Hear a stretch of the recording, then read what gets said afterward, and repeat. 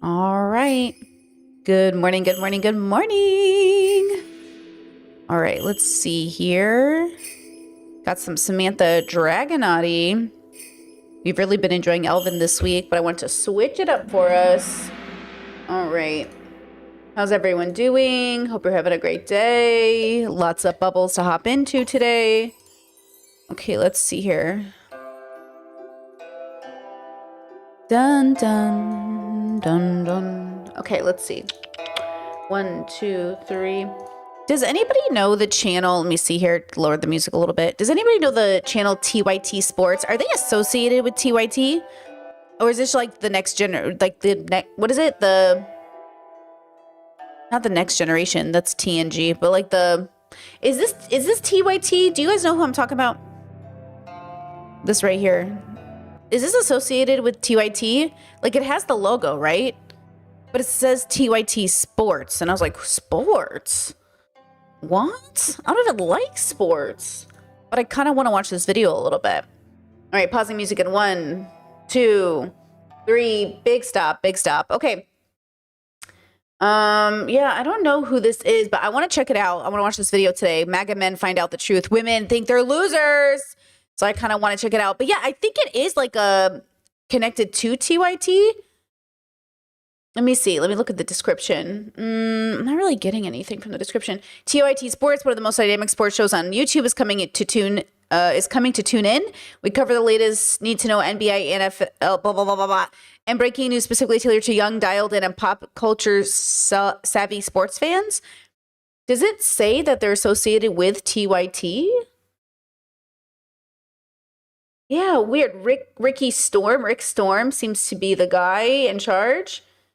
It's Rick Storm. He has his own channel too. Okay, interesting. Well, I thought we'd check out one of these videos. My algorithm keeps sending me this one, so I was like, okay, we'll check it out. Chat says they seem to give him free reign. Sports Liberals. Smiley heart face. Yeah, well, I'm not much of a sports girl, as you know, but I do find the sports bubble a little interesting. Oh, not Storm. What? Did I say Storm? Wait, Rick. Wait, am I crazy? What did I read? Strom, not Storm. Dyslexia, girls. Dyslexia for days. Strom. I legit saw Storm. This is, you know what I mean? Dyslexia is so real. I legit read the word storm every time. I see it like 5 times on the screen, and I just kept seeing storm. Strom. Jesus fuck. Like, you know, sometimes when because I was such an avid reader back in the day, I would read something and I'd be like, wait, that doesn't make any sense. And I'd go back and read it again. I'm like, go back and read it again and go back and read it again until I'm like, this just can't make sense. I'm like, oh, so dyslexic people can read. It just takes a second, Laurel K. Hamilton used to talk about that, how like she's dyslexic and people used to tell her like she'll never be a writer, she'll never read right, blah, blah, blah. And now she's like a New York Times bestselling author.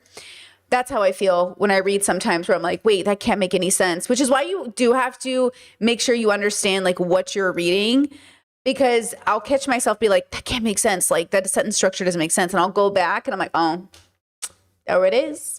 There it is. Okay. Today, what I wanted to do was kind of continue yesterday's theme a bit, hop into certain bubbles that have like a very focused kind of reflection on a specific bubble. Yesterday, we talked a little bit about OF and whether or not it's misogynistic. Well, I want to jump into the Hooters bubble first thing this morning because, Hooters is one of those bubbles as well. When I was growing up, I'm a hello, Brittany. I'm a mid-millennial, so growing up, I'm 36 now, right? Hooters was the thing, and Hooters was a no-go in my family. I don't know about your family. Hooters was a sin. You cannot go to Hooters. Gross men go to Hooters, and women got jobs there to make money off of like sleazy men, right? That's how my mom and dad always felt about Hooters. Like it was gross. It was like kind of trashy, right? And now with the rise and fall of Hooters and the rise of OnlyFans, I thought it might be interesting to jump in this bubble via Business Insider and kind of have a conversation about that business model. Now, before we begin, I just want to tell you this little story. in the neighborhood I kind of was in, we moved to when I was 15. We moved out into the country. There was like a Hooters like restaurant. It was like for cowgirls instead of Hooters girls. They were cowgirls in little jean shorts and cowboy boots. And my cousin worked there. And I went in one day to visit my cousin. And I was like, oh, this place is like Hooters, but for cowgirls. And she was like, yeah. And I was like, it's kind of gross. And she was like, oh, the men here are disgusting. And then she was telling me that the men are so disgusting. They like grab you and touch you. And they're like really sleazy, that as revenge, the girls would sometimes throw the cornbread on the floor for the customer and then put it back in the tin and then give it to the customer as revenge. Just pause here. All around unhealthy. Yes. Are we all around understanding that this is like not good? So like first we have a business that brings in sleazy customers. Then we have a business that makes the people who work there feel so violated. They feel justified in like basically poisoning your food. And then it's like, what? Like, and of course, these are just stories. I never saw anybody do it. I have no proof of this. No one ever admitted to me that they did this. This was just a story my cousin told me, said like it happened at the restaurant. She saw it happen. But like, I don't know this, right? But I could imagine it. I could see it happen. Now, I've worked in fast food, but I never saw something like this happen, okay? I've never seen, in all the years I've worked in food service, I've never seen someone taint or mess with food or dirty food or revenge food on a customer. I've never seen that in all my years of working in food industry, but I'm sure it happens. We know it happens. We've seen videos of it happening, okay? So it's just like, that's what I think of when I think of a very specific bubble. And I do think regardless of how you exist in the world, every business has this specific kind of way of doing business, right? Like there are car dealers all over the world, but some of them are more like sleazy or like trashy than others. Like there's like the good car dealer and the bad car dealer. That's how I think of Hooters. There's like the upscale restaurants that might have upscale kind of clientele, and then there's the not so great ones. But even separate from that, because the dynamic is under patriarchy and about serving men and the women serving the men, the question is, can it ever really be good for you? Like people who do bottle service or people who work at nights at bars, like to cater to men. Personally, I don't really think so. And I know a lot of people might think, well, Brittany, what's the difference from OF and people doing bottle service or people working in clubs to cater to men? I think the difference is that OF at least allows you, even if you're not going to make as much money, because you don't, right, to at least post content you love, and it might garner an audience who happens to be men. But if your goal is to capture the attention of men through sex, there's only one kind of man that's going to sign up. You know what I mean? They could claim they're different kinds of men, and maybe there's some different variations of men. But if your focus is to cater to men, it's like a very specific kind at the end of the day. And I do think like for me, that just ruins it for me personally. You know, so again, the question you have to ask yourself before engaging in this kind of bubble is, why am I here? If it's to make the most money possible, well, okay. Or if it's just because I like the medium, there's a conversation there. I also saw a TikTok the other day of a waitress who said, never again am I not wearing a full face of makeup as a waitress. Even as a waitress, because the world is so used to women, quote, wearing makeup, and when we don't, we look tired. Like, if you don't wear makeup as a woman, right? Even though men don't wear makeup, men can look awake without makeup. When women don't wear makeup, people literally think they're bitchier, tired, cranky, and you will make less money. So as much as we want to live in a world where people are like, oh, I really value no makeup on women, that is maybe true in some small bubbles where this doesn't matter. But in these bubbles where there's like high performance expectations, you know what I mean? Like they expect you to put on full glam. They expect you to look a particular way. They expect you to do a certain thing. And it's also, it relates and I think coincides with this like kind of man that will say things like, oh, I love a woman with like no makeup on. And the woman's wearing like a full face of glam, but he can't tell. It's like, that's kind of the point. But also, you know, in some bubbles, it's weird being progressive and queer because like in our bubbles, we're wearing full glam or full makeup, but it has nothing to do with like appealing to men's sexual arousal or something. So it's so different than the straight bubble where women are wearing faces of makeup to appeal to men. So it's just like, it's weird. It's not the makeup. It's like why we're wearing the makeup, you know? And also, to be fair, the kinds of makeup like queer people wear is less appealing to the basic heterosexual man. So there's also that plays a role in how we digest and understand the aesthetic. But Okay, I just thought it was interesting and I want to talk about it today. So let's go ahead and get into the Hooters of it all. I have it at 1.25 like normal. And just before I begin, Chess says the parents bringing their babies to Hooters and acting like they're attracted to the waitresses. Oh my gosh. Like the people who say Hooters is a family fun restaurant or a family restaurant. I'm like, girl, okay, we come from different families. Okay, we're coming to different, like we have different families. Okay, we come from different families. Okay, let's go ahead and give this a go. This is Business Insider. Since 1983, customers have flocked to Hooters for wings, beer, and the waitresses. And for decades, that combo seemed unstoppable. By the mid-2000s, Hooters had its own calendar, casino, and airline, and operated over 450 locations in nearly 30 countries. And the servers? Sometimes we could walk away with stripper money. But what most people don't realize is that Hooters wasn't one company. It was two. Oh. In 2025, the larger one filed for bankruptcy and closed dozens of restaurants. They started making some changes that we warned them not to do. Now, the original founders are stepping back in to try to rescue the brand. The brand, does this brand need to be rescued? I'm not sure this brand needs to be rescued is the How problem. did one of America's most famous restaurants lose its mojo? We went to the original Hooters in Clearwater, Florida, and spoke with people who've been with the brand since the beginning. I'm Lynn Austin. I'm Lynn Austin. I'm Lynn Austin. I'm the original Hooters girl. Legend has it, this Steve Martin bit inspired the name Hooters. And I believe it's derogatory to refer to a woman's breasts as jugs or golden bozos. And you should only refer to them as Hooters. Hooters opened its doors in 1983. When Hooters opened up, there were only really a few other places in the country serving chicken wings. Ed Drosty is one of the original founders. He and 5 other close friends set out to build a casual... First of all, love this vibe, not this picture vibe. Love the 80s glasses. Love the mustaches. I love the ridiculousness of it, even if I hate the business model. Chad said, I don't understand the makeup thing. How is it sexual? I see it as beautification or hiding skin imperfections, but I don't understand what's sexual about it. It's not sexual. It's attractive. There's differences, guys. Most humans are not sexual first, they're attracted first. Okay? That's why like ankles aren't sexual, they're attracted to the underlining like idea of what else could I see, right? It's not like people jump right to sexual. They're attractive. Makeup makes you look more awake, like you tried. In the same way that like, I prefer, a groomed person versus an ungroomed person. I am more attracted to you the more groomed you are, period.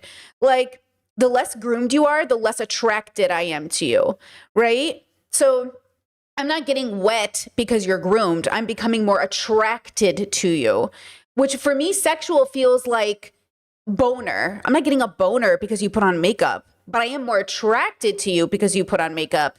But that's not Brittany speaking. I'm not meaning I.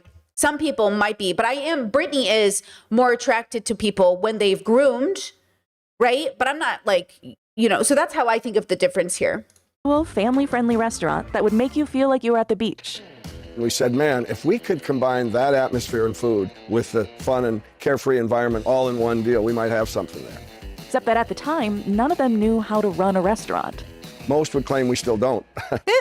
They wanted to create the go-to spot. I mean, how good is the food really? I've never eaten at a Hooters, and I'm proud to say that. So has anyone been to a Hooters, and is the food any good? For people to watch And what would you compare it to? games, with beer and wings served by an all-female waitstaff. When it comes to the Hooters girl, we collectively came to the point of that would be the star of the show. We just didn't realize how much. Ed discovered Lynn when she won the 1983 Jose Cuervo Bikini Contest. I bet my partners that I would hire the girl that won the bikini contest. His secretary came running up with a soggy business card and said, my boss is going to open a restaurant and we would love for you to be, involved. And I'm like, yeah, right. She went on every billboard and went on to be just pretty much internationally famous. If you like what you see here on the outside, you're gonna love what you'll see on the inside. At the center of it all was the Hooters I mean, I get it. First of all, super cute photo, just in general, from the one girly to another. She's beautiful, right? Like, love the aesthetic, love the hair, love the vibe, but also I still don't love the underlining message. Like, I still am not a fan of, when I was coming out of conservatism and I was getting more into sex positivity, I love the idea of going to like a club or a bar. You know that scene in Breakfast at Tiffany's where Audrey Hepburn is sitting at the strip club and the girls stripping and they're just having a conversation. I used to really romanticize this idea of like, can there be a space I can go into where there's a performance happening? And yes, to conservatives, it's sexual, but to more progressive people, it's just like kind of more artsy. And the thing is like Hooters isn't art. It's just objectification, and it's like sexual objectification to the point where like the men start to feel entitled. Can there be a space where people can be performing?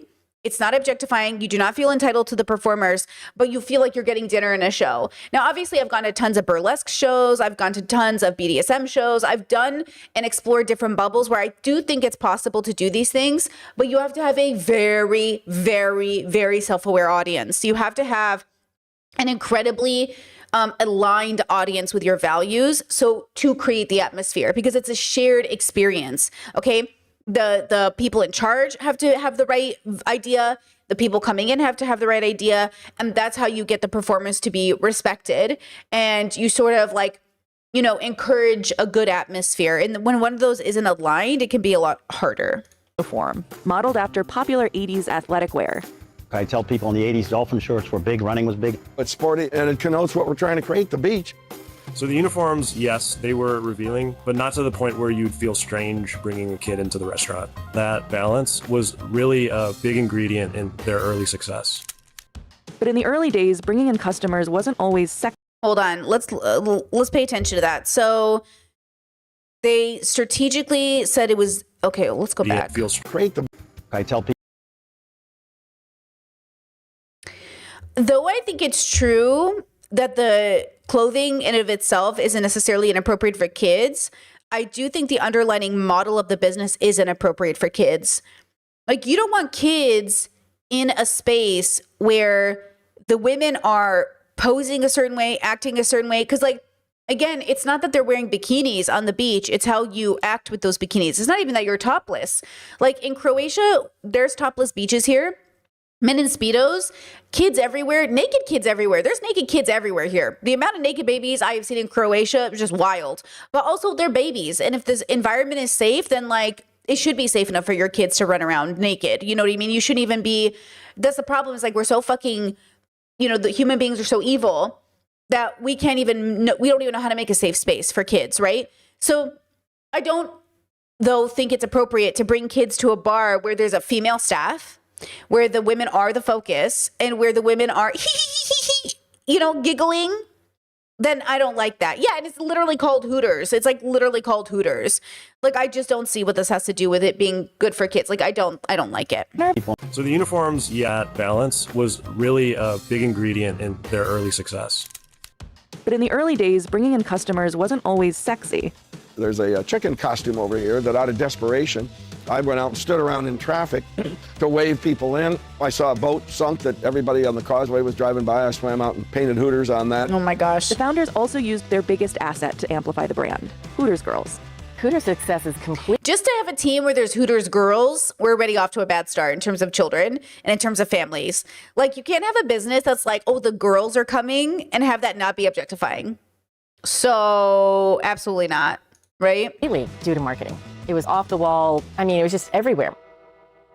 It wasn't long before Hooters caught the attention of the restaurateur Hugh Connerty, who later helped develop Outback Steakhouse. Wow. In 1984, he struck a deal with the founders to take the brand nationwide. The deal gave the so-called Hooters Six the right to continue owning and operating locations in and around Tampa and Chicago under the name Hooters Inc. And in exchange for a 3% royalty, Connerty could open branches everywhere else. Those would become part of what's now known as Hooters of America. Essentially, it created two chains, one owned by the founders, Hooters Inc., and the other by the franchisor, Hooters of America. But Connerty needed more financing to scale up. So he turned to his friend Bob Brooks, who is largely credited with the expansion. But he also began to push Hooters in a more... It's just so funny, like, because growing up the conservative bubble I grew up in, obviously we couldn't go to Hooters. It was like super anti-Jesus. Like, you can't go to Hooters. But they're so afraid of drag queens. Like, I do think the same conservatives that are willing to go to Hooters and take their kids there wouldn't let their kids be read books by drag queens. And that's what the weirdness. I think if you're consistent, you don't do drag queens or Hooters, fine, but I think like drag queens are not inherently sexual, so also we should deconstruct that. But I think like the people that think drag queens are sexual and reading to their kids but are willing to bring their kids to Hooters, it's like, what is this? You know, what is that? Explicit direction, and that did create tension between the two sides. As the chain grew, so did public interest in Hooters girls. In 1986, the original founders had an idea to capitalize on that interest. But I also think, because I watched that documentary, the cheerleading one with football girls, those ones, I think it's weird that they have calendars. And I actually do think it's weird. Like, listen, I do think without patriarchy existing, like women would like to see pretty women be pretty because we love girls. Like, it's even straight girls, like we love girls. We would have girls up on our walls. It's not like we wouldn't. It just be the why would be different. You know, the why would be different. Like, if I had, like, one time I used to subscribe to Jessica Negri's Patreon. I loved her videos because I was like, oh my God, they're so pretty and there's so much glitter and the costumes are so good. And I know she makes her own costumes. But I know that most of the men signing up there are like objectifying her. But I know there's a clientele because I know I'm one of those people that like, I don't have to even objectify you to just like, oh my gosh, I know what went into this. You know, I know how much, and it also looks good. Like, yes, there's one thing about feeling pretty, but it's the way people objectify you. You know what I mean? Like I definitely would not have married somebody who was like, I don't think I could have, I know I could not have married somebody who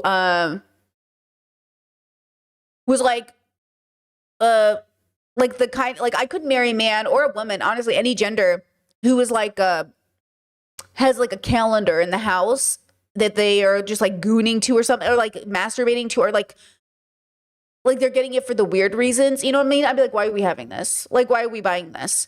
You know what I mean? Like, it's one thing for my partner and I to both be like, oh my God, I love her clothes, or I love her, I love the art, I love the, do you know what I mean? But I don't like the sleaziness of it. I don't like the icky feeling of it. Like, that's what I don't like. But if you have like a cool pinup in the house because you're like, oh, it matches the vibe, it's cool, I'm okay with that. But it's like how you're doing it and why that I'm like, I don't want to be embarrassed and be like, you know those girls who are married to those guys that their husbands are kind of like icky and they have to be like, oh, he's like obsessed with her. He's like her biggest fan. And like, he is like, you know what I'm saying? Like, I don't think so. I don't think any other restaurant at the time had been doing calendars of their actual waitresses, and it just took us to a whole new level. The calendar wasn't just a new source of revenue, it also attracted more talent to the brand. It became a recruiting tool because girls knew that they could get them exposure. As the stores built out, we did calendar tours, we did pageants. It's a connection that's hard to explain because we are treated as celebrities, but we also... Yeah, well, even the word like pageant too, like I really struggle with the pageantry of it all. Work our butts off. That's Marcia Drosty. She's the wife of co-founder Ed Drosty and a former Hooters girl. Even if you haven't been to a Hooters, you've seen a Hooters calendar, and it's really our biggest tool to reach the public for marketing and also for meaningful charitable things. By 1991, Hooters had roughly 50 locations. Like, I wouldn't want my husband, if I had a husband, to be like, oh yeah, this is my wife and she's so hot. Like, have you gotten her calendar? Ah! You know what I mean? Like, oh, I'd be so embarrassed. I would be mortified. Like, the feminist in me would die if my partner was like, oh, have you seen my girlfriend's tits? They're so good. Across the U.S. And Hooters of America reported revenues of over $100 million. For comparison, Applebee's, which opened 4 years before Hooters, reported nearly 60. Yeah, it's giving Trump Melania. Trump is this kind of guy. Trump is like, have you seen Melania's tits? They're fucking amazing. Have you seen my daughter's tits? Also love them. Honestly, would love to grab them, but I'm like her dad, so that's kind of weird. But if I could, I would. Like, that is literally the kind of guy that I'm talking about, where it's like, ugh, like it's so gross. It's so gross. And he is exactly that type of man. When he said he wanted to have sex with his daughter, I was like, it was over. Like, the fact that I'm so annoyed with my dad because my dad is not this man. My dad is the absolute opposite of this man. That in terms of like I've never seen my dad ogle a young woman. Trust me, I wait, because I've seen all my friends' dads. I like look at people. I'm like, did you notice that girl? And I will just say, like, the two male figures I have as father figures in my life, I have never seen them leer at women. Like, I have never seen them, and I have paid attention, and I'm just like, are you looking at that girl? But other girls' dads, I see it. Like, I see it. And I'm like, girl, that girl is young. Stop looking at her. So just the fact that my dad was willing to vote for Trump pisses me off, because I'm just like, you're not even like him. You're literally not even like this sleazy man. My dad hated Trump my whole life. My whole life, my dad thought he was a philanderer and he objectified women and he was abusive. And then all of a sudden, Trump is, a conservative. And my dad's like, well, I can't vote for a Democrat. I'm like, Jesus Christ. Like, you know what I mean? Oh, it's so annoying. Million that same year. Back then, Hooters' rise showed no signs of slowing down. Everybody thinks it's all girls, it's all atmosphere, it's the music. But actually, it's also about the wings. It's the highest ordered item on the menu. Listen, before I went plant-based, I love me some wings. I live for wings. Even my local butcher, he knew me because I would come in and get like 50 wings and I would eat wings and that's all I would eat. So like, I love wings. I do wonder if they're good though. Massively, we sell about 30 million pounds a year, so it's a very critical item. The recipe for Hooters chicken wings is so secret, even our cooks aren't allowed to know it. They made stuff from scratch. I mean, it wasn't an afterthought in those early days. The food was good. You know what they say, sauce sells. And with every endeavor, the brand stayed true to its slogan. Delightfully tacky, yet unrefined. Whether in commercials, Hooters, where all the big guys hang out. late night TV, Hooters chicken wing doc. I wouldn't turn down a breast, would I? or NASCAR sponsorships. Everywhere we went, we revolutionized the market, and that was by necessity. By the end of 1993, the chain had doubled its footprint, with around 100 locations across the U.S., and Hooters of America was reporting $200 million in revenue. But beyond the restaurant floor, opinions about the Hooters girl and the company's all-female waitstaff were shifting. That year, the National Organization for Women launched a campaign against Hooters, Oh, shit. calling it sexist and exploitive. Well, There have been Hooters girls who have said they experienced unwanted sexual advances. Definitely. There's an inherent risk to it for the women working in those restaurants versus the average casual definitely, diner. definitely. But some There's no way that there's not. early Hooters girls, like Lynn and Marcia, say their experiences were different. We have a sisterhood. We were all partying together. We're all waitressing together. It was literally family. It's too empowering to be a Hooters girl for it to feel like we're being objectified. Nevertheless,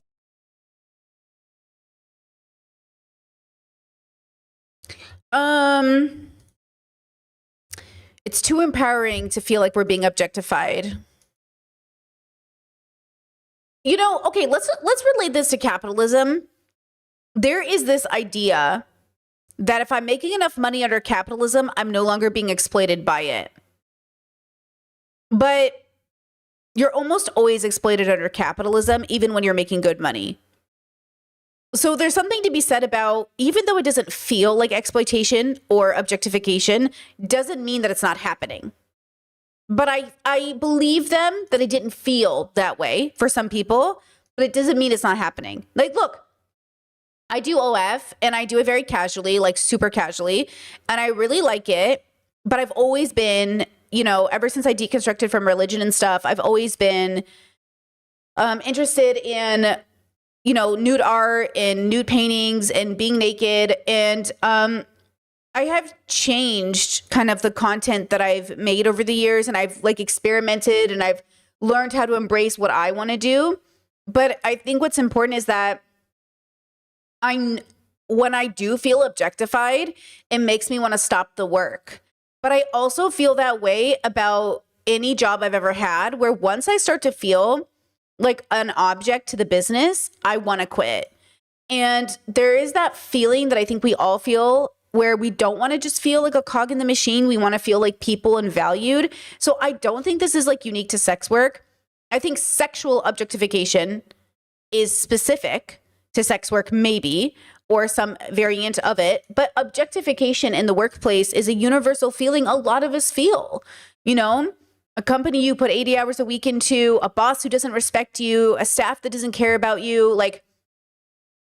It feels like, what am I even doing here? So I don't think anyone likes that feeling, but I don't think we're universally feeling it. I think lots of people feel very empowered by their jobs, feel very good about their place in the universe. Not everyone feels that objectification. So but that's not to say that it's not happening, but they might not experience it personally, right? The rise of Hooters in the 90s popularized the term breastaurant to describe chains that built their brand around sex appeal. Ew! Then you can safely say Hooters started this segment. Twin Peaks came later, a bunch of other copycats came later. If you ask those closest to the original concept, they'll reject the label. We get it, but we don't necessarily embrace it. And we like to think that we are so much more than that. People are going to always have an opinion about the way women might dress or the way women might carry themselves or even where they work. But we just don't subscribe to that, and we don't care. Beyond its reputation, Hooters was facing bigger threats. In 1993, 6 former waitresses sued a Hooters in Minneapolis for allegedly perpetuating an environment in which customers sexually harassed them. All these lawsuits cannot have been good for Hooters' public image. It was already walking a fine line. By 1995, the Equal Employment Opportunity Commission was publicly challenging Hooters' policy of hiring only women servers, calling it sex discrimination. It's scary when the federal government says they want to basically shut you down or charge you at the time, I think it was $22 million. To change our method of operation for 10 years, try to put us out of business. And we weren't that big. We were probably 50, 60 stores. So Hooters did what it does best. It got the public's attention. The company rallied around 100 Hooters waitresses for a march on Washington outside government offices. Protest, That's me baby. with all of our girls. What a thrill to look back and see a wave of orange marching for our right to be Hooters girls. We put a guy on the billboard up there that brought us quite a bunch of notoriety, and we actually won. In 1996, the commission quietly dropped the case against Hooters due to limited financial resources and heavy caseload. It became more exposure than we ever thought. Our sales and growth just skyrocketed after that. Yeah, it's interesting. It's like, I do think they have a right to exist and be the business they feel they want to be. I don't think I'm opposed to them existing. I wouldn't patron them, though. I wouldn't want to. Tilted Kilt also came into my neighborhood when I was younger. I never really went there, but I had friends who worked there. I had people who went there. I think I've been inside of a Tilted Kilt. I don't know if I ever ate there, but I think I have, because I remember visiting some friends who work there as security or whatever. And at the end of the day, those places are not my vibe. And I do think maybe some people go there. I know for a fact that when I came out of religion, there was a feeling of empowerment in Playboy. That I was like, there's something that feels like empowerment here. But what I eventually learned to realize was that empowerment isn't just being naked, it's why you're naked. Empowerment isn't why you make adult content, or not that you make adult content, it's why you make it. So eventually I deconstructed away from even Playboy being empowerment it takes time to go from one thing to another and to realize what is truly, what really is empowerment? What is actually my strength? And I think that's a lifelong journey. I'm sure there are things now that I want to do. And I talk to my partner about this all the time. How am I feeling? Am I proud of the work that I make? Do I want to make different work? And yeah, sometimes there's a lot of conversations about, I think I'm done with this era of my life, or I'm done with this particular thing, and I think that is what the real cycle is some people never finish their time at Hooters and most people outgrow it. Because I don't think you can. I think you should outgrow Hooters. You know what I mean? But that's just a personal opinion. Then in 2003, Hooters of America chairman Bob Brooks tried something few brands would dare. He launched an airline. Hooters Air offered $129 flights to 15 destinations, each staffed with 2 Hooters girls and 3 FAA certified flight attendants. I wasn't a big fan of Bob Brooks going into Hooters Air because I always said, well, what happens when a plane goes down? But he ran a really good business. They weren't late. They were clean planes. But the timing was tough. Rising fuel prices and fierce competition from low-cost carriers like Southwest made it difficult for a niche airline like Hooters Air to survive. After just 3 years, the airline was forced to ground operations, leaving behind $40 million in losses. Running an airline is quite a bit different than running a restaurant. But Hooters was ready to make another wager. Man, these men got a lot of money and are super bored. What? That's crazy. In 2006, it opened Hooters Casino Hotel near the Las Vegas Strip. The resort featured nearly 700 rooms, a casino floor, and multiple dining outlets. It wasn't a winning bet. By 2008, the Hooters Casino Hotel was reporting losses. Damn, bro. Yet Hooters sales hit almost $1 billion that year, which wasn't far behind larger competitors like Chili's and Applebee's. Okay.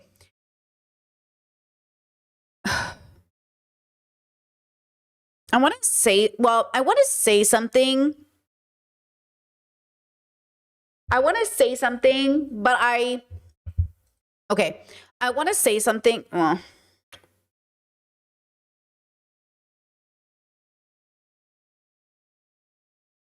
okay, I want to say something, but I want you to know that it's coming from a place of me wanting better for you.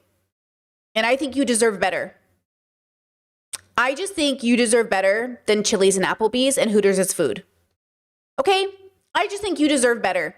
I just think the quality at Applebee's is offensive, and I think you deserve better. I will be humble and understand that I know some of us have eaten at Applebee's, but I will just say, I've only been to Applebee's like once, and I just remember sitting there and being like, I'm sorry, people deserve better than this. Okay? I get it. I love a Denny's run at midnight. I love a Denny's run at 4 a.m. I love all of the diner experience, but I think an experience is one thing, and I think a lifestyle is another. So without being classist and without being like judgmental, I just think you deserve better. I think you deserve to know what food can taste like. And I just don't think, again, on occasion, for funsies, you know, who doesn't love a Waffle House? But also, you know, I feel like, I don't know. I just feel a way about food. And maybe I'm just a girly who's been too spoiled by the world and I've eaten too much good food. But when I've eaten at these sort of places, I just feel like you're really missing out. Your palate is just really missing out. Okay, but no judgment. If you really like something from one of these places, if you really like this place, I'm not judging you, right? I'm not. I love it. Like I said, I will go to Denny's. I will go to Waffle House. I will go to a fast food. I will go anywhere. But to make it a part of your life, to make it something like, guys, there are people who eat at Applebee's every day. I had friends that went to Applebee's once a week. I was like, any restaurant in this whole town and Applebee's was your choice? And I know you're saying, well, are you judging them? What if they like it? I know you think you like it. But I promise you, you're settling. Just like that boyfriend you've been dating for 5 years and you don't know what direction the relationship's going. I know you think you're happy. You know? Sorry. Okay. I know you think you're happy. Okay? But I'm telling you. But, you know, peace and love, peace and love, peace and love. As the brand was reaching new heights, the economy crashed. People were spending less, and the entire industry felt it. The recession was hard on all full-service restaurant chains. Consumers... Oh, chat said Panera. Panera is airport food, but it's a guilty pleasure. Panera, too. I went to Panera. Everyone told me, Brittany, Panera is so good. It's so good. I've been there multiple times now, and every time I'm like, do you hate me? Do you honestly hate me that you made me eat at this restaurant 3 times? Like, every single time I've gone to Panera, it's only been like 3 or 4 times. I cannot believe I worked this hard for money that I just spent at this restaurant. But you know what? Again, everyone's palate's different. Everyone has a different relationship with food. I don't know, guys. Give me the mom and pop Indians, you know, restaurant in the corner of a parking, you know, business structure any day. Give me some Ethiopian food any day. Give me some mom and pop Arab restaurant, some, you know, whatever, insert ethnicity here, give it to me. Okay? You know what I'm saying? Like, give me anything other than, but then maybe it's because I'm a Syrian and I grew up with a lot of this food. You know what I mean? Maybe that's why. You know? Just give me something. Chad said favorite Balkan food. Well, to be fair, I can't really eat most of it now because I'm plant-based. That's the other problem. I can't eat most of it now. But there's a lot of vegetarian, vegan options in a lot of these places. But yeah, I can't eat a lot of Balkan food. But I was eating chavapi all the time. You know what I mean? Like, I can't eat anything anymore. But, you know, give me something. Give me something with like love and sustenance. Like, you know what it is too? I just imagine what their kitchens are like. Is it frozen? Are you like melting the food in the back? Like, is this real food? Do you know what I mean? I don't know, girl. I don't know. Oh, a potato and onion pierogi? That sounds bomb. I do get this, like, but the problem is like, they're not plant-based. They make everything with butter.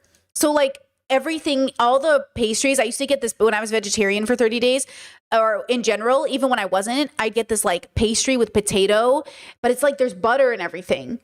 So it's like I can't even get, you know what I mean? I can't even get yeah,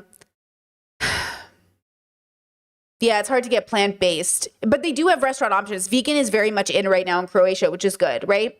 So again, I'm not judging. You know what I mean? Like you do you enjoy your food, but I don't know, like I think there's something to be said about like the quality of life. Like I am very, very privileged and very, very lucky that where I grew up, the standard of even being lower middle class was like a pretty good standard. Okay. So like I am incredibly privileged, but I also think the way that I grew up shouldn't be, it should be the default. I also think it's really fucked up that you're living less quality. You know what I mean? Like that's the problem is like, I don't know why we're settling for quality and saying like, but that's just how people live. I know, but don't you think the quality standard should be higher? Like you know what I'm saying? I don't like this idea that because you're poor, you deserve bad food or like bad living areas or bad apartments or like bad homes. I don't really buy into that narrative. And so when I say like you deserve better, I'm not saying you're bad for this. I'm saying capitalism is convincing you to settle. That's what I feel like. Were struggling. They were pulling back on their dining visits, and that hit Hooters just as much as it hit Chili's, Applebee's, TGI Fridays, etc. Hooters was also facing more competition than ever before, from the rise of fast casual dining to growing rival chains like Twin Peaks and Tilted Kilt, which also employed all-female waitstaffs. From 2007 to 2010, Hooters sales tumbled 7.5%, and the company began exploring a potential buyer. At that point, more than 450 locations still operated in 44 states and nearly 30 countries. The vast majority of those were under the franchisor, Hooters of America. But in 2011, the Brooks family sold Hooters of America to private investors. This is when some insiders say things began to change. Terry Moberly, a former franchise manager, witnessed the brand's decline firsthand. For over 2 decades, he oversaw 4 locations across Indiana. I'm a bit of a pack rat. I keep a lot of mementos around. There was a convention that would come into Indy downtown every year called the Fire Department Instructors Conference. I purchased a 1959 American LaFrance fire truck. This is the kind of commando marketing stuff that we used to really revel in. You know, what we were selling was the All-American Girl Next Door brand and not being the appetizer for a strip club. But when Hooters of America stepped in, it wanted to redefine the brand, starting with a new logo and restaurant redesign in 2013. The HOA guys sterilized everything. You know, the signs that are up on the wall, it's like free beer tomorrow, where it's just kind of a very tongue-in-cheek. And all those things were taken away because they wanted to be more like Applebee's and O'Charlie's. More importantly, Hooters of America also changed the recipes. They switched to a margarine-based sauce rather than butter. They started, shorting the portion sizes. They came through and thought that they'd offer a salad menu, thinking it would attract more female clientele. Again, another misguided decision. I think that corporate was out of touch with what was going on at the restaurants. Jardin Taylor began waitressing at Hooters of America locations in 2015, first in Oklahoma and later in Texas. A lot of the girls that were working at Hooters during my tenure there went on to... By the way, like, have you seen Red Lobster's redo? Like the young guy, he's like a young man. He's like 30 something. He came in to redo Red Lobster's like marketing. And apparently he did a pretty damn good job. But I also think you deserve better than Red Lobster. And I think those lobsters deserve better than Red Lobster. When I say this, guys, I'm also thinking about health. Restaurant food is good because it doesn't give a fuck about your heart. You know what I mean? Like, I love a good restaurant splurge, but you deserve better than Red Lobster. And yes, Red Lobster was a major splurge when I was a kid. I remember when our dad would take us there and it was like the biggest deal ever. And it was, but also like if you eat at Red Lobster now and like that's not good food. You know what I mean? Like it's just fucking oily and it tastes good because your heart is killing itself, but you deserve better, And I get it's good. I'm not saying it doesn't I'm not saying I don't eat shitty food for me and think, damn, I really like this though. But like, I don't think it's good food. Like, I don't think it's healthy or well-rounded or well done. My friend visited me from America and she said, what's crazy about pizza in Europe is I can eat a whole fucking pizza and still feel great. She's an athlete. She's like, I can feel amazing. In America, you can't do that. In America, our pizza is greasy as fuck. It's heavy as fuck. It puts you into a literal coma versus you're supposed to eat a whole pizza here. If you come to Croatia or Italy and they serve you a pizza, that's just for you, boo. You're not supposed to share that. It's a pie, but it's for you. And it's fucking, you feel good after. You know what I mean? Like, you can be mobile, you can be active, you do not feel like you're dying. If you watch enough food documentaries about Americans' food, like what we eat, it literally puts us into like a lethargic state of being. We're not eating food that's actually helping us like actually get, that's why when you have a sugar breakfast and then you have a sugar crash, it's like, again, I feel like we deserve better than this. We deserve better than starting off our day with a 3,000 calorie sugar drink from Starbucks. Like, you just deserve so much better than this. You know, you deserve better than this standard. I'm sorry. You know, it kills me that I'm like, you're starting off the day just like, you know what I mean? It kills me, bro. It kills me. The nurses, engineers, lawyers, the girls at Hooters are so multi-talented. Oh, I really like her hair. Nurses, engineers. Her hair is so beautiful. I wish I had those kinds of curls. I do. I wish somebody would help me make my hair. Somebody make my hair big. Like, I love the bigger, the better. Lawyers. The girls at Hooters are so multi-talented. And that was a huge misconception, was that we were just ditzy. Working at Hooters helped Jarden Taylor finance her way through college and graduate school, partially thanks to the company's tuition reimbursement program, which offered up to $1,000 per semester. I can't tell you how many times I've been in a hospital where when they now that is using things to your advantage. Good for them. Good for them. Find out I'm with Hooters, I got to listen to their story, how they put themselves through college. But being a Hooters girl also meant adhering to a strict image policy.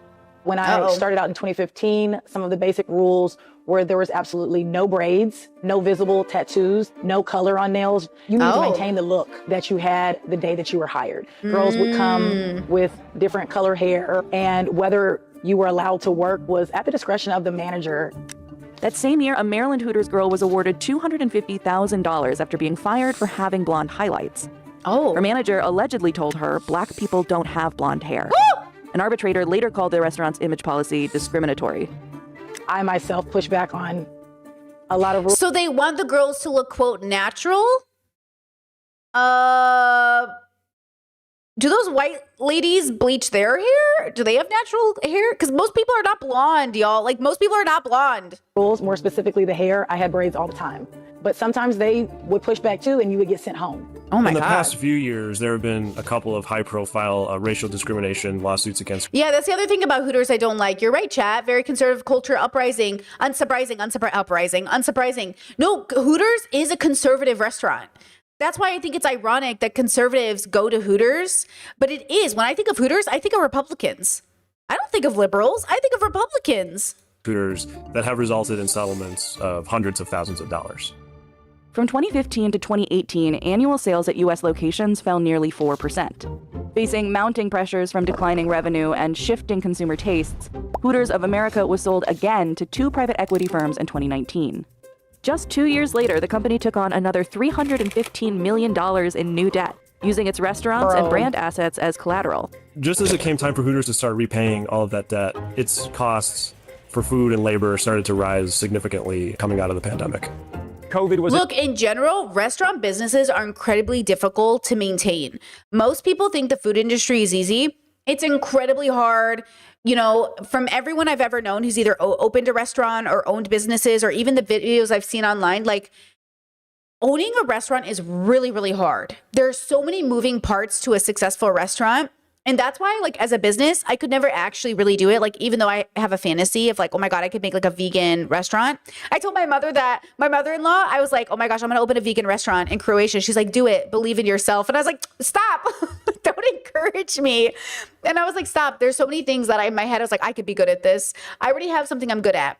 I'm good at my job. And I need to maintain this job. I like this job the best. But I was very like, I could do this. I could be successful. Stop.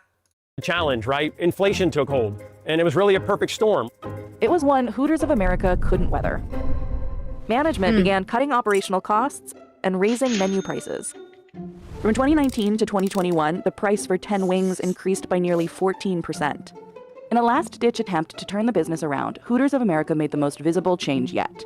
We switched to the foam shorts, which, for reference, the difference is this. It's a little bit cheekier, and it caused quite the controversy. The feeling was that it really alienated female customers, families. And so it was really counterproductive for what Hooters needed to be doing at that time, which was to reach a wider audience. I think it just got to the point where they overemphasized the sexuality, and that's not what the brand is about at all. Hooters of America eventually backed down from its uniform policy, stating its waitresses could determine which style of shorts best fits their body style and personal image. There are a group of people that think that the salacious way to go. I'm pretty sure I have underwear that looks just like that. Not that, listen, I know my mom, I can hear my mom's voice. Well, why do you wear a bikini, Betsy? It's basically wearing lingerie on the beach. Listen, okay, it's a little fucking different. But okay, but I'm pretty sure I have underwear that looks just like those shorts. You know, boy short underwear, you know what I mean? Boy shorts. But also, I get it. Like, okay, but I think like context matters. Okay, like I'm on the beach. I don't want to like have all this heavy clothing in the water. But also, I'm at work. You know what I mean? Like, okay, there's a difference. And the brand is the way to go, which is what the Twin Peaks brand, that's what they do. And it worked for that chain. From 2022 What's to Twin 2024. Peaks? Chad said Twin Peaks too. I've never heard of that. Oh, Twin Peaks, like boobies. Locked in, boys. I'm locked in. I don't think I've ever heard of this. Twin Peaks sales increased by nearly 20%, while Hooters sales dropped by 21%. Oh. Through all of it, Hooters does feel pretty dated. Like, even though it's a recognizable brand, it feels kind of dusty. You know what I mean? Like, it feels too dusty. Twin Peaks sounds nice. I would have thought it was like a sports store or like for snowboarding or something. You know what I mean? But yeah, like Hooters feels dusty even if the business has a makeover. Like, look how nice and modern this building is. It just looks like a Pizza Hut. But even Pizza Hut feels so dusty to me. Do you guys still eat at Pizza Hut? You deserve better than Pizza Hut, girls. That's what I mean. Pizza Hut, it's so dusty to me. I don't like to eat places that it feels dusty. Even if once a year, if I was in America, I'd go to Denny's with my siblings because I'm like, who doesn't like a little dust? You know what I mean? But there's a dusty feeling to it. Yeah, Pizza Hut gives 1992. You get it, girl. Exactly. It's giving 1992, and I'm like, I'm over it. HOA struggles, the original owners continued to successfully operate their primary locations in Florida and Illinois. While Hooters of America was going into bankruptcy, Hooters Inc. was having one of the best years in its history. Welcome, Hooters! Hooters Inc. didn't share exact figures, but in a press release, it said its restaurants made more than double the average revenue of Hooters of America's in 2024, all while maintaining the decor, uniforms, and recipes. Yeah, I just like wouldn't want to. I wouldn't feel. Yeah, I would not want to go here. I don't care how much they modernize it. I'm not a fan. Brand was built on. If the second and third acquirers of our brand had just stuck with the basics, and we were not silent about our views on that. Okay, yes, Chad said old school feel of Pizza Hut is like a part of the charm for me. It reminds me of going to the theater as a kid, or there as a kid. There as a kid. Yeah, actually, it's like Chuck E. Cheese. Like, you know what I'm saying? Like, again, I'm not opposed to going to these places, but I do think we still deserve better. I think it's the place you go when you're seeking nostalgia, when you're seeking like a memory, when you're seeking like oh my God, I did this as a kid. It's not the place you go. It's you know what I mean? It's not like good for you, but it's like an experience. So, okay, the difference between having an experience, like, I think having an experience is different than you deserve better to eat better. So I definitely feel like if you're going for an experience, go get it, girl. Because an experience can't be, it has nothing to do with eating well or what you deserve. It's a recreating, it's an experience, it's a feeling you want to have. So I'm all about that, right? Separate from that, oh, and maybe, yeah, that's why I would go to Denny's, is for the experience, for the memory of my siblings and I. Like, I have really cute memories of my siblings waking me up in the middle of the night being like, get up, we're going to Denny's. And that made us feel so free as kids. Like, you know, we're just out of high school. We all have cars and your sibling wakes you up and goes, get up, we're going to Denny's. Like, that sounds so empowering, right? You get in the car, everybody's asleep in town. You're driving through the roads and nobody's there. You park at a Denny's. It's just you and like 10 other people. And then you're just like ordering and having fun and laughing. You know, that's what you're doing. Like, when I'm going to Denny's with my siblings, I'm recreating that really happy memory I have of, you know, that was what it felt like, you know? And I think that's beautiful. You know what I mean? Like, I think that's great. If you know, go create that memory. Go enjoy that feeling you're seeking, They would be experiencing what we are now, and that's record sales. Forbes reported Hooters Inc. had an estimated annual revenue of over $100 million in 2024. Meanwhile, Hooters of America abruptly closed roughly 40 locations across the country that year. In 2025, the franchisor filed for bankruptcy and shut down 30 more restaurants. However, this gave the original founders a chance to reclaim the brand. That November, the original Hooters group announced it had finalized a deal to acquire 111 Hooters of America restaurants. So we're looking at a situation where the very people who founded Hooters might end up being the ones who save it. Their goal is to bring the company back to its roots, starting with the menu. If you don't get the food right, you shouldn't be in the restaurant business. I think the next 2 to 3 years, you're going to see a return immediately of the butter-based ingredients that make those chicken wings so famous. It's going to change the uniforms, make them more modest, repair the restaurants, and put better equipment in. It's easy to get complacent, and so Hold up. Is that a pregnant girlie? All right. I'm sorry. I hope she's pregnant. Wait, is she just... More modest ingredients that make those chicken wings so famous. It's going to change the uniforms, make them... Okay, I think she's pregnant. I don't think I'm... See, now I'm double guessing myself. But I think she's a pregnant girlie, which is kind of interesting, like a pregnant Hooters girl. Hopefully she's pregnant, and I just didn't make fun of some girl for being a little chubby. More modest, My repair bad. the restaurants, and put better equipment in. I don't know it's now. easy to get complacent. And so we're going to clean up these stores, but then all of us need to up our game in getting our message out. For it to rise again, Hooters will also have to repair its reputation. It's really hard to turn a sinking ship. I think that they just need to focus on the quality of the food and the quality of the Hooter girl. I think that could save The quality of the Hooter girl, I don't know. I just don't like it. business. After 4 decades, the question now is whether Hooters can rebrand to appeal to a new generation, and whether it can sell itself all over again. They heard me preach marketing because we're a brand that was known for its marketing, and when you do it right, we're always known for it. We all believe this brand is so resilient, and we're all ready to roll up our sleeves and do whatever we can. We wear it proudly. I mean, I think you bleed orange. Ed made... Wait, chat says she probably makes more tips because she's pregnant. Stop. That's a thing. Some OnlyFans girls make more money when they get pregnant because people are disgusting. me believe all of this. He just has that way of making you believe it's going to work out. That's his thing. We're going to be world famous. You're going to be world famous. It was hard to buy back then, but damn if he wasn't right. Yeah, I knew a sex worker who made more money on cam when she was pregnant. Ugh, so gross. Okay, I'll go ahead and link this in chat. Very interesting. Still not a fan. I'm not going to go to Hooters or support them, but I think it's interesting all the same. This chat says when you hear private equity, that means the business is cooked. Yeah, the private equity of it all, you know, this says family friendly quotation marks. Yeah. At 17 minutes, they overemphasize the sexuality, and that's not what the brand is about at all. What's it about then, girl? Bro said family friendly. Yeah, these comments are hilarious. Yeah. Early in the video, the girl said she was making dancer money as Hooter waitress. I worked in restaurants for a decade in high school in my mid-20s. That was 20 years ago when I'd say 75% or more of the sales and tips were all in cash. If the business sold alcohol and the girl was young, pretty, with an outgoing personality, plus willing to be a little flirty, walking away $300 in tips for a 6-hour Friday, Saturday night shift was the norm. Damn. Not the exception. That's the thing. Plus, willing to be a little flirty. I think that's kind of the key point here.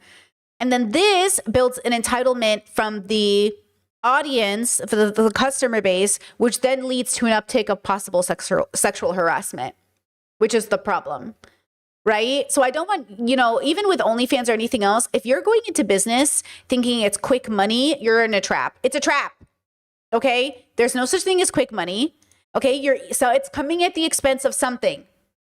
Okay, if you are trying to run a business to make the most money possible, if you're just trying to get rich fast, it is coming at the expense of something. Something, the people, the product, something is fucked up, Yeah.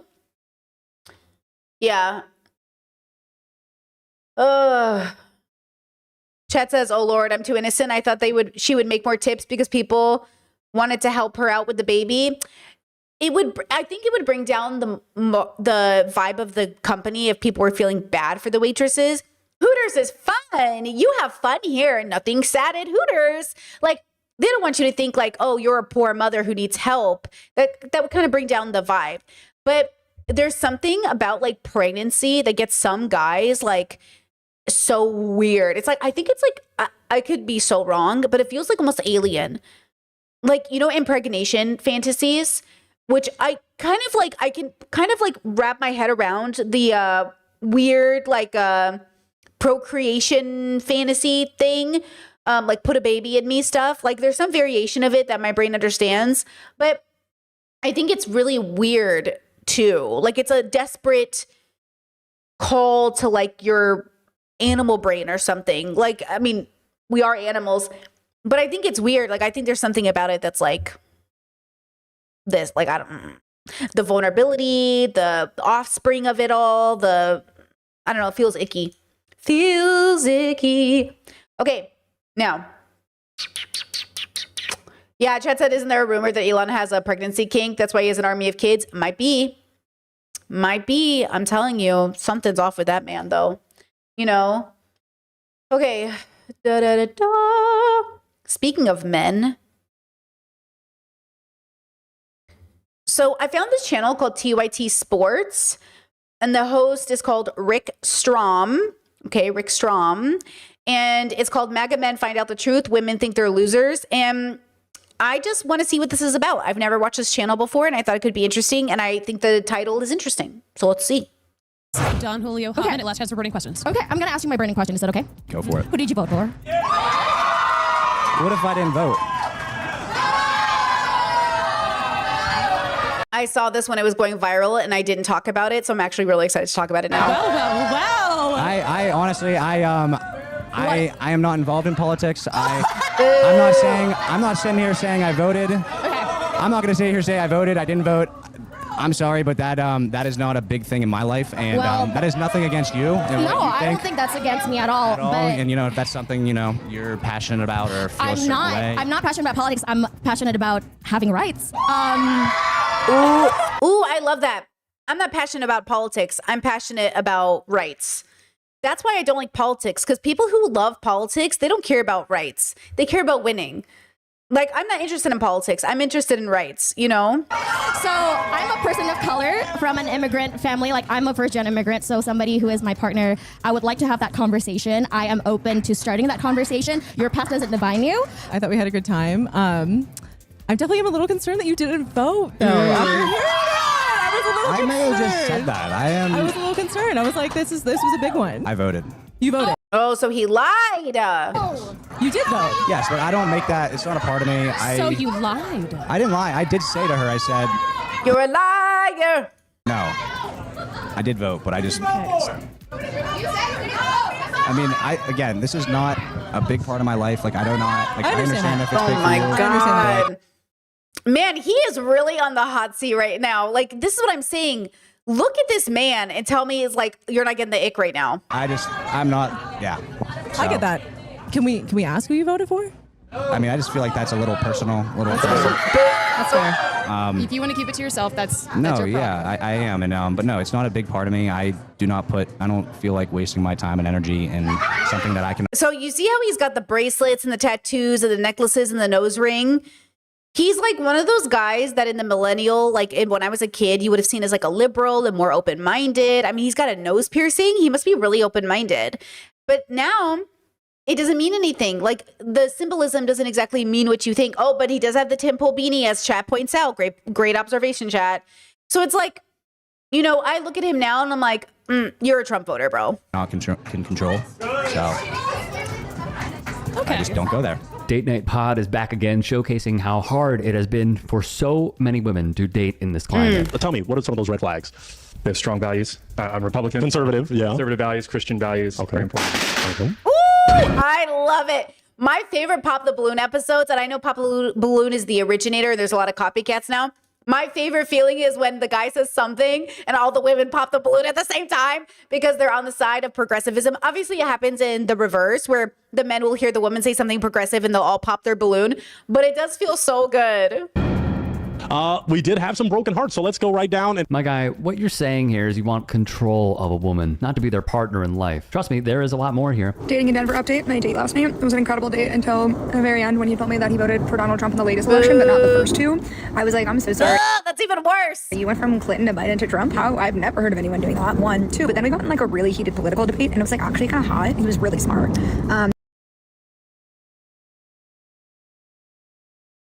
Was it that hot, girl, or was it just toxic?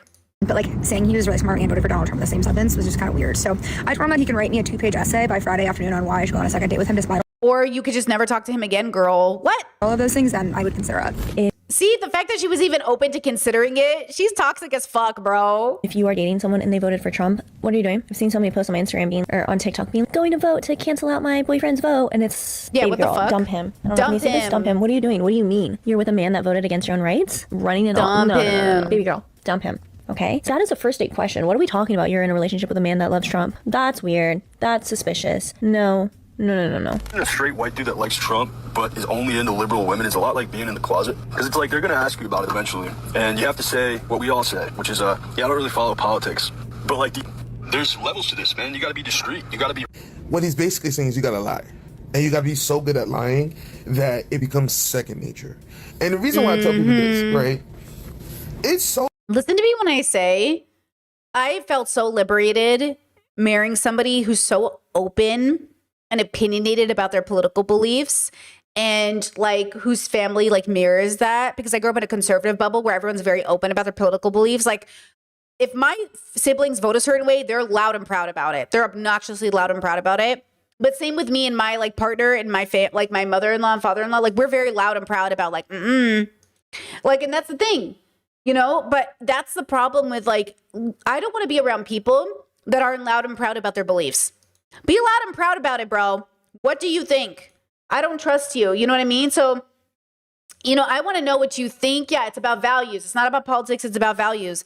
Exactly. Like be loud and proud about your values so I know where you stand and I know to what standard I should expect from you.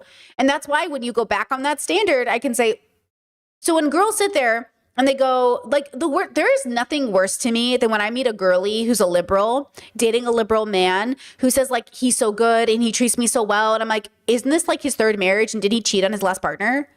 And they're like, yeah, but like it was really complicated. I was like, isn't he literally near 40? Isn't he literally almost 40? And it's like, yeah, but like he was really going through it. It's like, what are we talking about here? Like, what are we even talking about? Like, your values are represented, like, they are, like, who you date, who you're around to some extent. To some extent, some of us have very complicated relationships with people we've grown up with / our siblings. But generally, yeah, like, who you're dating, you know, again, if you say, like, you're an ally to the gay community, but your partner is homophobic, like, how much of an ally could you be, really? Because you might have gay kids. And then what are those gay kids going to do growing up with a father who hates them? What are we talking about here? Easy to go online and look up people's voting history and knowing exactly their political position. It's so easy to do that. But also as well as this, right? People's actions and beliefs. Any man, any heterosexual straight white man that says that I don't really follow politics, that alone should tell you everything you need to know. Because a man that does not have a decision or does not have a stance is a man that can be washed away or can be converted to any direction. Take this in reference to that very first video we saw. Yesterday, one of my worst fears came true.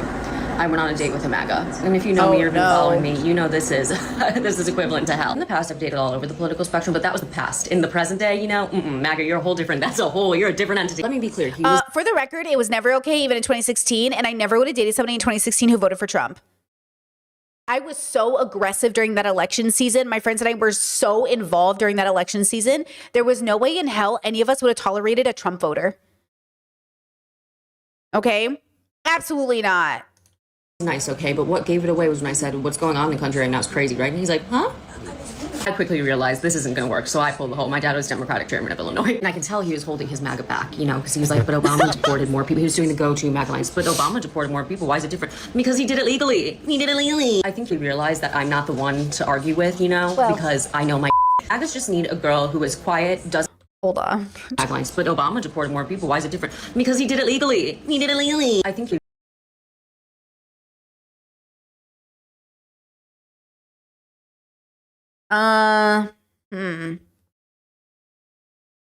You know, girl, I feel like that needs to be, we need to talk about that, but we're not going to do it today. Realize that I'm not the one to argue with, you know, because I know my Magas just need a girl who is quiet, doesn't have a personality, and just sits there. That's what those are their girls. Yeah, I'm a little traumatized from this experience, so please keep me in your thoughts and prayers because this has never happened before. Ooh. And it's not just You know, it's weird watching liberal women be icked out by MAGA men, but then they say something and I'm icked out by them. I'm like, oh, wait. Like, wait. This is what I'm saying. Like, this is what is a struggle right now with some of my friends and I, like, where I'm looking at them and I get it because I was this friend. Like, this is what's so weird is when your friends who were more liberal than you were or more like progressive than you were when I was more conservative, I've surpassed them. And now I'm like, hey, girl, we got to go together. Let's go. Because, you know, I did still grow up Republican, which means I did still become a liberal, which means I did still, you know, I still have to deconstruct a lot of my, you know, growing up Republican stuff. But it's weird when like I'm like so in it and then my friends are like staying behind because they feel like they were born into the right bubble. When you're born into a liberal bubble, you think that's it. You think you're already on the right side of history. And I'm saying, no, you have to keep going. And they don't keep going. So I have to have like these conversations with my liberal friends. Like, you got to keep going. Like, because at the time when we were growing up, you know, in the 90s and 2000s, it really felt like there was nothing more than being liberal, you know? Ugh. the daughters of those in politics. He's a 10, but he voted for Donald Trump. Automatic 0, automatically. How come? It's not what my morals and my rights and my opinions in this life stand for. Yeah, the fact that we have a actual as our president of the United States of America, the best country in the world, is really embarrassing. Sets a standard that you can get away with and you can still be quite literally the most powerful man. So You're not standing with Trump? no, sir. And I'm super proud to say Thank I'm you. not. Yeah. No, thank you. He doesn't stand for Okay, we're women's gonna rights. miss the bus, but Come on. Well, that guy kind of sucks, doesn't he? And guess what? He's not alone. Politics, right? Yeah. Who'd you vote for? Yes, Is it the man in charge? maybe. That's not a yes or no. I did. Yeah. Oh. I did. Wait a second. Charge? Maybe. Does she have a nose ring? You know how progressives always, or conservatives are always like, if the girl has a nose ring, you know who she voted for? Well, apparently not. But maybe with that hair color. But she has a nose ring. See, we can't trust nose rings anymore. That's not a yes or no. I did. Yeah. I did. I'll be very honest with you. I absolutely did. Because yes, some of the baddies out there are in support of a dude who seems highly likely to be in the Epstein files. On this one, Let's go ahead and ask your first question. Okay, pause. I'm going to say something, but I think the baddie to conservative pipeline is real and loud and more aggressive. One of the reasons I'm not a big fan of baddie culture is because I think it's patriarchal, and I actually think a lot of those people are conservative.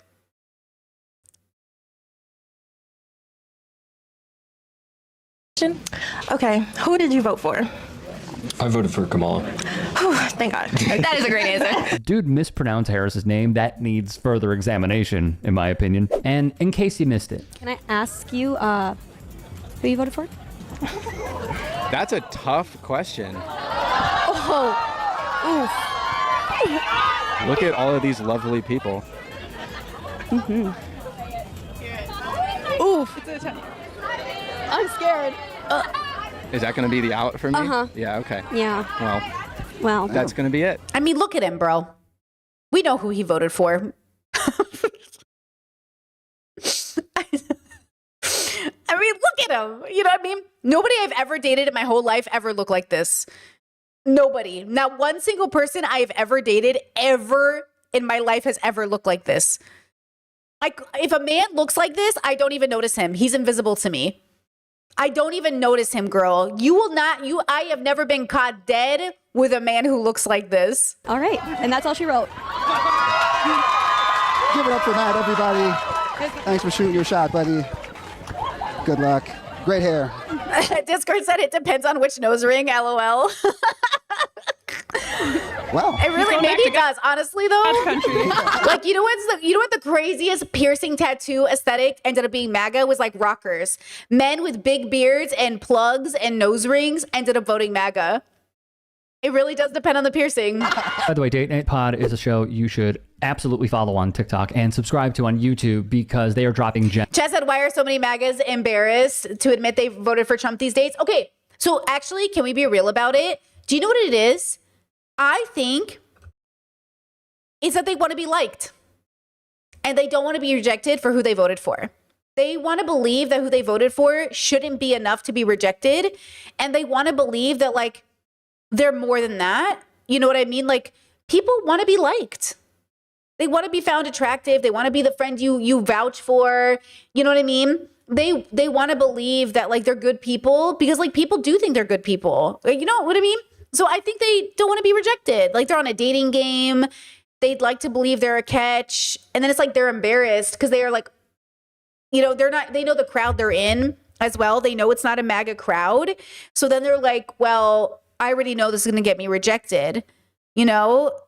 So I think that's what it is. I think it's like they're the most base, like in the most basic way, like very reductive, basic way. They just want to be liked. M's like crazy. Final questions. This is your opportunity. Oh my God. One of those comments says both are libs. Which is funny because I think they'd be more attractive if they would just own it. Not literally, but I think so. I think like, because look, what MAGA woman is going to see that and not be turned off as well? Because what if there's a MAGA girl in the crowd and then she sees them being a baby about admitting they voted for Trump? She's going to find him less attractive. So now you're being rejected by two populations of girls, one of which would have been open to dating you. What? I saw libs. Oh, liberal? Oh, Yeah. are we going to go in the voting contest? Maybe. Are you liberal? I don't think we should talk about this. I actually got in the car. Yeah, send I it. will tell you, Send it. I didn't vote for what's going on in our country right now. Oh, okay. all right. She's conservative. Well, I like guns, and I hunt, Hey, and I heard you cook your hunted animals for your dog's dinner. you're going to enjoy that very much. Trust me. I'm Yeah. going to enjoy that. How about You this? sound bossy. Some of my hunting goes to summer sausage, and it makes great cheese boards. So This is what you're going to do with our last final minute?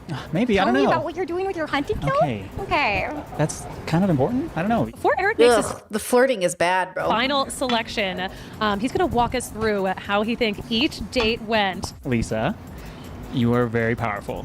I can feel it. And not in a bad way. I like the confidence. It's good.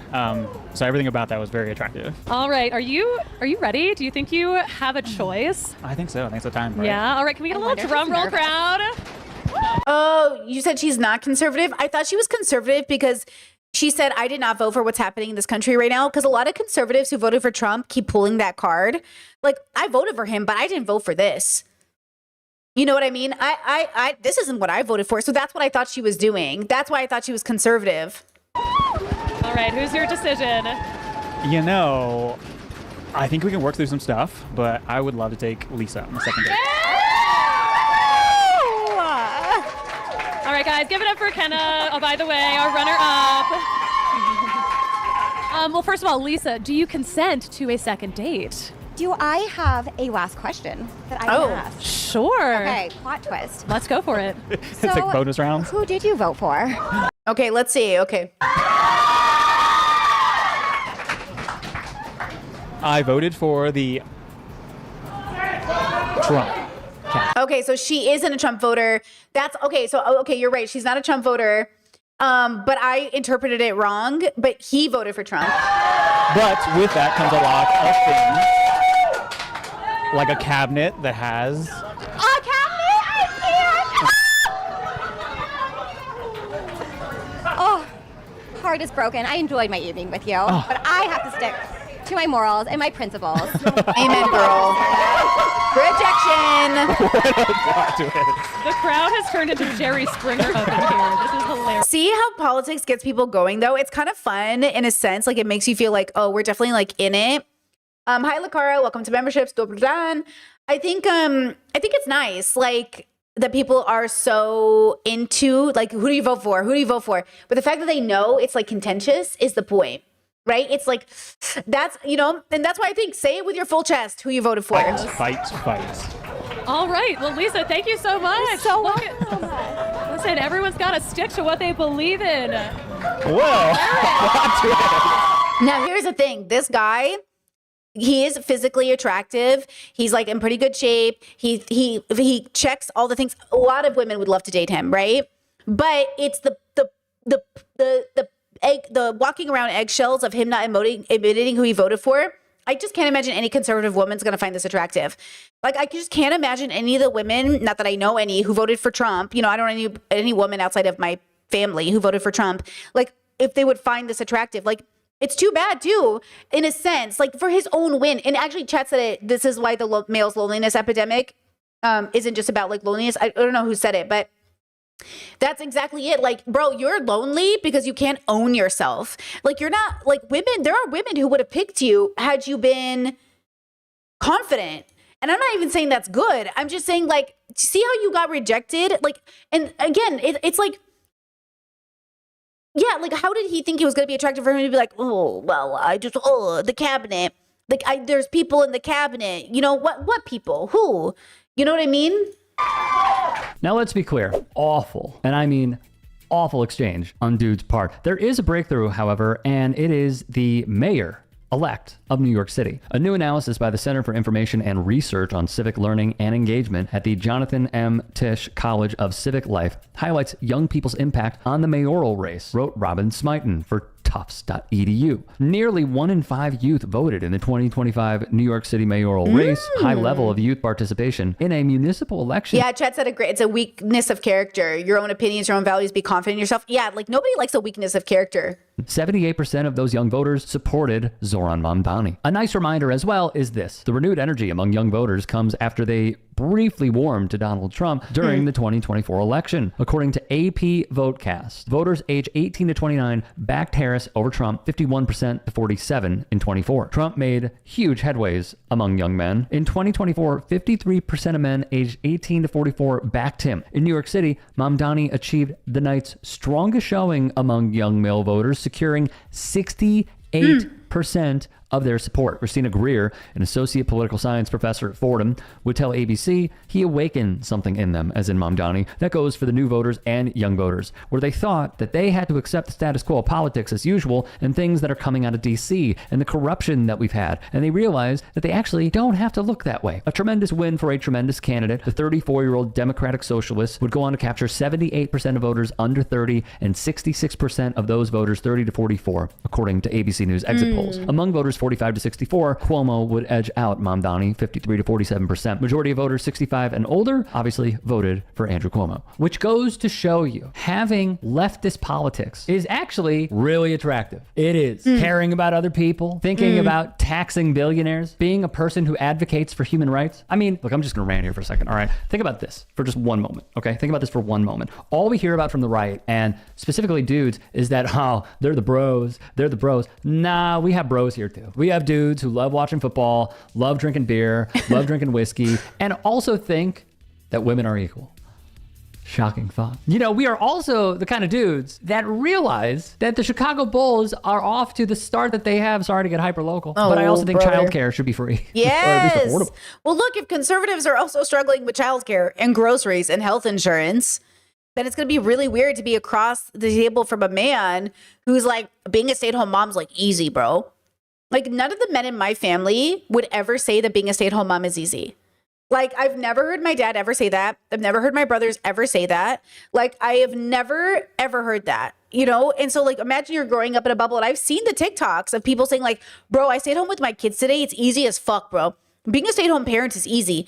Because, like, again, doing it for a day is not the same thing. You're babysitting. Like, it's not the same thing as running the household. And that's why I say, like, even for if you're even a woman who's fallen into liberalism and you think like being a stay-at-home mom is like easy, there's like again, it's being a stay-at-home parent who's actually doing your job in a full way is still labor and it's still valuable and it still takes many hours. I've even heard people say like being a stay-at-home partner after the kids go to school is not the same thing.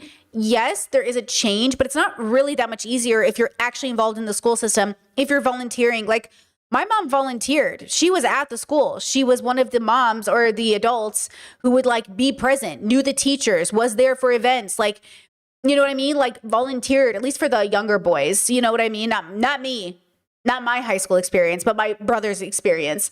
They got a parent who was active in the school. So, you know, that's like, it takes time to do all of those things. You know, you're out of the house for 3-4 hours a day just doing that. Then you're doing all the grocery shopping and then the cooking and then the house is clean and then you're doing laundry and you know what I mean? Like that shit goes by. Like there's so much to do every day. And so again, if we want to live in a quality of life kind of situation, then, you know, I always joke with my partner, like if our house was the standard of clean I would want it to be every day, it would be a full-time job doing it. Like our houses don't look like model homes because it's lived in. And if we were to actually like keep it to the standard of clean I would want, it would have to be lickable. And like no one's home is lickable, you know? Indiana lives here. Like I have a cat who lives here and I will sweep and mop everything. And within 2.5 seconds, it's dusty again. And I'm like, Jesus Christ. Like when you have dogs or pets or kids or active households, like it is really hard to make your house look lickable, you know? And it's just like, it's one of those things that like, I think we feel bad about ourselves because we see these beautiful homes and we think, why does my house look like that? Because your house is probably being lived in. You know what I mean? Like you're probably like, you know, existing in a space with like living creatures and it's just going to show, you know?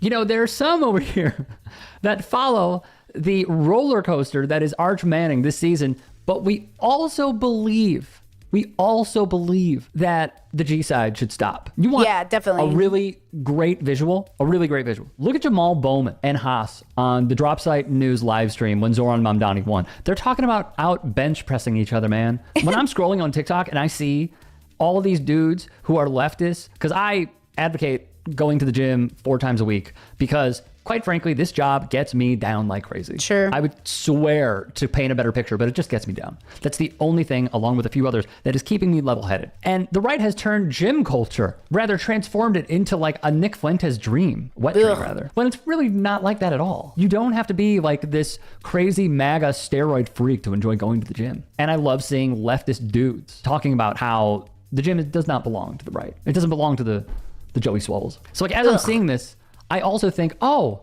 you know who could really benefit from all these numbers? Democrats and the DNC. But they won't.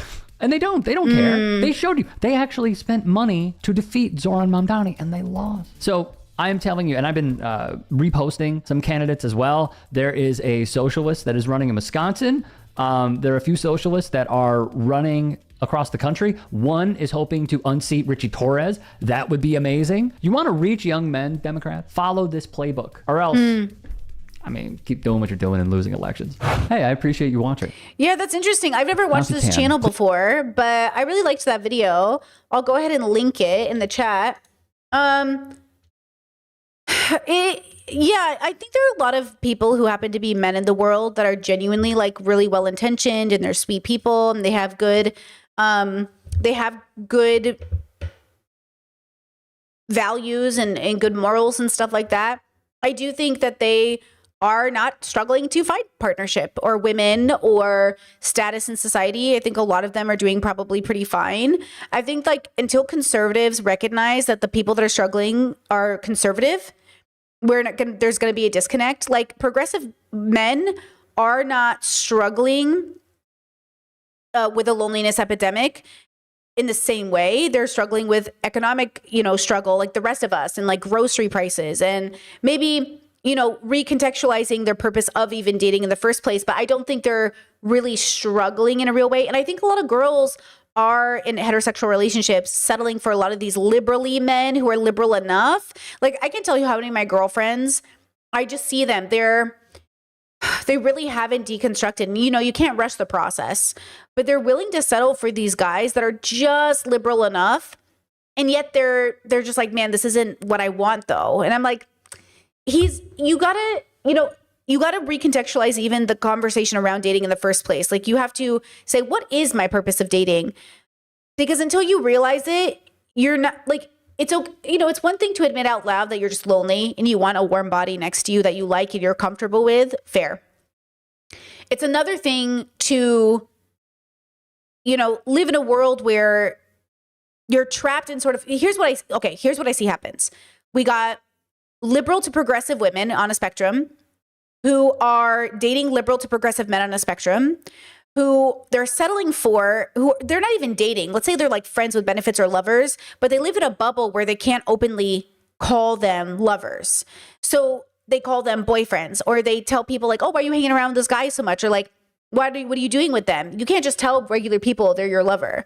You have to create a narrative. And then you say, oh, it's my boyfriend, which even if it isn't, creates an energy to your dynamic that psychologically impacts the way you're socializing with this person, which is why I think a lot of people who try to have friends with benefits, it doesn't work, because you can't just have friends with benefits in the bedroom. It also has to be in public. Because we are social creatures. If you're hanging around a person all the time, people will just assume you're dating. Even if you're just friends, even if you're just lovers, even if, whatever. Heck, when I used to walk around with my brothers all the time, people were like, oh, is that your boyfriend? I'm like, that is my little brother. And they're like, oh, and I was like, that's my literal kid brother. And they're like, oh my God, I thought he was like your boyfriend. I was like, ooh, okay. It's like they just see the dynamic, and that's what people think. And that's what we need to deconstruct. And that's why I always loved living in more progressive places, because me just walking around with a person wasn't automatically assumed to be a romantic partner. They just didn't assume it. Like when I lived in Seattle, people, they just asked like, oh, who is that? They didn't assume. You know what I mean? Like, oh, is that your boyfriend? Because it could have been anybody. But I think when you're living in a bubble that's a little bit more conservative, even if you're not, you don't even know how to go to the store with somebody. You don't even know how to socialize with somebody. You don't even know like how to introduce them to your friends or family. And then eventually that creates a scenario where like, do I want to settle for this guy? I mean, I'm comfortable with him. Do I want to be with this person? I mean, he makes me happy. I mean, are there issues? Sure, but why not? Same thing with girls who date guys that like, maybe, they're not the most progressive, but they really feel safe with them. That's the other part of this that I think people need to talk about. Conservative men who make women feel safe, that's kind of like their I'm the protector thing, right? It's a really good tool. Same with more liberal men who make women feel safe, especially women who are like broken. They'll say like broken, non-judgmental broken, usually unhealed. Women will say like, I just feel so ugly and unwanted, and he just makes me feel so wanted, and he makes me feel like my past doesn't matter. You'll have women I know who've been sexually assaulted, and they'll say like, he's the first man who doesn't make me feel judged for it, but he's like the worst man in the world. I'm like, I'm glad he doesn't make you feel judged for this thing that happened to you, but he's still a bad person. And like, how do you explain to somebody who's never even had, you know what I'm saying? Like, how do you even take that away from them when they're, you know what I mean? So like, these are very complicated dynamics that come into play here about why people pick who they pick. Oh, I've never felt seen by this person before. This guy who like XYZ. And that's why I try to be as compassionate as I can to why even women fall into these traps of dating men that aren't good for them, because I see why they do it. I just think it's interesting that women tend to end up with these men, and the dynamic structure then is that the women are vulnerable in bad relationships, which is what's scary, right? Versus the men who are experiencing a loneliness epidemic, it's like a solitary, singular experience in which they blame a group of women for their inability to even bond. It's weird that women will have bad relationship after bad relationship and still believe in men, and men will never have a girlfriend and just like write all women off. It's very interesting. I'm stereotyping so hard right now, but like, it's a huge generalization, but it feels like, Ches said trauma bonding is strong, but that wasn't trauma bonding, right? Like what I'm explaining is not trauma bonding, because trauma bonding is a shared trauma experience in which you go through it together. These women are not trauma bonding. These women are settling.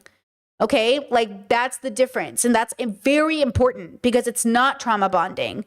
And that's what's even scarier is like, you didn't even go through something with this person. This person is just the first person to be nice to you, right? It's just the first person to be nice to you. And that's it. That's all they require, which is why these men manipulate their way into women's lives by just being nice. Very basic niceness is enough for some people. And I get it, I absolutely get it, right? Let's see. Anything else on this topic? I'm not sure if I missed any comments here.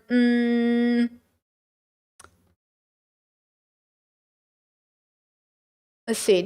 Oh, you said, is your cleanliness standard a West Asian or autistic thing? I think it's probably more autistic. Though West Asian households are very beautiful and often very, very clean and very, very nice. And, they're usually very beautiful. Maybe a combination of both then. Yeah, probably a combination of both.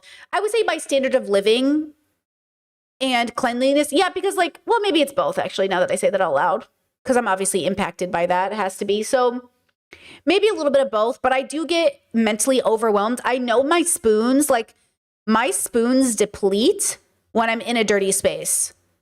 It takes a spoon for me to recognize that my space is dirty or messy. And I just like, when I don't have to deal with it, you know what I mean? It feels really good, right? You said, I disagree with that, Brittany. Trauma bonding is a psychological attachment that forms between a person and someone who repeatedly hurts them, but also intimately shows care, affection, and relief. Okay, you're having a different conversation than me. The scenario I described was nothing even close to that, right?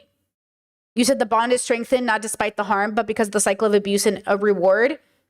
Okay, I'm not a psychologist or a therapist, but from my understanding of that word, what I am describing is not anything like that word, right? So unless you're a psychologist or therapist, and even if you were, I would not use that word with the scenario I was describing. So I don't know what you're talking about, but what I'm talking about has nothing to do with that. And not the word trauma. It has nothing to do with the word trauma bonding. And it has nothing to do with being repeatedly hurt by that partner, right? Like, that's what I'm saying. These women are not with people who repeatedly hurt them.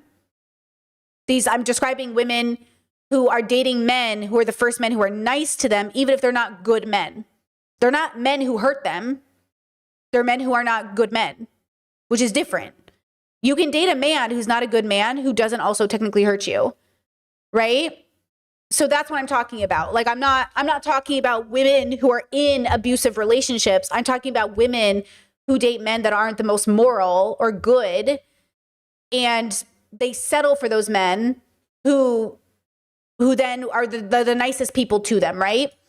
Okay, you said then I completely misunderstood. Okay, all fair. Yeah. I'm talking about a very specific kind of girly, because, you know, just because you're dating a guy who's not the greatest doesn't mean he's abusive. You know what I mean? It just means like he's the nicest out of all the options, but he doesn't even align with you in terms of values. But it's like, he's nice. It's settling. I'm talking about settling. When you settle for a guy who's not the greatest, but he's better than what you think is out there. You know, it's like, and I do think that can lead to abuse, but mostly what it leads to is divorce. Because people grow apart, they get bored, they're not feeling seen. You know, there's no connection, there's no intimacy, right? So there's something to that, you know? But yeah, this is not a therapy channel. So I could never even know, right? Like this is a philosophy channel. You know what I mean? So that's, you know, just a reminder for anyone who's new. This is a philosophy channel first and foremost. I wouldn't even know how to describe any of these things as psychological, as I don't have that knowledge. Even if I've read all the books in the world about it, I just don't work with clients. I don't know those things.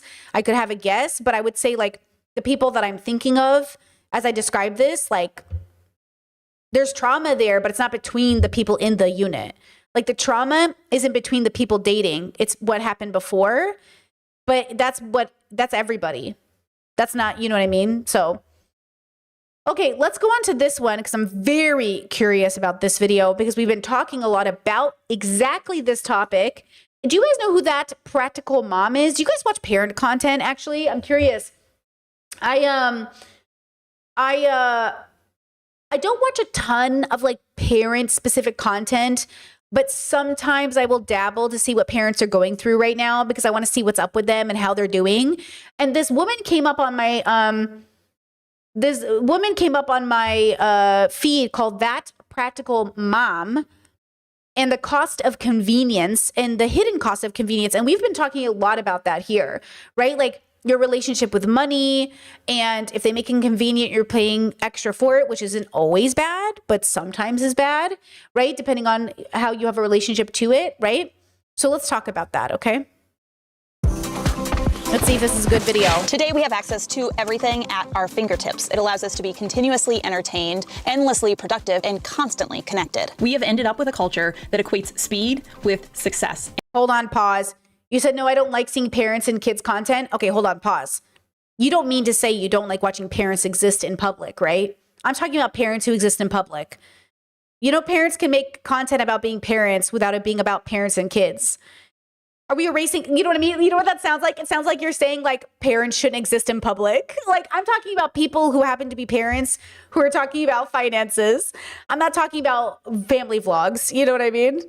and it treats I don't know what she is yet. But like, I like watching people who happen to be parents talking about being parents. Activity is more valuable than living well. Being always connected 24/7 means our days no longer have natural pause points. Between emails, WhatsApp, Slacks, Teams, many people feel like they're always on. We have become accustomed to instant gratification with same-day delivery, streaming on demand, instant communication. Waiting has almost become obsolete. And with the constant comparison culture of social media, there is always someone out there who is doing more and doing it better than you. But I think that many of us are starting to realize that having it all of the time isn't making us better. It's leaving us feeling overwhelmed, lonely, stressed, and unfulfilled. And we're starting to wonder, wait, what if this isn't the life that I actually want? Wait a minute. As a millennial, it is required that one of my favorite claim to fame is that I grew up in a world before smartphones. Hey, you cool cat. We love to post memes about how when we went out, our parents didn't know where we were, or how we would get kicked off of AOL if someone in the house tried to make a phone. By the way, my parents always knew where I was, because it'd be kind of crazy for your parent not to know where you were. Hi, were you neglected? I know we joke about it, like my parents didn't even know where I was. I mean, my parents kind of knew where I was. Maybe not literally, but like my parents kind of knew where I was. Were you guys literally not, like, were your parents literally not aware of where you were? I know it's funny. Like, you know what I mean? Like, my parents knew we were going to the school. My parents would say, where are you going? I'm like, oh, we're going to ride our bikes to the school. So if they drove by with their, car, they would see us at the school. You know what I mean? So it's just like, it's a funny idea. Phone call. Then as we entered our 20s, the internet got better and faster. We used to have to make a phone call and hope someone would be home, and now we could reach them anywhere at any time. Before, if we needed a new shower curtain, we would write it on our list, and then we would get it next time we went shopping. Side note, if you can't recognize where that last GIF is from, then you're probably too old to be here. Just kidding. I want you to be here, but I just want you to know that I'm sorry that you missed out on good television. Now you can click it while streaming. Oh, Chad says, I think the sentiment is that they had no real way of knowing beyond surveilling you. Yeah, I mean, realistically, like they couldn't know if I changed direction or if I went to a different place. And like, obviously I'd get in trouble if they found out I wasn't where I said I was. They would like, you know what I mean? Or like, sometimes I would, I had this window in my room that was like full size window. And I used to sneak out of that window middle of the night and go next door to my friend's house and tap on her window and we would talk. But somehow our parents kind of always knew where we were up to. One time, oh my God, my bestie had a pool next door. And one time, the four of us, okay, it was me, my brother, my neighborhood friend, and the four of us were a gang. And we would like knock on, my friend would come and like scratch my window at night. Like, not at night, it was like 4 a.m. Like 4 a.m. He would come and scratch my window and I'd open the blinds and he'd be there and he's like, and then we'd open the door and we'd all hop out. We were like 13, you know what I mean? We'd all like hop out of our windows and all get together and be like, shh. And then we would like sneak around. And then one time, oh, my dad was so pissed. One time we snuck around to my bestie's backyard and we were all just like playing by the pool and hanging out. And then he pushed me into the pool and I screamed so loud. Not only did the cul-de-sac wake up, but my dad was so angry. He was like, I can't believe you woke us up before 5 a.m. I can't believe you were sneaking out. He's like, look, I don't even care that you're out with your friends, but I care about the fact that you're waking us up. You're being rude. The whole neighborhood can hear you. What are you doing? And I was like, in my defense, I had no choice. It was very cold, okay? And like, it was one of those learning lessons of like, we were allowed to sneak out as long as we were responsible. But that day we were not responsible, okay? And I really scream. Girl, when I scream, I scream. So anyways, my dad was pissed. The Office, because another thing that millennials love is The Office. It's funny because it's relatable to us, I think. I'm not really sure. But those of us who remember having to physically get into a car and go out to get our food at the takeout place, I think we feel this sort of before and after in a much more stark way. This faster way of life, while definitely solidified by the rise of smartphones, has actually been slowly building for more than a century. You actually could trace its roots back to the Industrial Revolution. Oh, a history lesson? That's right, kids. Buckle up. Let's go to the whiteboard. During the Industrial Revolution, life started shifting dramatically. For most of human history, people lived by natural rhythms. You worked with daylight because, well, you needed light to work, and then you rested when the sun went down. Life was tied even to the seasons when summers had longer daylight hours than winters. But when factories arrived, the clock replaced the sun and light bulbs made it easier to work at hours that you couldn't before. It made life more efficient, but it also sped things up. After World War II, convenience and consumption exploded. Think suburban sprawl, cars in every driveway, TV dinners, which if I have to be honest, as a child, there were few greater joys than that little black blob that they told us was a brownie. 8-year-old me gives it 3 Michelin stars. Compliments to the chef. TV commercials and shopping malls all pushed the idea that more was better. And by the 1980s and 90s, computers, cable TV, and 24-hour news sped things up even further, feeding us constant stimulation and teaching us to prize multitasking. Then finally, we reached that big tipping point in the 2000s with the internet and especially the smartphones. Suddenly, the whole world fit in our pocket. Social media, one-click shopping, endless news, and nonstop notifications. Life went from busy to plugged in around the clock. More content, more consumption, more comparison, and that's when fast living truly became a default way of life. And for most of us, this faster way of life crept up so slowly, packaged as easier and convenient, that we never stopped to even question it. But not everyone felt this way. People have been pushing back against fast living at the sake of convenience from the start. As early as 1903, sociologist George Simmel wrote The Metropolitan and Mental Life. He warned that the fast pace and overstimulation of cities created anxiety and emotional numbness. The term jaywalker came from the early 1900s as protests against cars taking priority over pedestrians. They argued that streets should remain slow, human-centered places. In the 60s, there was the hippie movement that embraced communes, organic farming, and handmade crafts as an antidote. Yeah, but you know there was just like a lot of rape happening in these communes. I said what I said. I feel like a commune sounds so good until you realize everyone's still a man raised under patriarchy. You know what I'm saying? Like, you all think it's well and good. Groups of people, you know what I'm saying? Like, it sounds like a good idea. That's why when people are like, Brittany, you would do so well in a commune. I'm like, leave me the fuck alone. People have told me this my whole life. You do so great in this kind of community or this kind of community. I'm great in the kind of community where you mind your business. Thank you. Mind your business, but appropriately stay involved. Okay, it's a balance. Stay involved, but also mind your business. Okay? Stay involved, but also mind your business. To mass production and consumerism. Then, in 1986, before smartphones were even a whisper, something started to happen that became a sparking moment for the slow movement. Let's take a field trip for this one.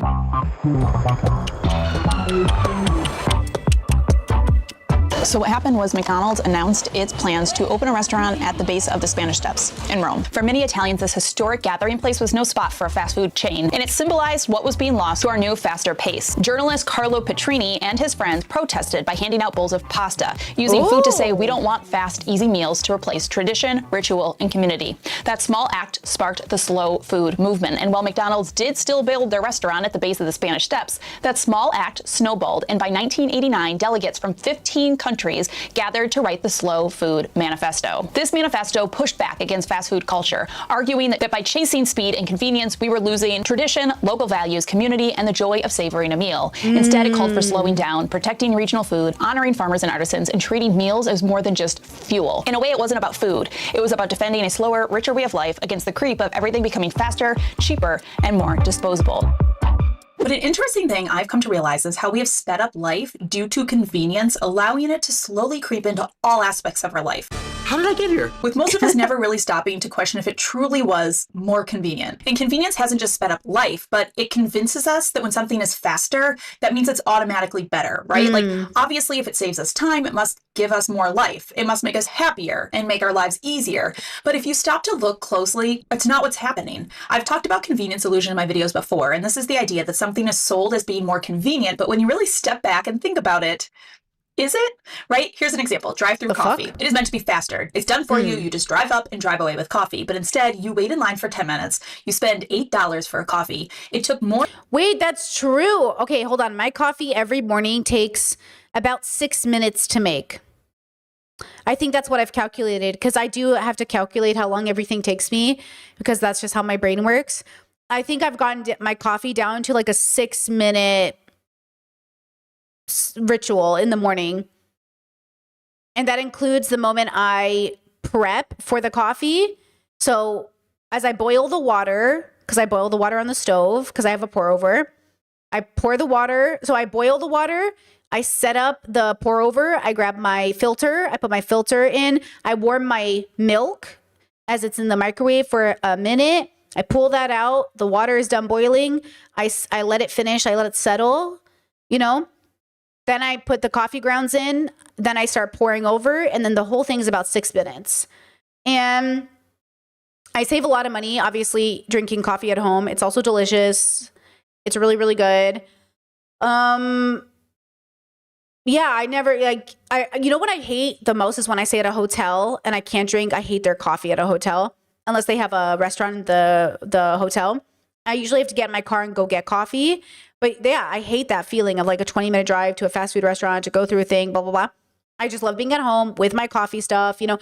And you know, my coffee pour over was like €30. I mean, it wasn't cheap. I got a nice ceramic pour over. It's really nice. And it's been great. It's like the best investment for something that I have every day, twice a day. I have 2 cups of coffee every day. You know, to be fair, it's half milk, half coffee, but you know what I mean. Half oat milk. Okay. Yeah, that's interesting. More time and more money than if you had just done it at home. But your mind convinces you that it was easier. And that's how most of us end up with a takeout coffee habit. Okay. Or how about smart home? You know what's so interesting? This was posted 5 days ago and she's now gone to Starbucks and McDonald's. And I was like, uh-oh. You can tell what side of the bubble she's on. That's what I'm saying. Everything you do can signal to people. The fact that in this video, she's shown herself go to McDonald's and Starbucks goes, oh, she's not pro-Palestine.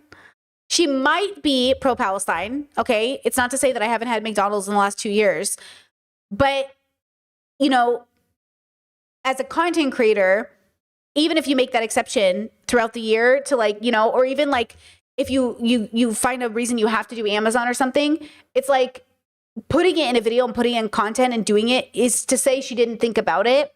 Not that like, you know, she might not have that belief and she might in her head be pro-Palestine, but I think it's interesting what I pick up when I watch videos. I don't know if you guys do the same. You know what I mean? Features like smart lights or smart plugs, all meant to make life easier.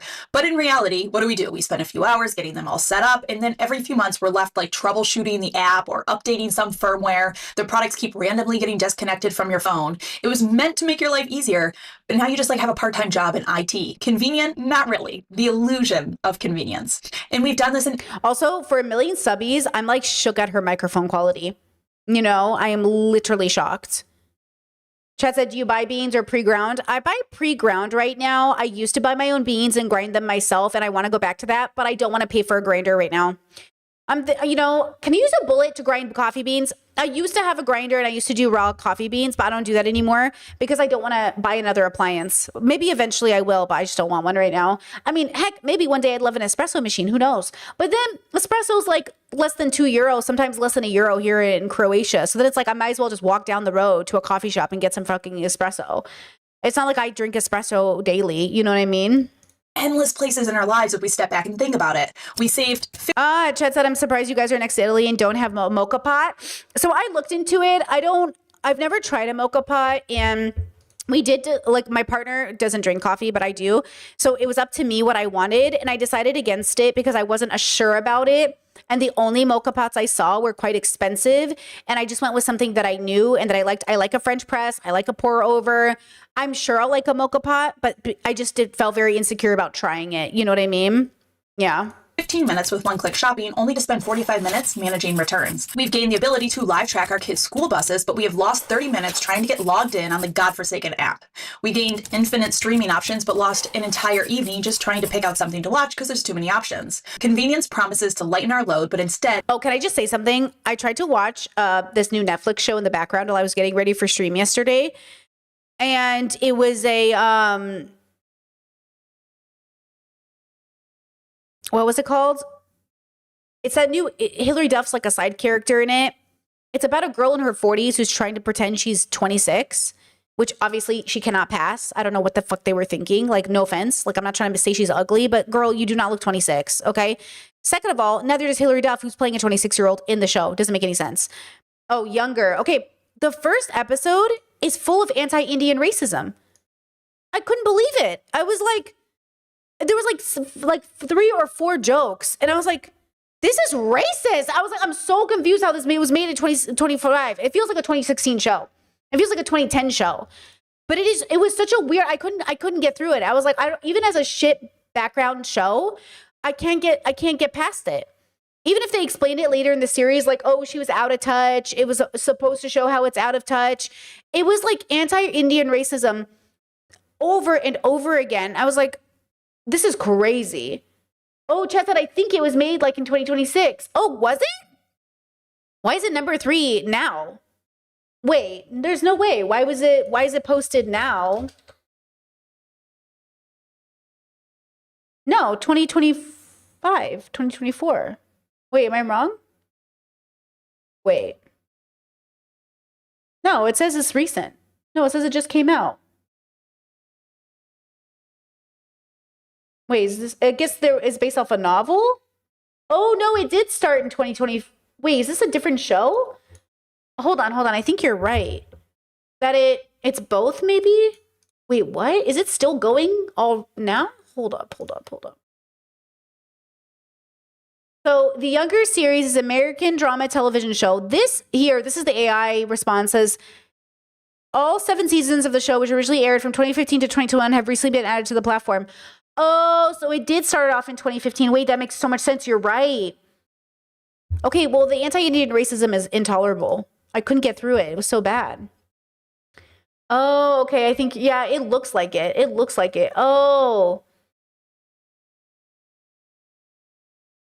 Yeah, look at this commenter says it's hilarious, great concept, and the acting is wonderful. I'm sorry, were we watching the same show?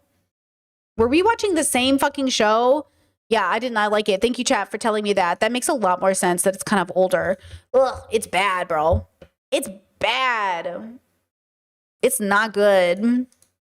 It just makes it easier to keep piling more and more on top of ourselves. I mean, I'm tired, but it's fine. I'll just drink coffee pretty much all day. That's healthy, right? Did you know that many of us live in a chronic stage of low-grade fight or flight? Our nervous system has 2 parts. Oh my God. A history lesson and now a science lesson. I know, it's very exciting. I did used to be a teacher, you know. I got to use that college degree. Let's go back to the whiteboard. The first part of your nervous system is the sympathetic nervous system. This is fight or flight. It is designed for short bursts of stress response, like running from a threat. Then there's your parasympathetic nervous system, sometimes called rest and digest. And it helps our body calm, repair cells, digest food. And in the past, fight or flight was rare and temporary. But the fast pace of modern life has kept it constantly triggered. Deadlines, endless notifications, traffic jams. Your brain interprets these as threats, making many of us stuck in a low-grade chronic fight or flight mode almost all day. Burnout is constant, chronic stress and anxiety is rampant, continuously multitasking makes it harder for people to be present and connected. How did we get here? Because although convenience was sold to us as making our life easier, it did something else. It raised the expectations. Every time something got faster, we didn't slow down. Instead, we all just quietly shifted the baseline for what normal productivity and responsiveness should be. Emails got faster, and Gmail had the bright idea to ping your phone every time you got a new email. So now Well, you remember that transition of what like used to be an overachiever became the standard? And now becoming an overachiever just looks crazy. That's the problem. What used to be a standard now looks lazy to people. Like 40 hours a work week, people think you're lazy. And it's like, what the fuck? They really did it to us. They really convinced us that you're supposed to be working every waking hour you're awake.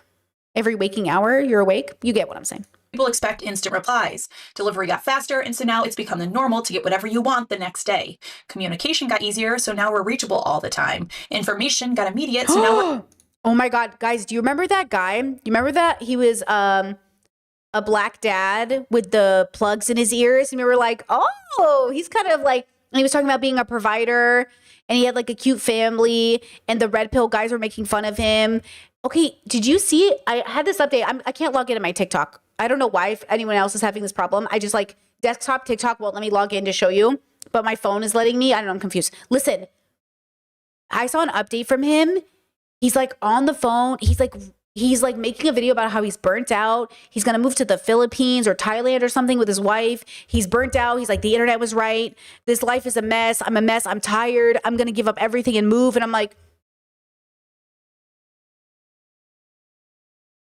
what is happening? And I'm like, uh-oh, you know, like, I wish I could show you the update. I got to figure out why I can't log into my TikTok right now, but it's crazy. And I was just like, oh my God, like, you know, I get it. Like, I get it. But also, I do think, like, moving to Thailand, Philippines is the new van life. Yeah, the delivery guy, that one. Yeah. Yeah, it's that one. It's just like, that's the problem. You know what I mean?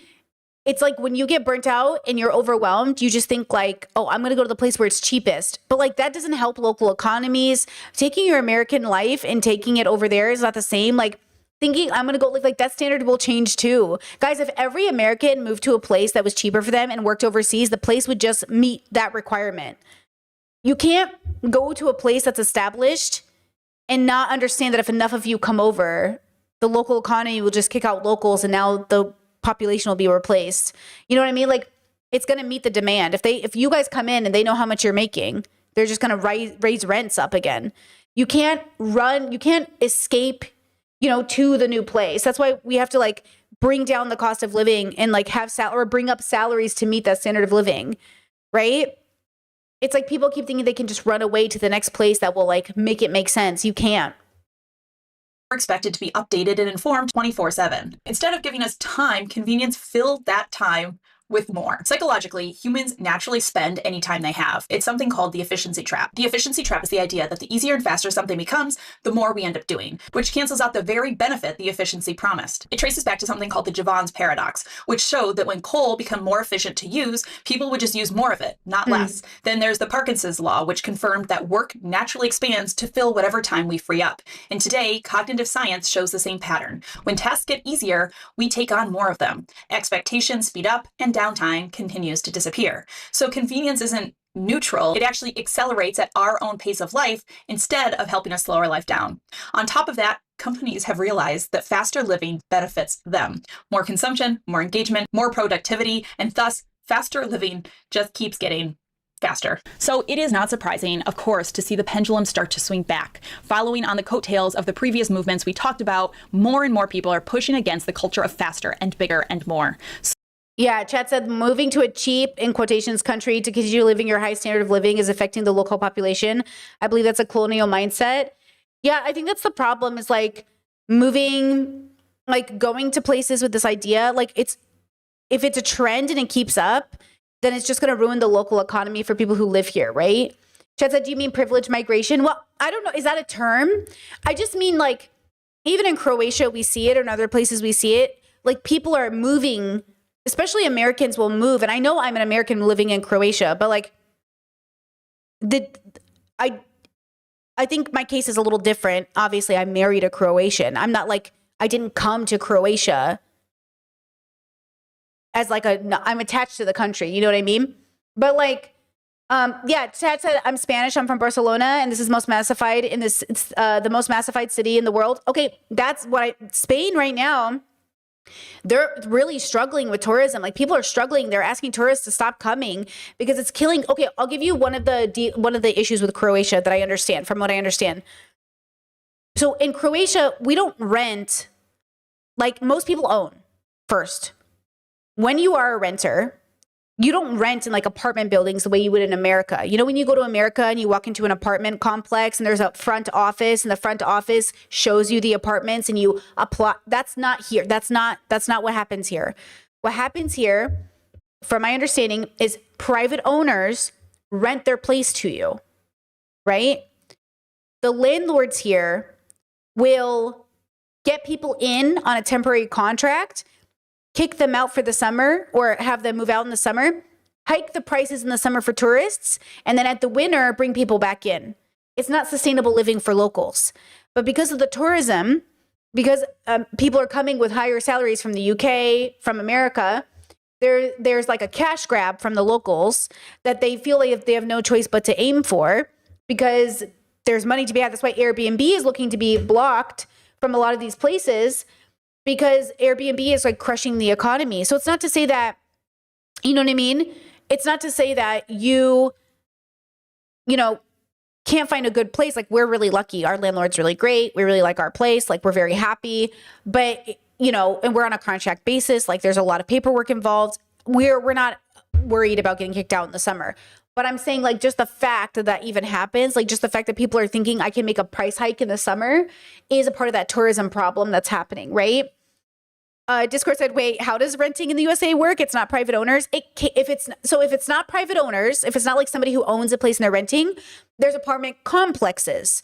So it's a complex, which means it's like a compound or whatever you want to say it is.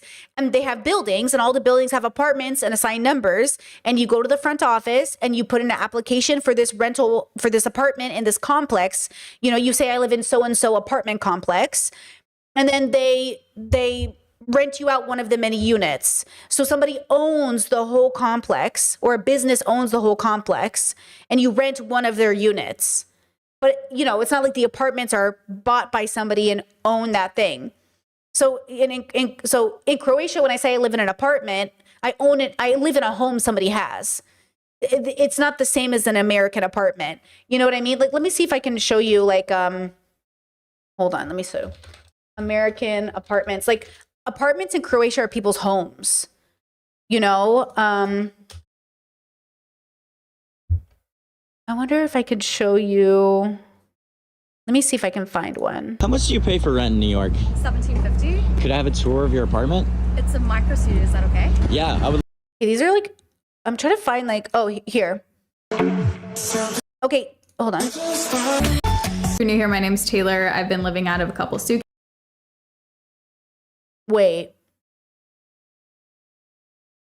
Was she a makeup artist at one point? Do we know her? Wait, I think I've met this girl. Do I know this girl? Cases for the last New York City, one in Austin, Texas, and now we're doing. I have 2 apartment hunting videos in New York City, one in Austin, Texas.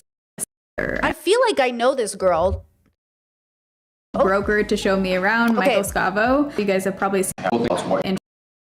I'm trying to see if somebody can show you their apartment, like front office. Like, you know what I mean? Like, when you rent an apartment, these are all New York. Oh my God, bro, not New York, bro. I wish I could show you. Well, Americans know what I'm talking about. But these are all like, these are not, I'm so annoyed, right? Oh, wait, hold on. San Diego apartments. Are you looking to make the move to San Diego? Okay, pause. Do you see what I'm looking at? This is an apartment building. Okay, this is San Diego. The Winslow is new to the North Park neighborhood, and you will love all the amenities. There's a luxury. Okay, so amenities are what the apartment complex offers you, like a gym or a dog walking park, or you know what I mean, or something like that. Okay, apartment complex has to offer. Or a lounge, but most people don't If you use work them. from home, you can take advantage of their business. Yeah, most people don't use these. The rec center, you can host birthday parties for your families. Most people, some people use them. A lot of people don't. Center, bring guests to the recreation center and play some food. Yeah, they have a pool. They can have a pool. Or pool. Spend the summer barbecuing by the pool. Okay, this place is really nice. Break a sweat in their 24-hour fitness center, and you are Okay, this place is pretty nice. But then it's like the apartments are then in the building. going to love the bright and spacious apartments. You're welcome. Okay, so like, again, this is a nicer place, but in general, it's like you rent an apartment. So all those times I said like, oh yeah, I've rented apartments in my life. In America, I'm renting from a complex and I'm renting with like a leasing office. Okay, so like, let me see. I love that I even have to explain this. This is so fun. I love the bubble differences here where I'm like, a leasing office, It's so funny to me. It's like, okay, here. All right. This is, is she going to show you the outside So of we're gonna it? start with the front door. So this is the front door. So she's saying I live in the projects, okay? And she probably just has like what seems like a pretty normal apartment. Like this is a pretty standard, like normalish apartment for some people who live in like, kind of like a basic apartment, I would say. It's nothing fancy, but it's operational. She's got a washer and dryer. Hey, that's fucking good, actually. That's great. But it's like maybe worn down or it's not perfect. I get it, right? But I wish I could show you. Like, do you see the building? Do you see her thumbnail? How it's like an outside building? That's like an older apartment complex. Or, oh, this is good. This is good. What's this from Discord? Hold on. This is good. Yes, this is this is a nicer apartment complex. This is an apartment complex. Looks cute. It's nice. Then you would these would be your apartments, like the balconies. Okay. And then you would just like be in the upstairs or the downstairs apartment. Okay. No, chat saying it's similar to a hotel in a way. I mean, not really. Like a hotel is one single building and everything is in it. But an apartment complex, and there's rooms. A hotel is rooms. An apartment complex is a house. You know what I mean? Like, it's similar to a hotel if the hotel you entered into was like an apartment. You know what I mean? And not just a room. So that's like, and then the difference between a condo, which is different, a condominium are homes you buy that look like apartments but are often multi-level. Or an apartment is usually singular floor, right? But a condo could be like a double floor, but it's like a home. But you buy it in a complex as well. But the complex doesn't own the condo; it's individually owned. So like that's different too. So, you know, oh, this is a good one. Let me see. This is this actually Croatia looks a lot like this too. There's a lot of buildings in Croatia that look like this, like, but they're usually singular, and there's like a ton of apartments. This is New York. Chat sent me this is New York. Okay. So this is here's this. Yeah. Oh yeah, and then you said low income apartments frequently have shared laundry. When I lived in Seattle, I rented a lot of units that had shared laundry in the hallway. There were hours to do laundry. It was usually quarters. If you were lucky, oh my God, if you were so lucky, you got an apartment with a laundry unit in the building. Oh, actually, one of the low income apartments I lived in that was literally low income. I mean, you had to apply. I actually had a laundry in the unit, and it was like it was the biggest deal ever because I had lived in non-low income buildings that didn't have laundry in the unit, which is crazy, you know? But yeah, it's so funny that I love that there is like it's hard to describe what an apartment building is. Like, I'm having so much fun with this idea that it's a struggle to even explain it because, it's like so obvious in my brain what it means, but obviously it's so cool that we all come from such different bubbles that we all have different words for like what the standard of living could even look like, right? Let's see. Well, I'm not, Discord said, is that what you have in Croatia? I mean, I don't know if you mean me personally. I don't want to go into any description of what I live in because I don't want anyone to stalk me, but Croatia does not have, I don't see a lot of these buildings in Croatia. The one you're sending me, Discord, like this is too short. Croatia has a lot of tall buildings and a lot of singular homes, but they don't have a lot of like horizontal buildings. America has a lot of horizontal buildings, I find, but Croatia has some horizontal buildings, I suppose, you know? Yeah. Chat said it's crazy to me that Americans live in not like apartments, houses. Like, what do you need that space for? Honestly, who knows? Well, to be fair, my parents' house is about the same square footage as my Croatian apartment. To be fair. You know what I mean? So there's something to that too. Like, you could buy a house that's 1,200 square feet. You don't have to buy a house that's 3,000, 4,000 square feet. It's just most Americans, it's like our foods, you know, our food servings. In America, we want to feel like we're getting bang for our buck. Like, we want to know that when you, like, you know, when you get a big plate of food in America and they're like, what do you have all this food for? But it makes you feel good about yourself. Like, oh, my $8 went a long way. I think that's how buildings want to feel. Like, we want it to feel like, whoa, your house, you got all this house, you know? So I think that's just what it is, you know? But I will say, living in Croatia now and thinking about where we would buy a home, the only thing I'm sad about is the idea that I might not have a backyard. Like, I was really blessed my whole life. I grew up with a backyard. Like, you don't know what kind of privilege you grew up with in America until you realize, like, you grew up with a backyard. Like, an outdoor space that's just for your family. You don't have to go to the park. You don't have to share. It's private. It's safe. Like, the idea that I'm not going to have a backyard probably, because, like, that's so outside of our budget, is like, yeah, that's kind of depressing. I'm going to be real. Growing up in an apartment, I think would have been depressing as a kid. I know kids do it. I know all of Europe, a lot of them do it, you know, but like, there's something I was so blessed the way I was raised. I think I would have been sad, you know? Chat said, are the walls thick though? Yes. I will say the walls are pretty thick. I mean, it depends on the building, but I will say that Croatia, and I've only lived in 2 buildings here, but both buildings I lived in, like, way better insulation than America. You know, way better, you know? Okay, let's finish out this video. Slow living is gaining popularity. You have people going offline or switching to dumb phones, deciding to... And yes, like, having a balcony is a life changer. Like, I have a balcony. It's been great. I really appreciate it. Really cook from scratch, homesteading, right? Gardening, baking, rejecting fast fashion for more sustainable choices. Many are seeking calm and balance in a response to the relentless pace of our modern life. And I think there's something really beautiful about that. Wait, pause. Chat said making potions in the backyard. The way I would go out with a pair of scissors and cut the grass like I was giving them a haircut for hours on end. How did my parents not know I was autistic? For hours on end, I would spend time by myself cutting the grass like I was giving it a haircut. I was like, fabulous, darling. Beautiful. Making mud pies, playing Sailor Moon. My mom bought me an ice skating outfit because she couldn't afford to get me like a Sailor Moon costume. And I would just like, for hours on end, pretend I was Sailor Jupiter. Just like for hours on end, you know, just like in the backyard, like you know, and I just, ugh.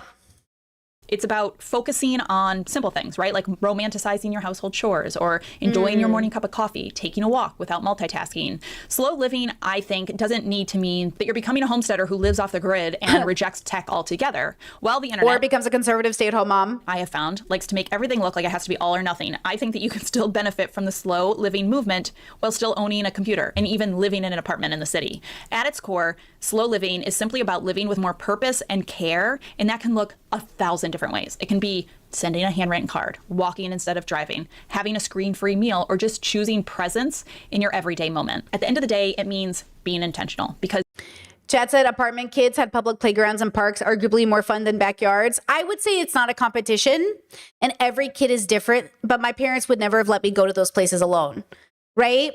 So, like, I grew up with parents that, like, wouldn't have let us go when we were younger. And then my mom took us to a lot of parks. Don't get me wrong. Like my parents were park people. We went to the park a lot, but it's not like we could have gone alone. And also they're not walkable. So like where I grew up, you can't walk to the park. You have to drive to the park. And like, if you're 12, what are you going to do? And there's no public transit. So if you live in the city, you're living in a completely different world if you can walk to a park. Or like even in Seattle, like, when I lived there, parks were everywhere, but they weren't like, I did not see kids traveling alone in the same capacity as I do in Croatia. I see kids all the time by themselves here, and it takes me a second to realize they're okay because I'm always like, uh-oh, you know? So yeah, like it depends on where you grow up, how safe it is. You know, does it make sense for your neighborhood? Is your kid being alone at the park neglect or is it fun? Because like those two things match together. Same thing with like your kid in the backyard all day. Do they want to be there? Or is it, you know what I mean? So, you know, or even if you have a playground in your apartment building, do the older kids take over that playground? Because that often what happens is like apartment playgrounds get taken over by the big kids. And then you don't want your little kids there with the big kids because the big kids are getting into trouble. So it's like, uh-oh. So it depends on the situation for sure. But I think, you know, it's possible every which way. Like there's a way to make it safe. It just depends on your circumstance for sure. Even though there are people pushing against it, the pace of life has not slowed down. And I don't know that it is going to be slowing down. Work still rewards speed and productivity. Our smartphones are still demanding our attention with notifications and messages and alerts all day long. Even the content we consume has become faster, switching from originally articles and long form video to quick 30-second videos or bite-sized bullet points.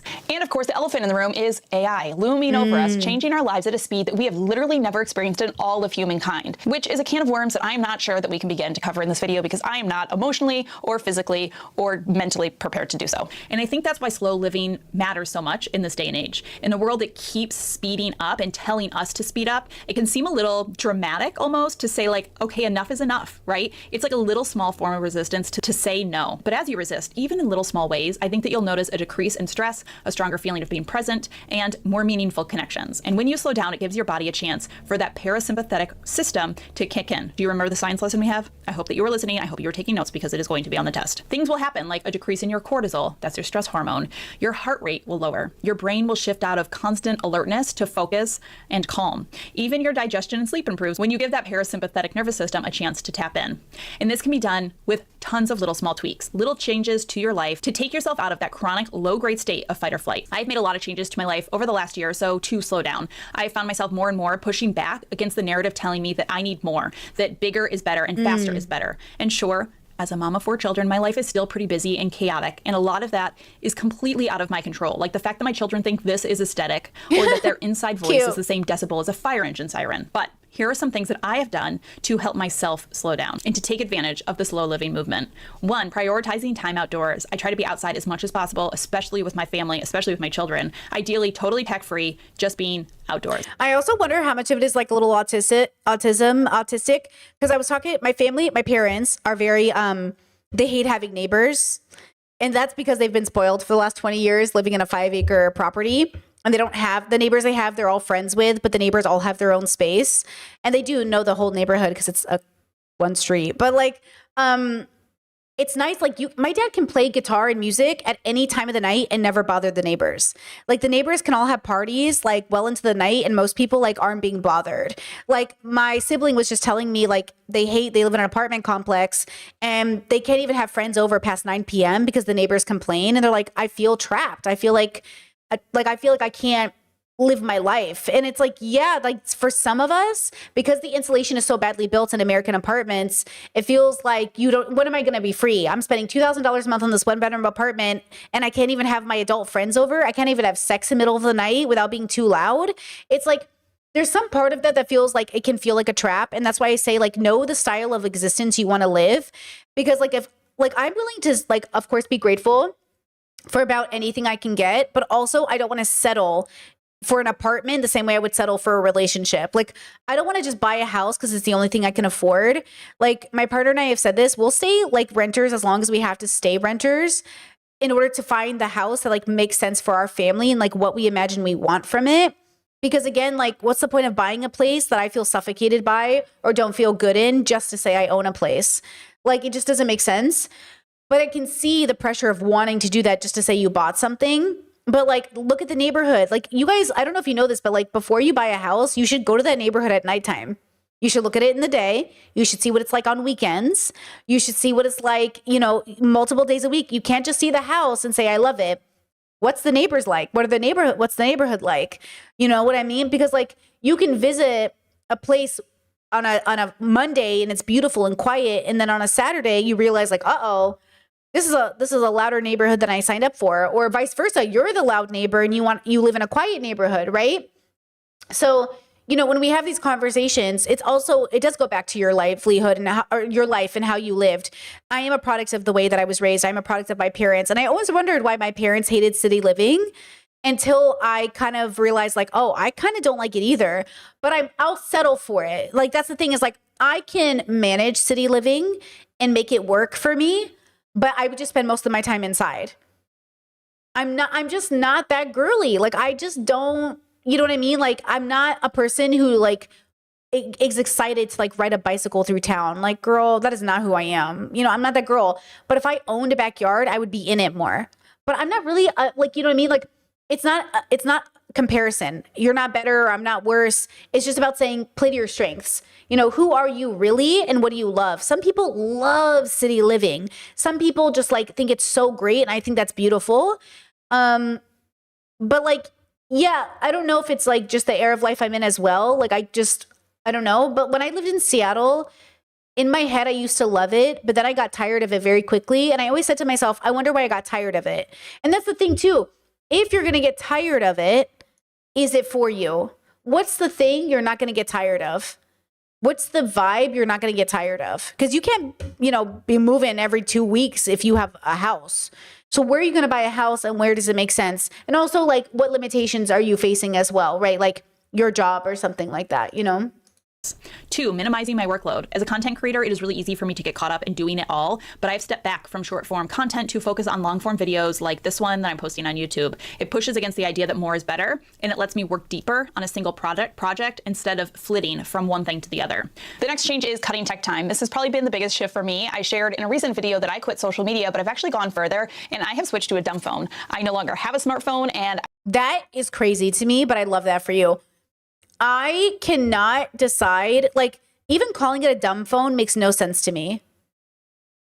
Again, I feel like the bigger message here, you know what I mean? I think the bigger red flag here is that we're even like, maybe I'm just built different. Maybe it is the autism, but I feel like there's no way you would ever get me to sign up for something and call it the dumb phone. Just like, it's just a phone. Oh yeah, this is the way I live my life. Like needing to create an identity around it says like, oh, so you have a problem. And if they're like, yeah, I have a problem. What's the problem? Why do you have a problem? Again, you know, I was thinking about that story yesterday about Rob Reiner and Michelle and Nick killed them. And I was thinking about how everyone keeps saying his addiction is the problem. Can we not agree something else is going on here? The guy went to 18 rehabs before he was 22. It's not the addiction. Like you keep saying it's his addiction, but there's obviously something else going on. I feel like it's not addiction. And like, that's the thing is like, I don't think the addiction is the explanation for the problem. So it's kind of interesting. I don't have the constant pings and distractions that a smartphone used to bring, and has been one of the most eye-opening and life-changing things that I've ever done in my life. And you can definitely expect some more content about this as we get into 2026. And look, let me just say, right, because Chet said a dub phone is what a phone was originally meant to be, something to call people on. Okay, but hear me out. Who fucking cares what it was meant to be? Because before, when I had no cell phone and then a cell phone, I still had a laptop. I stopped needing a laptop, even though I really want one again, because I had a phone. Some of us, like, you know what I mean? Like, it's just like, who cares what it was meant to be? It's like, you're not better because you have a dumb phone. You're just, like, I don't know. Like, a part of me is like, that's like saying, I don't know. Like, that's like saying, part of me is like, that's like saying, like, I don't go to this grocery store because they sell candy bars. It's like, just don't buy candy bars. Like, no, if it's there, I'll buy it. Okay, you have a problem, right? Like, that's okay, but you have a problem. Do you know you have a problem? And they're like, no, if stores just didn't sell candy bars.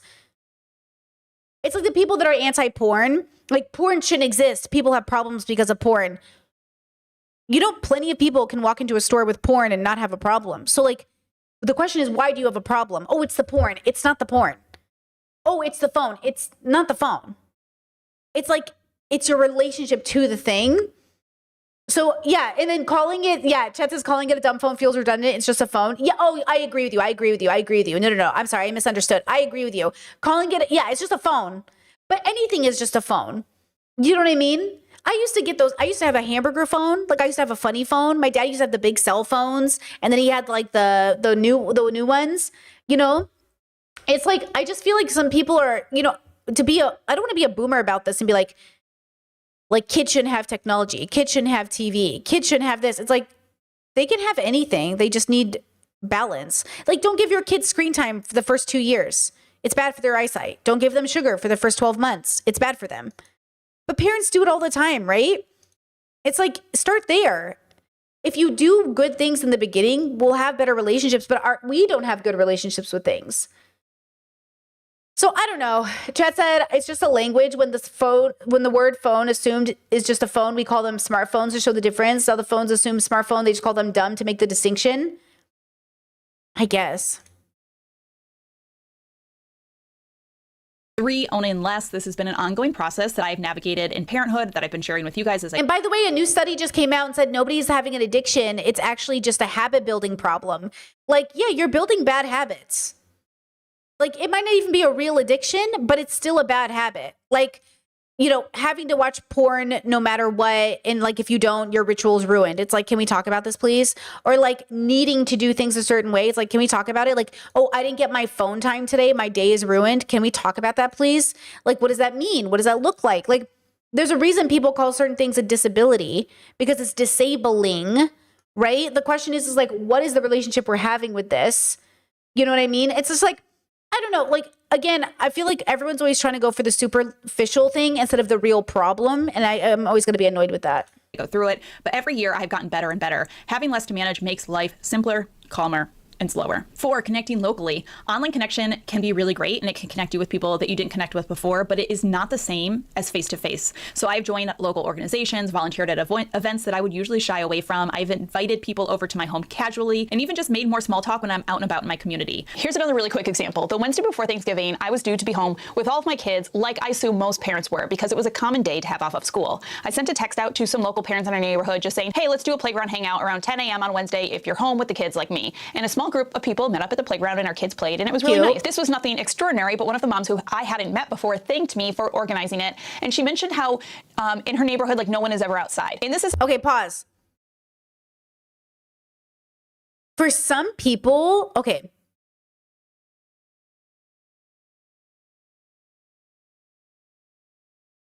Okay, this is a bubble difference. For some neighborhoods, they never stopped playing outside. And for other neighborhoods, they stopped and had to restart. So it is a big deal for these families, and I'm glad they're doing it. But for some people, they never stopped. So that's why it sounds weird to some people, because they're like, wait, did you stop playing outside? Did you stop doing stuff? And that's why it's always interesting to catch up with families to be like, hey, what are you doing? It's like, oh yeah, you stopped doing it. And so now they have to restart it up again. But like when I was even a nanny in Seattle and we all had smartphones and technology and social media and I was a YouTuber, when I was a nanny, the kids all had play dates. We went out and did things with them. Now, obviously, the families, again, we could have conversations about why you're both working if you have kids. But like, you know, we can have conversations about like the fact that you hired a nanny. So the nanny did it. And it's true, I did it as the nanny. But like even when I had my 5 kids in Arizona, they all had iPads and stuff, but we loved it. We would go out and play and do all these things together. And then again, we'd come back. I think the issue here is that parents can't be at home with their kids. I think the issue is more or less that like parents are overworking, and they can't afford things. But then that brings into the question about like, why are we having kids when we can't afford to stay home with them from a progressive perspective, not a conservative one? Because conservatives want women to stay home because it's gendered. Progressives are saying spend time with your kids because you owe it to the consciousness you created. They're different whys, right? So yeah, I can acknowledge and acknowledge that these people are struggling, and so they have to bring playing outside back and make it unique. Like something that should have been just like a part of your life is now unique again because it left you. It didn't leave everybody, but for some people it did, right? So, you know, it is what it is. But I think that's why we have to have conversations about like what does having kids look like? Why are we having kids? Where are those kids being raised? I mean, you know, half the reason some of the reasons my partner and I decided not to have kids was also because we're like, what community would we raise them in? Who would be their village? Who would be their friends? Who would, who would be their friends? Like who would they socialize with? You know what I mean? I'm not just going to have a kid to have a kid. And I think most people are just having kids to have them. And that's part of the problem.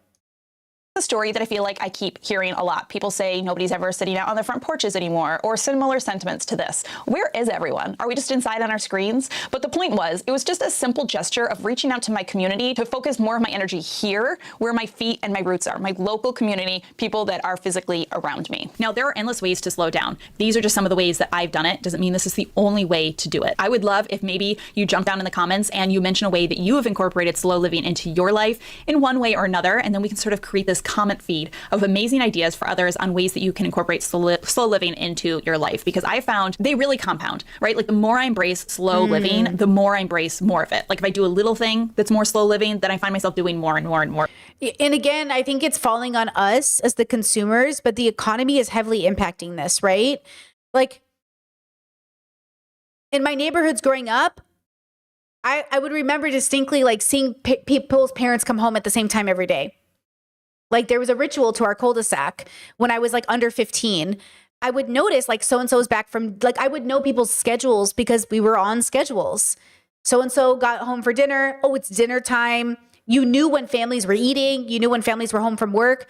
That's not happening now. Now it's like, oh, maybe I'm eating dinner at 9 or maybe I'm eating dinner here. Look, even my schedule, I'm a YouTuber. I am married with no kids, and we cannot consistently have dinner together. And the reason is because I'm in Europe and I'm on US time. If I streamed for Europeans and not for Americans, like probably a lot less people would be watching me or be available for me. I could try it. I could change my whole schedule up. Maybe it would work. But one of the things I've been trying to do, I don't know if you guys have noticed, is I try to get off at 10 p.m. every night at my time so I can have dinner and hang out with my partner before bed. Because if I don't, then I don't see them. Because our morning schedules don't allow us to see each other, because the moment I wake up, I'm just thinking about work. Because I need to get ready, I need to prep, I need to do all this stuff for stream. My work day is already like 12 hours. I don't have any time in the morning for my partner. It doesn't make sense.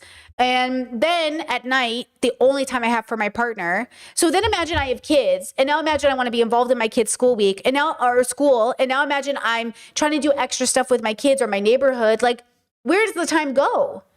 You know, there's like no time in the day, which is why I strongly believe, right? Like I do strongly believe, you know, that if I had kids, somebody's staying home with those kids. They're either working from home, but somebody is going to remind that kid that they were brought into the universe, like with good intentions, like, and we made a plan for it, because like I don't like the idea of bringing a kid into the universe who feels like I don't have enough time for them. And that is a feeling a lot of my friends grew up with. A lot of the people in my life felt like their parents just like, it was like a burden to them. Like they were a burden. And I just don't want my kids to feel like a burden. You know what I mean? You are not a burden. I'm excited to spend time with you. You are not something I'm waiting for. I'm not excited for you to go to bed so I don't have to deal with you. I wish you could stay up all night so I could hang out with you, bro. But you got to go to bed because I love you. It's that kind of stuff. Chat said after school programs are nice. Oh, but hear this out. I had a friend whose parent put her in an after school program and she felt abandoned. Because she was like, I had to go to an after school program while other kids were getting picked up by their parents.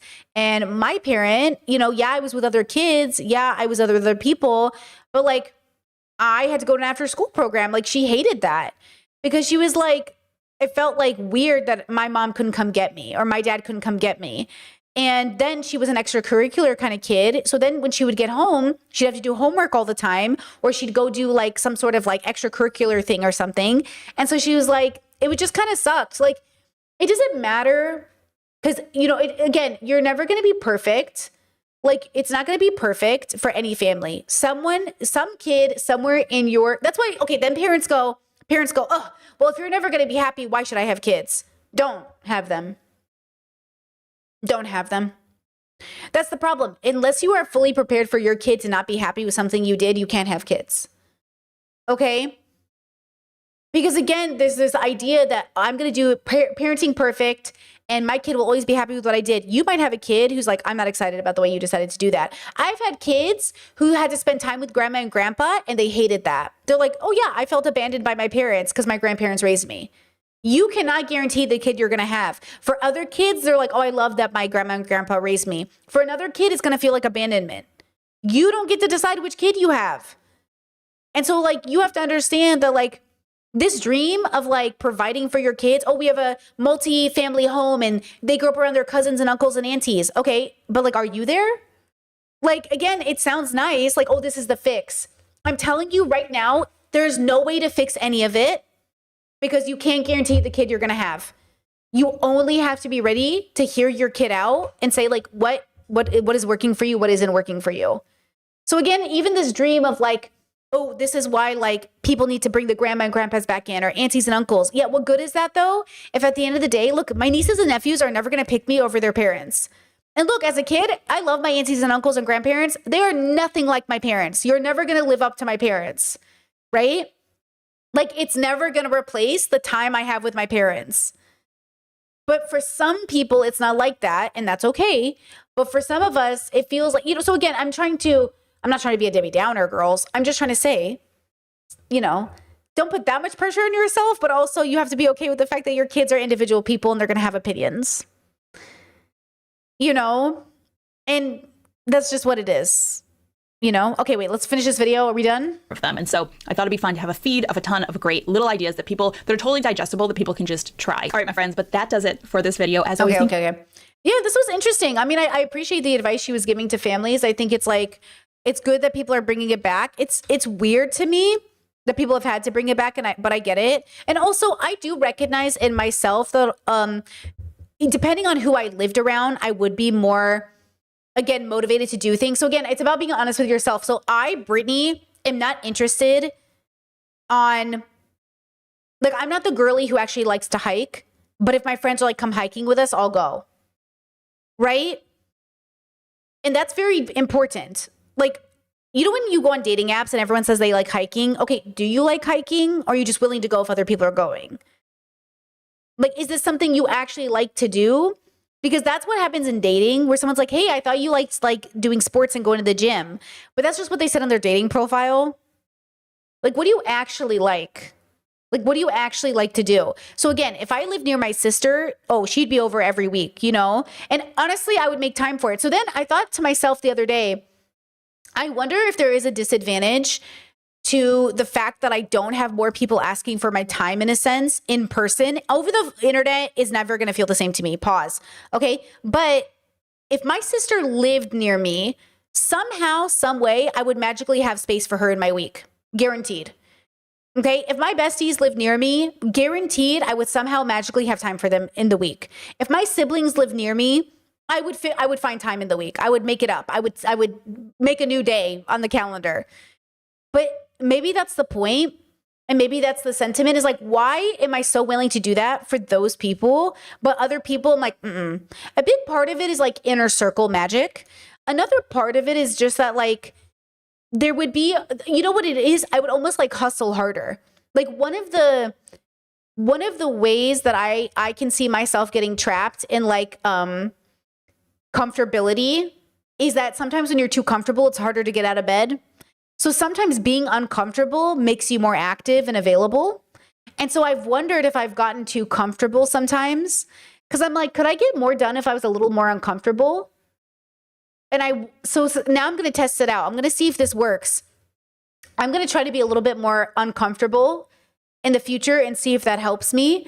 Because, you know, you're in this cycle of either you're working so much that on your day off, you just want to sleep, but that's not helpful. So you get less done. But see, I don't want it to be trapped in productivity, but then even relaxing can take spoons. Do you know what I'm saying? So even living a slow life can feel bad because it's forced. Like, do I actually want to do this today or do I want to do something else? So then I started practicing this thing like a few months ago, the Discord would remember, where I told myself I would wake up and just do what I felt compelled to do, like what felt good, what my spirit felt. And so far it's been really good and I've really liked it. But I think one of the things that has helped me is actually like pushing myself to say, you have to get it done in this time frame. And then it like the ending my day at 10 p.m. has helped.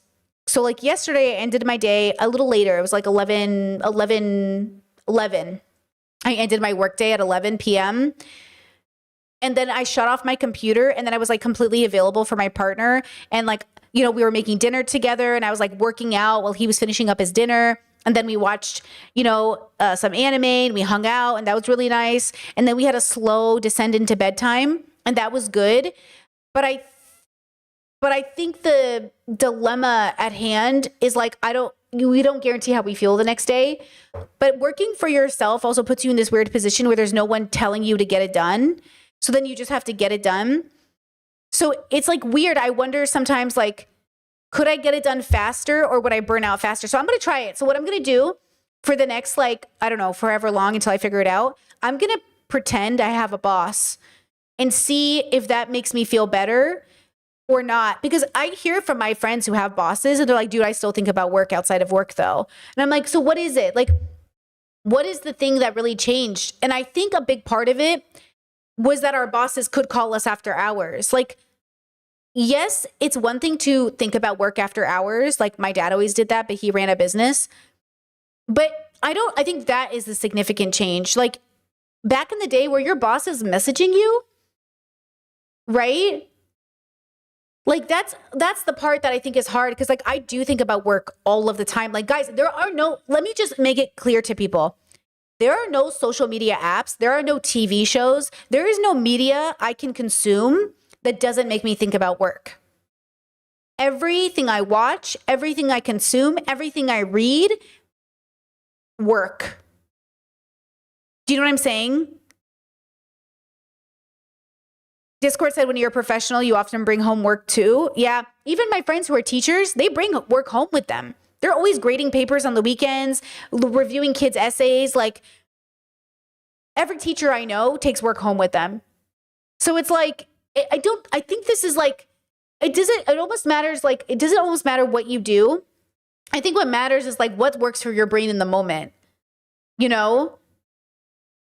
And so there's that part of it that's important is like, like we're all bringing home work, but then that eats into our family time. So that's why I say like having kids is such an interesting decision.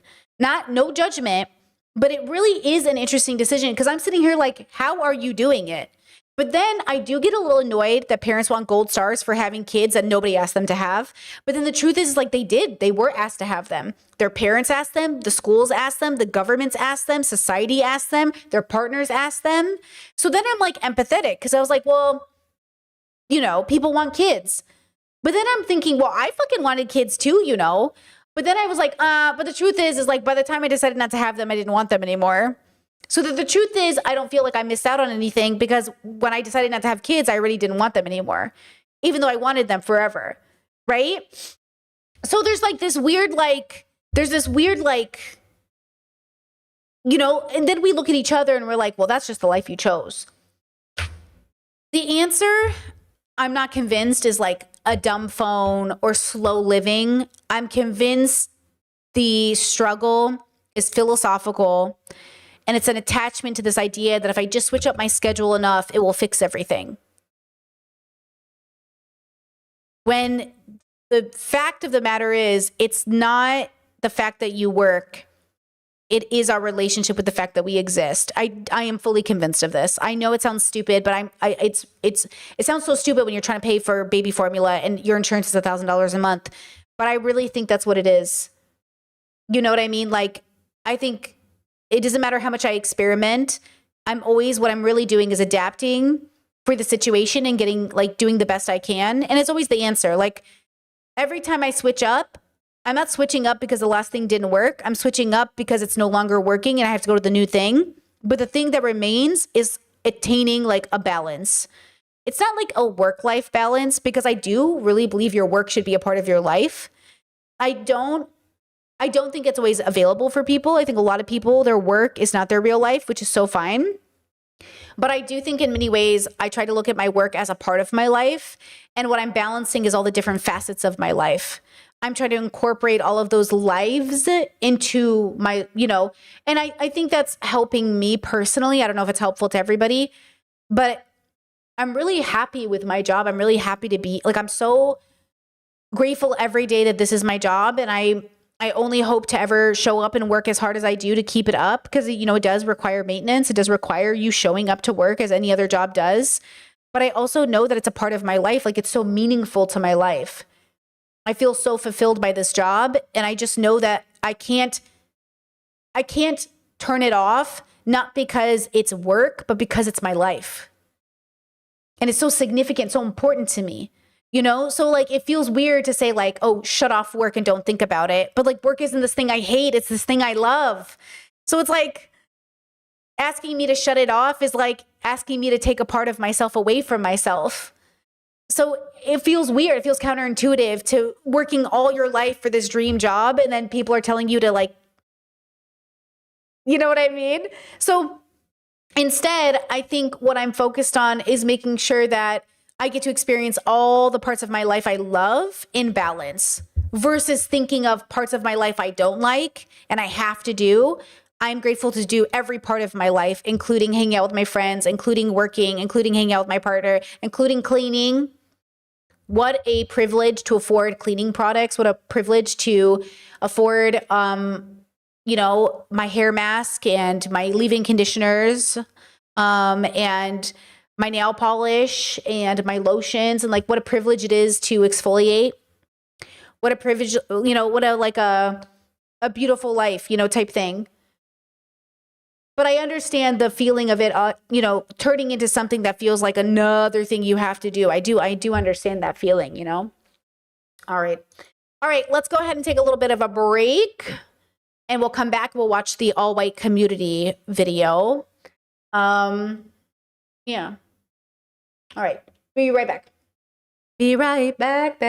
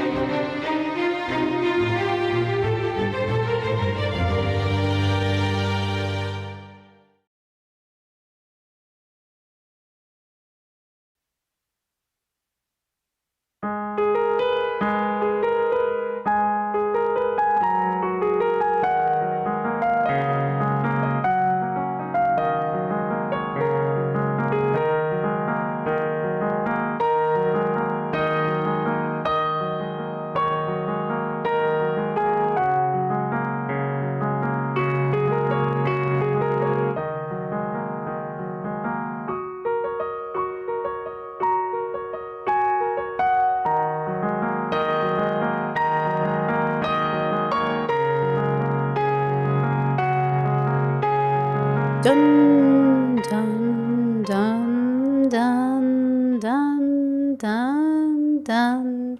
All right, pausing music at 1, 2, 3. Big pause. Okay. Hi, girls. Hello. Okay. Sweating tits, bro. I'm a bit sweaty, isn't it? I'm a bit sweaty. Okay. I'm a bit sweaty. Hold up. Okay, so this is an updated story on the all-white community that exists in Arkansas.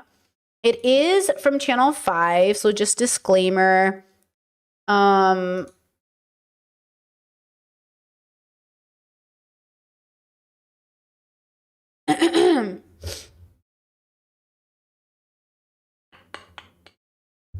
Okay, let's just see how they covered it, because I am curious.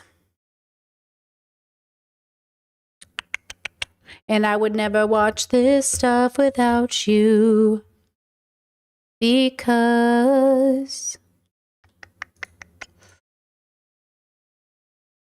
Lived in a black neighborhood for quite a while. I saw how they treated white people. It's not very good. And yet all the hate is on white males. You would get beat Ooh.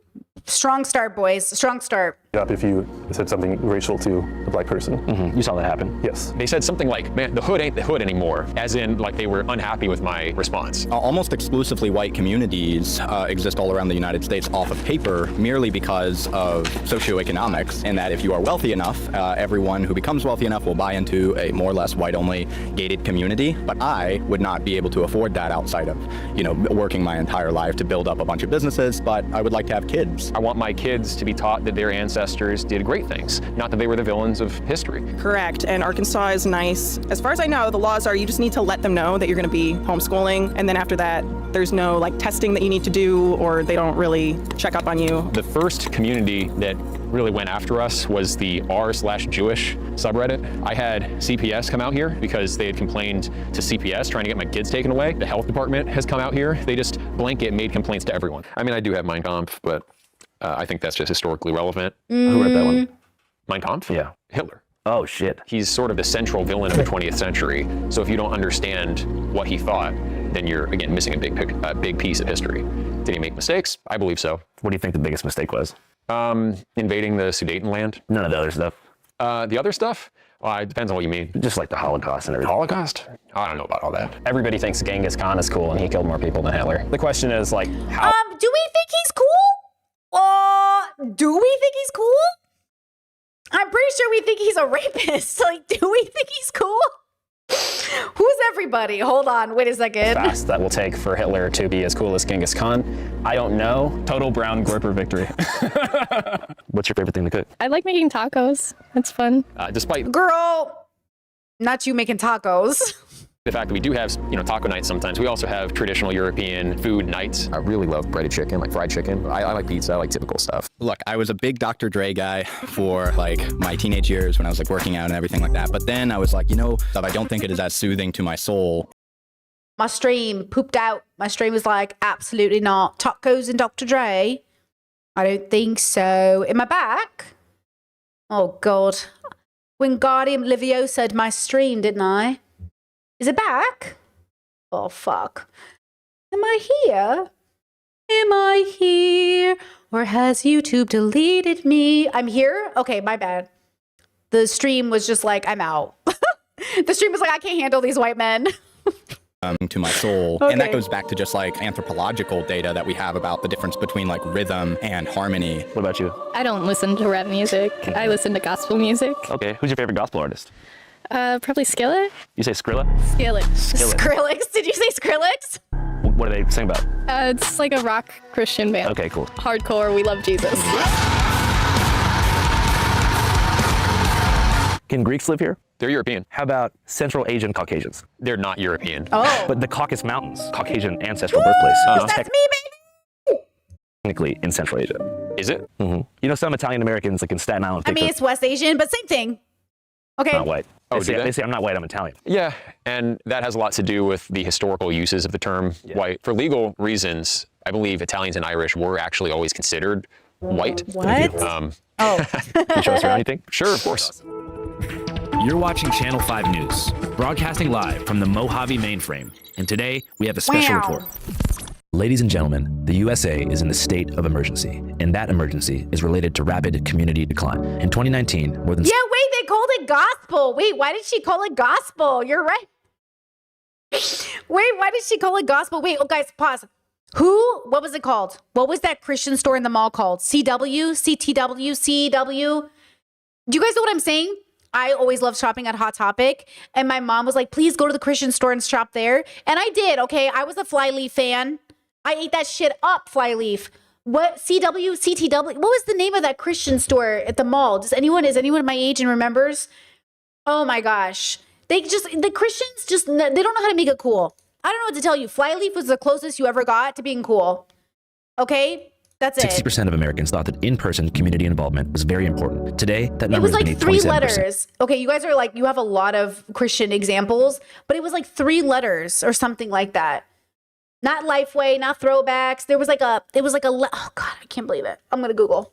Marking the sharpest dip in modern U.S. history. Consequentially, loneliness is at an all-time high. 17% of Americans reportedly have no friends at all and spend the majority of their time either at work or on social media. In my opinion, that's bad. I don't think we're actually collectively benefiting from being the richest country on earth so much these days. You could drive for a half hour in any direction and still be in just more suburbs. If there's one thing that I want people to take away from our entire Channel 5 catalog, it's that community is the most important thing on earth. Aside from helping us to meet our core emotional needs, I believe that community really is like existential therapy that helps us to deal with the dread that accompanies the human condition. From the moment that we actualize death as young children, we spend the rest of our lives coping with the fact that an eternal silence likely awaits us at the end of this strange, beautiful, and painful journey. But community, unlike life itself, offers permanence. Through a strong and continuous community, you can achieve something close to collective immortality, at least in your own mind, which helps to assuage the fear of death in a way that makes life less painful. It's deeper than getting a beer with the homies, which also is happening way less. We told you recently about a steep decline in partying among young people, 70% down. Simultaneously, people are spending more time online than ever before. And by online, I mean on social media platforms. TikTok, Instagram, Facebook, X, and YouTube. This is only compounding the mental health effects of isolation. 40% of Americans between 18 and 22 admit to being an active social media addiction. 50% of Americans... Hold on. Was it called C28? Wait, I think, chat, you might be right.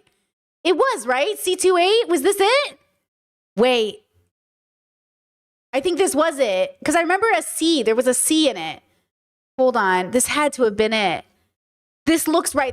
See how it looks just like, yeah. And see the NTW, whatever? This was definitely it. Yes, this was so it. And I thought it was so hip. See how it looks like Hot Topic, but it's not Hot Topic? It looks like every store in the mall.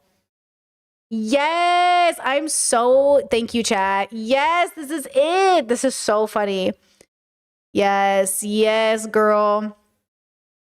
2006, 2005, what a time to be alive.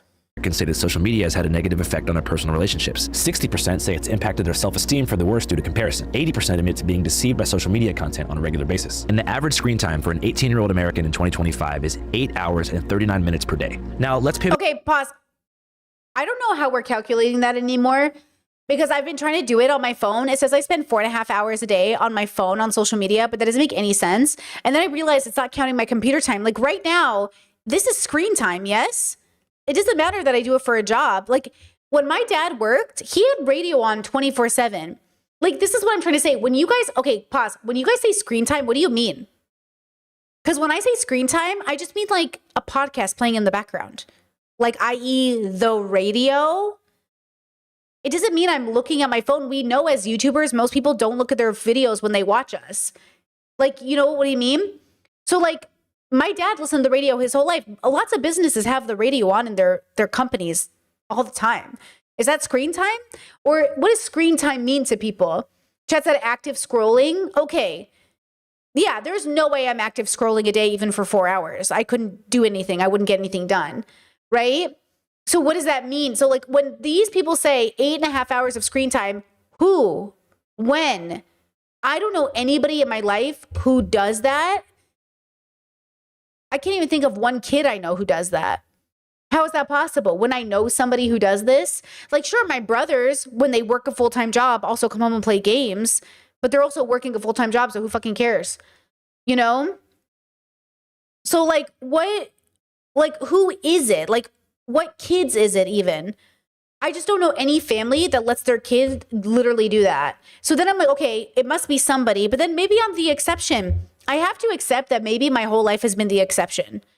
Because I can't keep keeping people. I don't think I'm exceptional, by the way. That's not what I mean. I mean exception. So like maybe when I hear people talk, I forget that I'm not the majority. Like my family is weird, or my friends are weird, or my friends' kids are weird.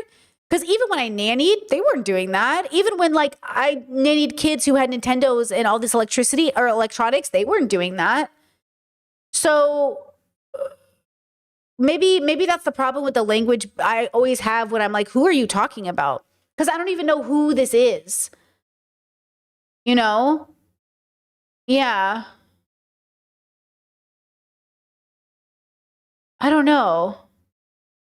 But you would think out of all the people in the world who have a high screen time, it's going to be autistic people. And here I am. But like, not if we're not counting background noise. If we're not counting background noise, then like the most screen time I watch is probably here on stream with you guys.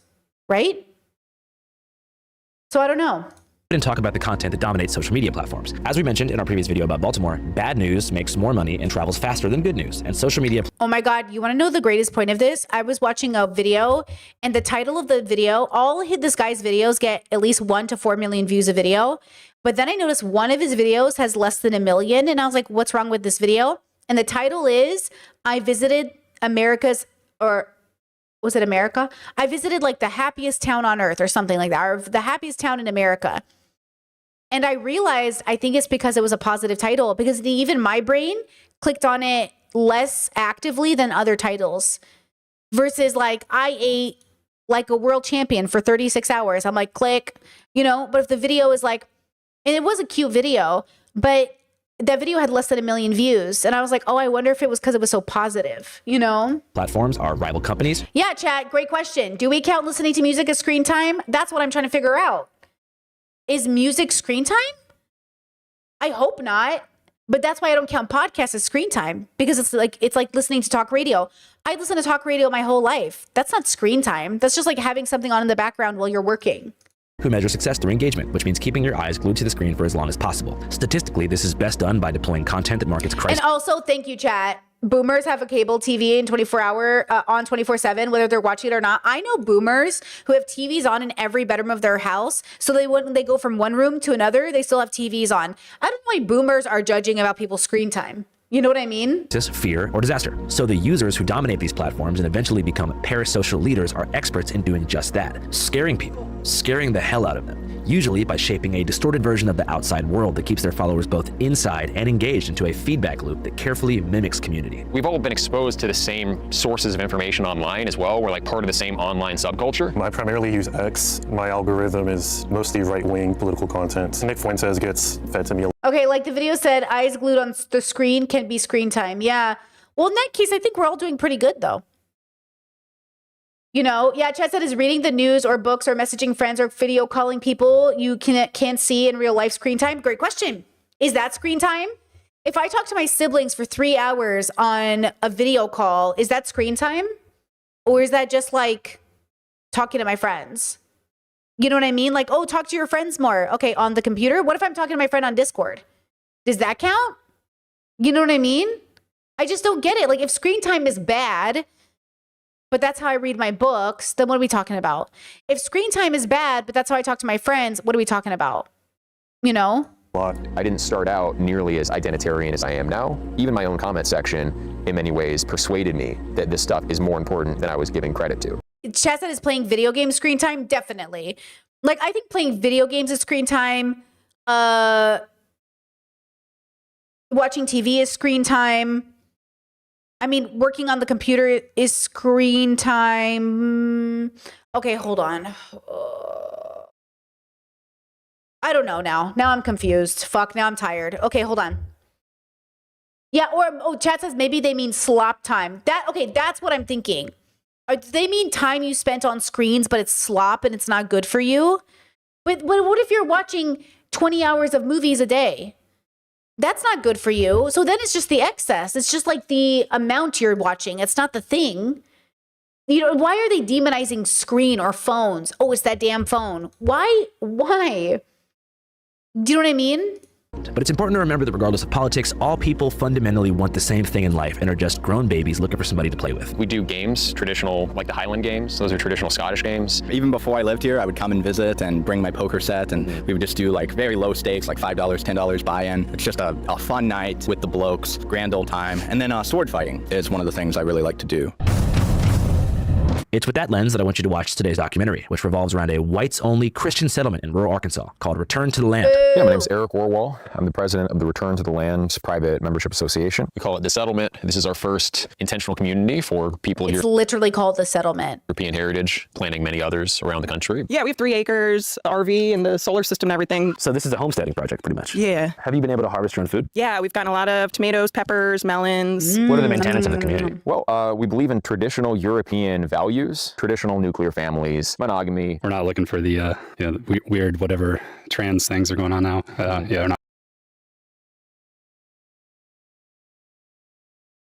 after that. Basically what you would find in traditional European religious texts, like the New Testament, like the Havamal in Norse paganism. How many people do you think live in this community right now? We have, I think, if you include children, something around like 35 or so. And we've got hundreds of new people accepted just in the last, few months. A lot of people are concerned about rapid demographic change, mass immigration, and just what's happening to our countries. Why not just go to Idaho? Well, because I'm not just thinking about what would be convenient or easy now for us. I'm also thinking, what will the country look like for my kids and grandkids? Coeur d'Alene, I looked up the census information. And Coeur d'Alene, Idaho? I've been there. I've been there because my brother lived in the area at one point. So I've been there. It's actually really pretty outside of Coeur d'Alene. It's gorgeous. He didn't live in the proper, like Coeur d'Alene proper, but he lived, I've been there. It's dropped nearly 10% of the white population in the last 20 years. That's mostly immigration. I grew up in Montana. Did you notice a significant demographic shift in Montana? Ugh. Montana's pretty. Why would you leave? Not yet, but it's happening. It won't be long. And where'd y'all move from? I'm from Wisconsin. And whose idea was it? Wisconsin. It was his idea. I did notice that race-mixed kids I didn't think looked as attractive Hey, yo. as kids who were That his comment, not Ice Spice. pure race, but that's anecdotal. So going back to the very beginning, you said you grew up in Southern California? Yeah. What part of the area? The south of LA County, La Mirada. Okay, cool. So you pretty much grew up like in a pretty diverse area. Now, this is a cute little suburb. Oh, I love California. I miss it so. I love California. I love the suburbs in Cali. Look how cute this neighborhood is.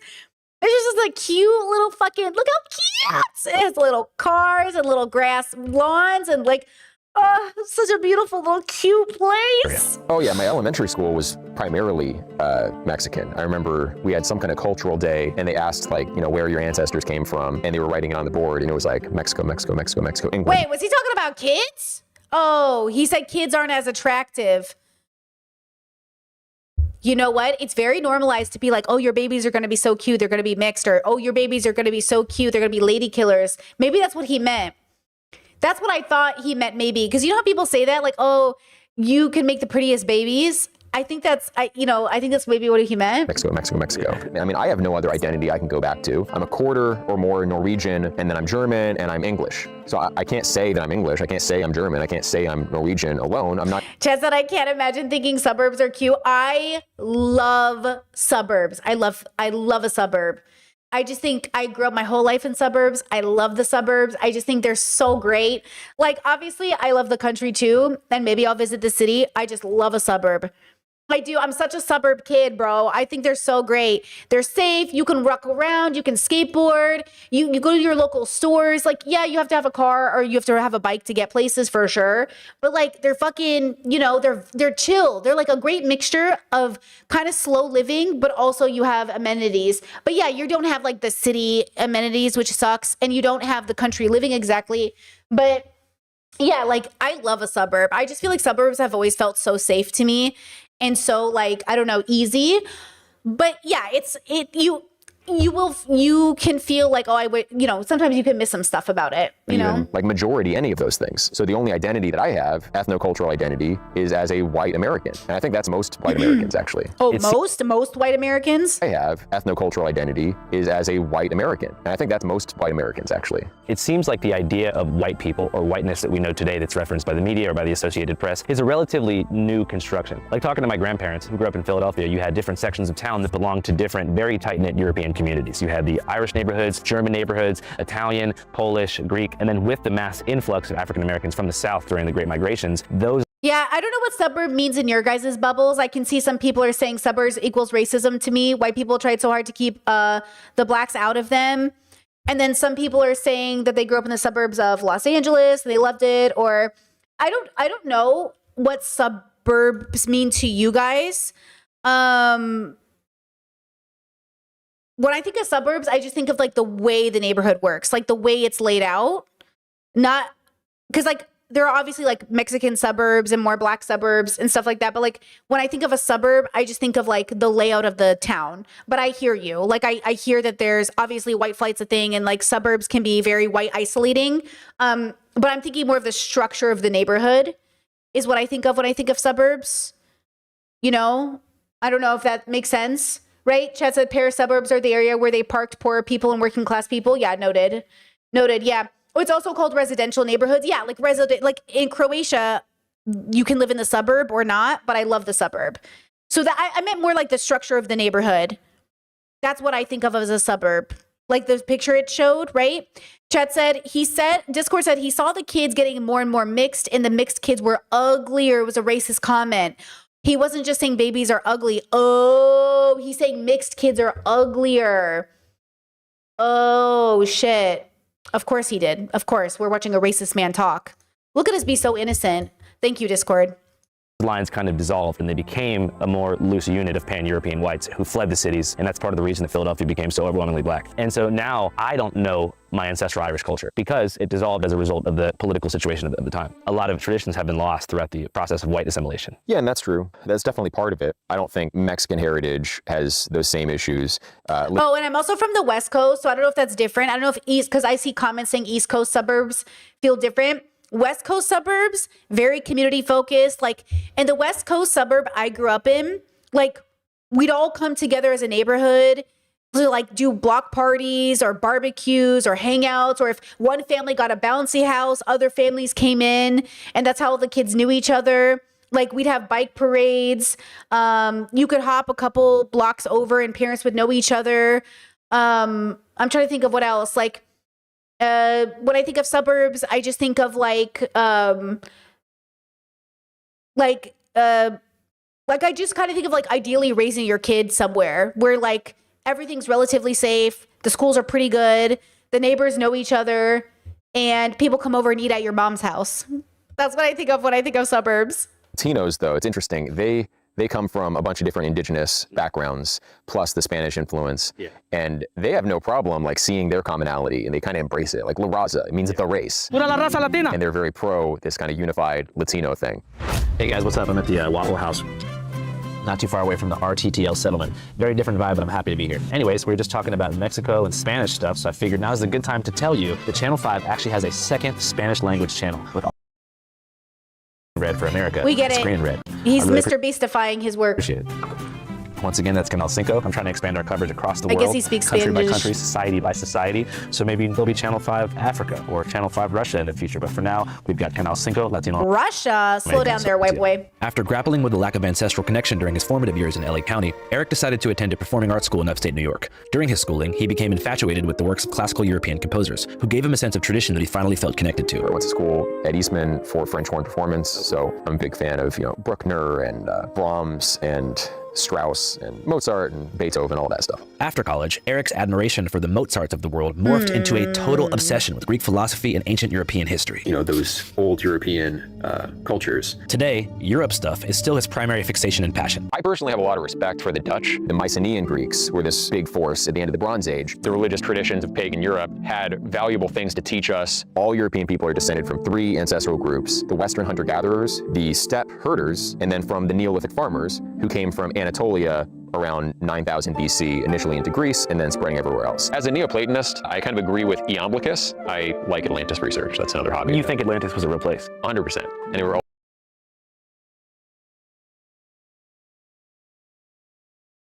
also in Western Europe at various times. But do you have French pride? I'm not French.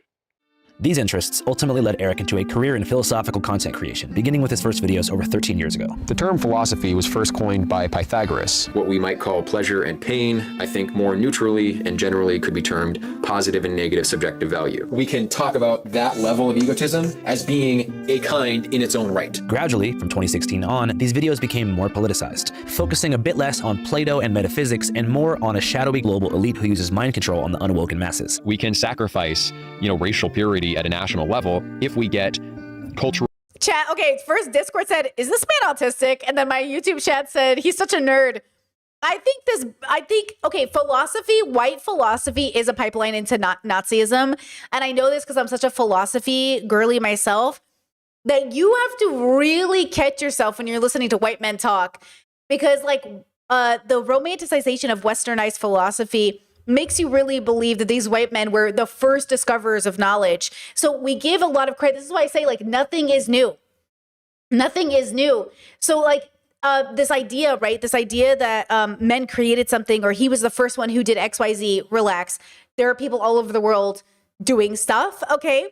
And this arrogance that white men particularly have to believe that they are the discoverers of things is why white supremacy is so prevalent, because they really believe it's them. They actually believe they made it up. And I'm like, it's like Christopher Columbus discovering America. How can you discover a land that's occupied? How can you even, you didn't, what is that? How does that even math? The math of that is so fucking, you have to do what? So when you have that bubble pop, when you realize wait, how did you, and even to say I discovered the earth, it's not yours to discover. You can say discover as in I came upon it, but it's not, it's like this idea. So again, the pipeline, that's why I don't do philosophy the way other boys do it on YouTube, because I think, I have a great Britt Hartley video to show you. I'll cover this tomorrow. We're going to go down the pipeline of why you need to deconstruct and decenter men, especially Jesus, from your life. Because again, if your philosophy, if your religions, if everything in your life is patriarchal and it centers men, you're discounting billions of people who came before us. Do you really believe that there were no women doing anything? Do you really, really believe in your heart of hearts there were no black and brown women doing anything? You think they were just sitting around with their hands up, under their butts? Do you really believe this is possible? In all of human history, do you really think only specifically white men were ever doing anything? You would have to what is this called? Suspending belief? Is that what it's called? I mean, you would have to literally, you would have to have such a mindset, a belief that's so limiting, that's so scientifically dishonest, to really truly believe that only specifically white men were ever discovering anything. You know what I mean? It's so crazy. Did you see the Asmongold clip about what was the trick? I did that they're gonna make you do. What was the trick they played on him about Arabic math or Arabic numbers or something? And he was like, well, I don't think that's necessary. What? I don't remember, but I was laughing. I was like, I think they just don't want, you know what I mean? They want to convince you that life didn't start until, Arabic numerals. He read Arabic numerals and he went, well, that's not necessary. It's oh yeah, that's Zoran. That Zoran's going to introduce it. That's what it was. That Zoran was going to introduce Arabic numerals in school. Yeah, do you think we should teach those in school? That's what it was. Thank you, chat. Yeah. It's they don't want to give any credit to anybody else. And that's why, by the way, what is white constantly changes. Because chat pointed out, I was thinking the whole time, are Greeks even white? I feel in some people's bubbles, Greeks are not white. And then chat said Greeks aren't even white in some bubbles. Yeah, I feel it's funny that we pick and decide what's whiteness. What is whiteness? Do you think I'd be white enough? he'd probably think I was a Jew. But do you think I couldn't. This nose gives it away. I feel like people see this nose and the racism comes out of their pores. You know what I mean? I swear to God, if it's not, it's some form of anti-Semitism. You know what I mean? And that's what happens. And that's the point. Like, girl, the whiteness as a system is like really truly, this is kind of an exaggeration or hyper. Well, is it though? It's kind of a sickness, bro. It's kind of like an illness to think truly that something about this thing here is so significant that you think it's the maker of all things. You know what I mean? It's just like a crazy idea. It's just insane. And racial integrity at the local level. It's this kind of content that caught the eye of most current RTTL settlers. I believe I came across Eric's X account. He has like kind of a philosophy channel on YouTube and X. Who? I don't know who this is. Across Eric's X account. He has like kind of a him, the main guy. Philosophy channel on YouTube and X. So I found him through philosophical content. I teach courses on Plato and Aristotle online. Yeah, okay. What? X. So I found him through philosophical. No, that makes sense. Conservatives love Aristotle and Plato. Content. I teach I mean, by the way, I love reading, myself. Okay, I love Socrates. I love reading these people. I like Marcus Aurelius, but I don't like them as people. I think every person is right and wrong. And like, if you read Meditations, like I say, Marcus Aurelius has a lot of wisdom in Meditations, and he also reminds you to be nice to your slaves. So everybody slow down. The goal is not to is to stop pedestaling these people. The goal is to stop treating people like they're important, except from their humanity perspective, right? Like, yes, thank you. I see the wisdom in some of your work, but I also see the lack of wisdom in other parts of it. And the problem is, like, we pedestal these men and then we create a lore around them and then we start telling fiction about these men. It's like they're just dudes with some good ideas, but throughout the rest, they don't even have perfect, well-rounded ideas. It's just some of it is good enough, right? It's like, this doesn't even make sense. But it's the pedestaling, and that's what they want. They want leaders, right? They want pedestalings. Is on Plato and Aristotle online. Through that, heard about Return to the Land and became interested. RTTL was initially marketed as a positive, community-based regression to a pre-industrial society. The way a state should be run is in the interest of the people, not a set of corporations, not just the ruling class, not just one man. And if you take the race stuff out of all of this, I mean, living this way does provide a pretty gratifying existence to people who... Oh my God, Chad says, listen, them glomming onto Aristotle is enough for me. He literally thought that women were an inferior species because they had less teeth, which is insane and completely untrue. There's that stereotype that philosophers are just like incels. Not all of them, but I mean, or just autistic boys with no sense of direction. You know what I mean? That's what I'm saying. Like, take any of the good you can get from them throughout the rest, but stop pedestaling these fucking losers. You know what I mean? Grown up in either Gen Z or millennial American society, where almost everyone is chronically online and frantically scavenging to pay rent in a limited job market. What are some things that you've built here that you're very proud of? I don't know. I probably built like 30% of that starter home, maybe like 40% of the little cabin over there. Oh yeah, the other cabin over there, I might have built like 40% of that, but Do you feel like labor gives you the most personal gratification as far as your role here? As far as my role here, yes. It's also like a good thing to like keep each other responsible. Like, it's very easy, as a teenager, like, oh yeah, I'm gonna get off of school and I'm gonna go home and like play video games and do whatever else you do as a teenage boy in your bedroom for like 4 hours, and then like before you know it, the day's gone. Yeah. Whereas here, if me and Jonathan, we're like being unproductive or whatever, we can kind of kick each other in the ass and be like, hey, like, what's going on? What's your favorite thing to do around here? I like to cook. I've cooked for the guys that work here. I don't really have hobbies or. When I imagine white women, this is one of the women I imagine, and I don't mean that offensively. Okay, there's a conservative aesthetic that just looks very specific, and it can be the nicest person you know. Okay, I feel like my sister-in-law and her family looks like this. They're very beautiful, very nice girls, long hair, very modest clothing.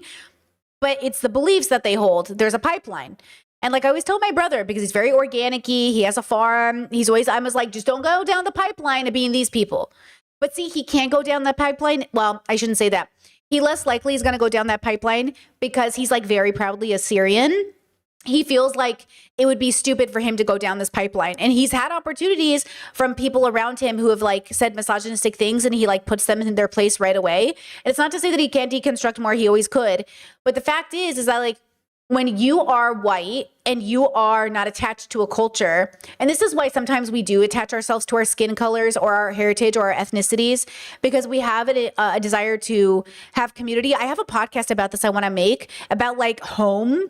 like that feeling of home we all seek, is like, that's what I think people are looking for. And if you're not careful, you'll end up in this place. That your desire to have a home in a community is beautiful and you're not wrong because of it. But if you are not careful, you will end up here. And this is not the answer, you know? Do around here? I like to cook. I've cooked for the guys that work here. I don't really have hobbies or anything. She cooks a killer steak. I like being appreciated for my cooking. Almost everyone here at the land, I think, worked on this. Proud of it? Well, it was our first build, so most guys don't have any experience and we're just learning from YouTube. So YouTube taught you to build a house? Yeah, essentially. We bought it like raw, undeveloped land, so that's been exciting. What's the thing out here that you're most proud of in this homestead project so far? Probably the garden. I feel like David put a lot of work into just getting this ready for us to be here. I believe that polities should be small in scale to the point where you could conceivably know everyone.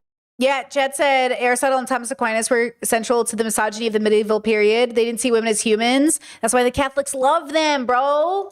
In the community, I think. Chet says, what does she mean she doesn't have hobbies? Honestly, I wanted to comment on that, but I was going to skip it. But I'll just say this.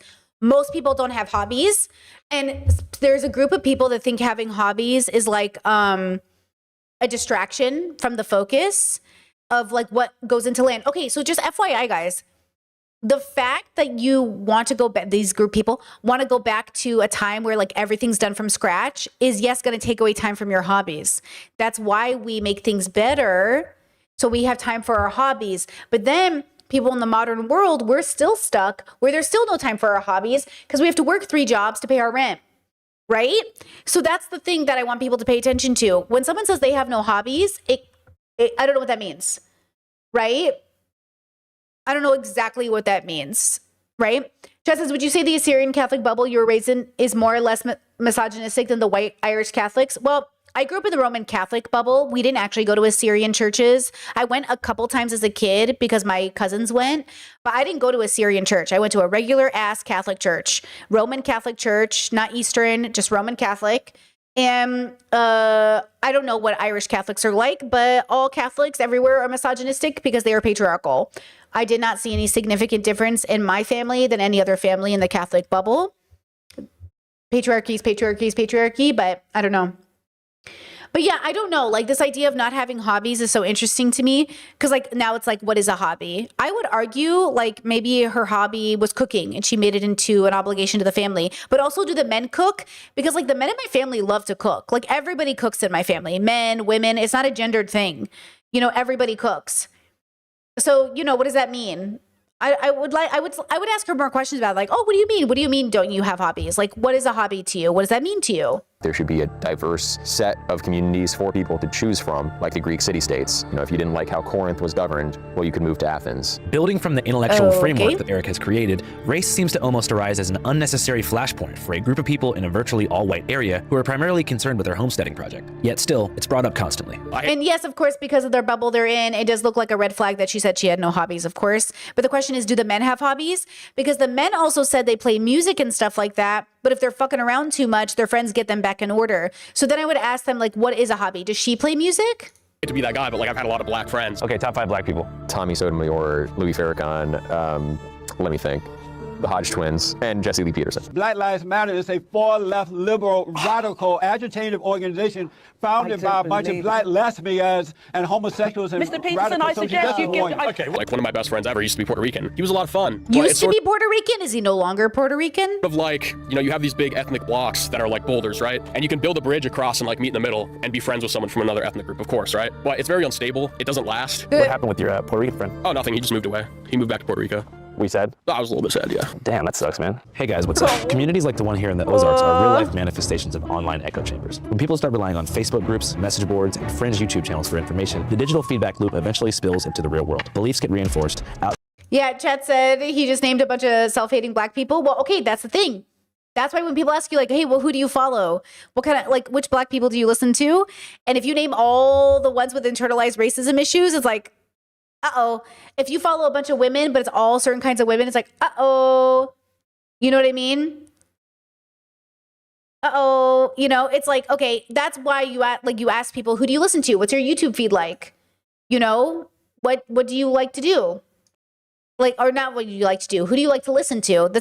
That's the new first date question. What's your YouTube feed? Outsiders get villainized, and an entire town can start to mirror the same closed-circuit worldview you normally only see online. So naturally, before we put boots on the ground and go inside, we get informed using what you might ask? Ground News. Ground News is a dope-ass news aggregate, among many other things, that shows you stories from across the political spectrum and ranks them in terms of bias, from left to center to right, so you can see how different sides of the mainstream. Chet said, what are hobbies? Hobbies are things you typically do outside of your work and family time. It's something you do just for you, to pass the time, to enjoy something. It's not to make money off of. It's just something you do for fun, basically. Okay, I'm gonna unmute it again. Attention is how many news stories aren't actually newsworthy at all. That's why Ground News actually quantified the number of verified sources covering a story, so you can figure out if it's a real story or just phony baloney echo chamber nonsense. Ground News also tracks ownership of publications, so you can figure out what corporate investor might be paying for said story. Yeah, wait, Chet said, why did he say the relationship was unstable if nothing happened in their friendship? Great point. So he moved away, but like, okay. No, great point. If you catch my drift. For all these reasons, we here at Channel 5 trust Ground News to help us cut straight through the noise. And right now, guess what? If you scan the QR code on screen or go to the link in the description, you can get 40% off the Vantage plan, bringing the cost down to $5 a month. So get it for yourself or gift it to a loved one, so they too don't miss out on this dope-ass news aggregate. I really believe in what these guys are doing, and I encourage you to check it out. Ground News. And by the way, guys, I don't think we need to like read too hard into anything they're saying. We should assume everything they're saying in this bubble is bullshit, right? Like, I don't think it's really necessary for us to like dig really deeper into like, what do you think she meant by she doesn't have hobbies? She probably meant something fucked up. They're all kind of fucked up, right? Like there's nothing normal that any of these people are going to say that's going to map onto anything healthy, right? So we don't have to think about it that hard. They're already in a fucked up bubble. All right, back to the Ozarks. My name is Jonathan Malone. But you know what is real? The reason they did this. There's something real in all of us that makes us want a home, that makes us want a community. It's why the largest conversations we have on the internet are about community, partnership, kids, you know, the loneliness epidemic. So that's really the focus we should focus on. Why do people, especially people who love philosophy, end up being so philosophically evil? That's why I say philosophically evil, because that desire they have is valid, right? Like they are valid in their desire to want community, but that's it. That's where it stops. Just like you're valid in your desire to want a spouse, that's okay. What you do with it after though matters. Like how you what manifests from that desire, it matters, right? This is Josephine Moore, and we live on the land here at RTTL. Have you guys had any kids yet? No, we're not married. yet. Oh, you guys are dating? Yes. Courting. What's courting? Courting is just like dating with more steps. Essentially, we have to be like verified by our supervisors and guardians, people we look up to and respect, and they both monitor our relationship and help to advise whether or not we are good for each other. If they decide we are good for each other, then they walk us along and help us to pursue the relationship that would, you know, end in the best outcome, which would be getting married and having as many children as possible. For Jonathan, who grew up in a Mennonite colony until he was 6. You know, that's how my partner and I did it. We courted. And we looked to our advisors on whether or not we were good for each other.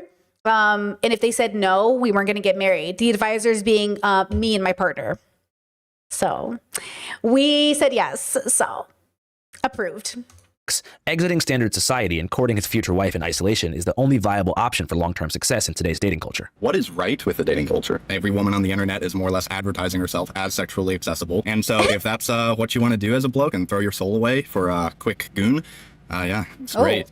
Dating culture for that. The problem with that is, and we see this demographically and statistically, the birth rate is going down exactly because of the over-accessibility of sex. The marketplace value of sex and monogamy as a whole is basically at an abysmally low level, probably the lowest it's ever been in human history that I've ever studied. And that does not benefit the future generation of our offspring. It does not actually benefit a happy life. People above the age of 40 who are married long-term have significantly happier lives, both male and female. I notice you have a ton of kids. Yeah. How many you got? Number 5 on the way. Okay, cool. What's the plan for education for the kid? I'm homeschooling. It's going pretty well. I know everything that they need to learn. It's going to be nice being in the community when they get a little older, and I'm going to need help filling in certain subjects I'm not comfortable with. That's another reason I'm glad to have the community, because I don't necessarily want to sift through every piece of history to know what's acceptable to teach the kids or not. I trust the guys here. I'm not overwhelmed by the evidence for the exact official narrative, like it was precisely 6 million. You know, there's Black Wall Street. Back in the era of segregation, there are examples of prosperous Black communities. Black Wall Street, I'm pretty sure, got burned down in a race riot. Yeah, I mean, if you look into the details there, that's another one of these narratives. Slavery was bad. At first, I was like, oh, why does he know about that? And then I was like, oh. Listen, I'm not even gonna play with you. My nieces and nephews are also being homeschooled, and I'm a bit terrified. I'm a wee bit terrified. I was homeschooled till I was 15, and my siblings and I talk about this all the time. Like, I'm so worried, bro. Like, I'm not worried. The thing is, it's like, I feel like sometimes my nieces and nephews are growing up so sheltered and yet so not sheltered. Like, there's things they know that other kids will never know. So, okay, pause. There are kids in the cities who will never know half the shit my nieces and nephews know, and because these kids are sheltered with their iPads. Like, just because you're on an iPad doesn't mean you're learning. We know this from the internet. We know men especially spend hours and hours a day on YouTube and end up becoming this. Is this not sheltered? And yet they're reading books and they're looking up videos. So it's not the fact that I don't know if I'm starting to regroup what I think about the word sheltered. Because, like, what does this even mean? Like, oh, you grew up so sheltered. Okay, but all of us don't know stuff. Like, we don't know stuff. And so, again, it's like, what do you know and what do I know? The difference is, do you know you don't know anything? I'm not convinced people who even aren't, quote, sheltered know anything.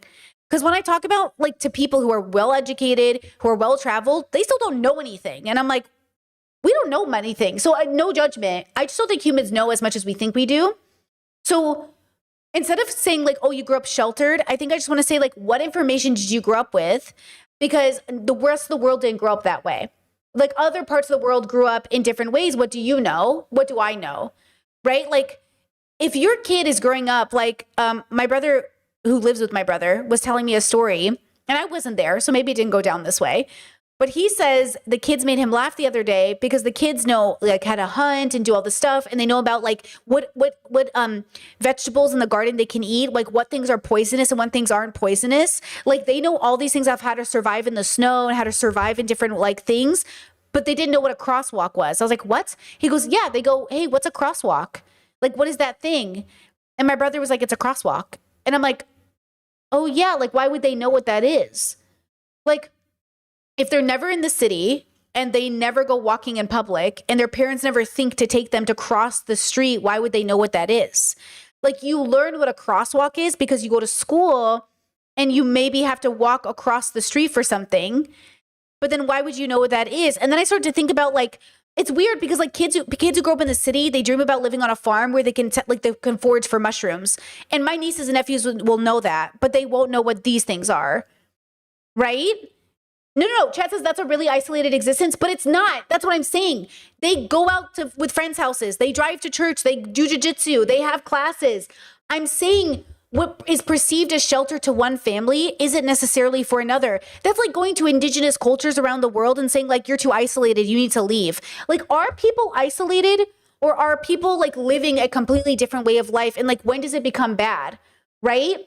Like, when does it become something that's dangerous? And so, like, I've been really wondering this because, like, there are just things I know kids in the city wish they knew, but there are things in the country that you're going to wish you knew. And I think that's what it is. You have to accept that no matter where you're raised, you're going to have a culture shock, right?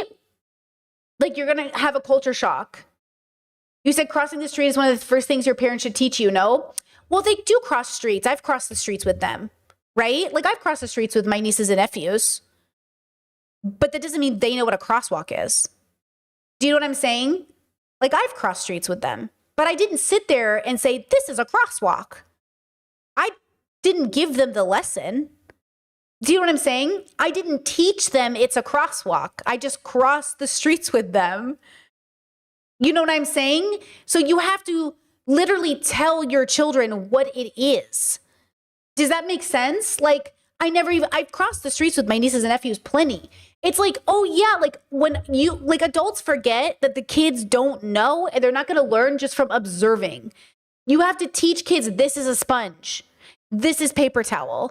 This is a cup. This is a mason jar, or this is a glass jar. Like, it's the assumption. So then I started to think, okay, that's why when you're on a date with a boy and he didn't learn how to clean up, you're like, hey, did you grow up sheltered? He might not have just been taught how to do it.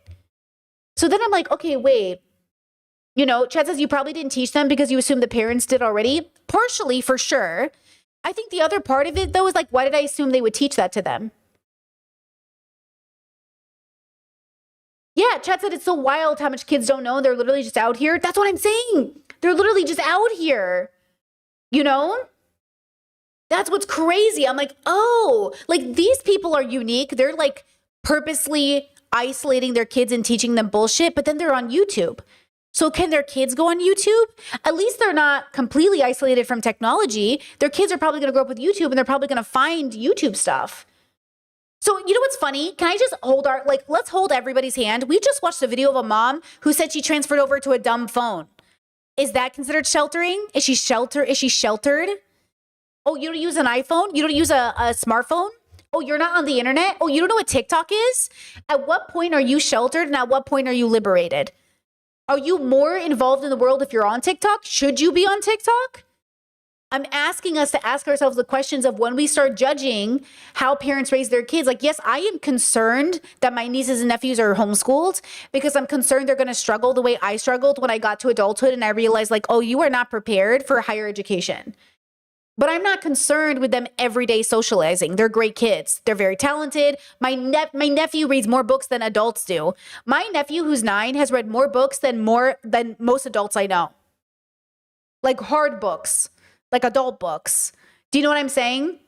So it's not that. We know that. But I am scared that I am concerned that they're going to have a big realization that could be avoided. But then that's the point of like a generational curse is like you're supposed to end it in the kids. But if their parents didn't impact them, it's not going to impact the kids. Like my brother was not impacted by the fact that he was homeschooled and did years of public school, right? So then it's like, without judgment, I want you to erase the idea. Yeah, Amish sounds very, very sheltered, but then some people see the Amish people and think they're cool. And this is what I think. I think regardless of how you're raised, the question is what information is withheld from you, what information is given to you, and then the question is, are you allowed to go out and seek new information? That is the question. And then in that regard, the sheltering conversation comes in. Like, okay, what am I not allowed to ask about and what am I shielded from? Like my nieces and nephews are allowed to ask any question and they are allowed to be informed. So like as their auntie, if they ask me a question, I can tell them, right? It's not like there's things that are off the table. It's not like if I've been told by their parents, like, oh, don't answer that. Like if my nieces and nephews ask me a question, I'm allowed to answer it, right? Which tells me they're not as sheltered as somebody else who's like, you can't ask them that. You like, don't answer the question.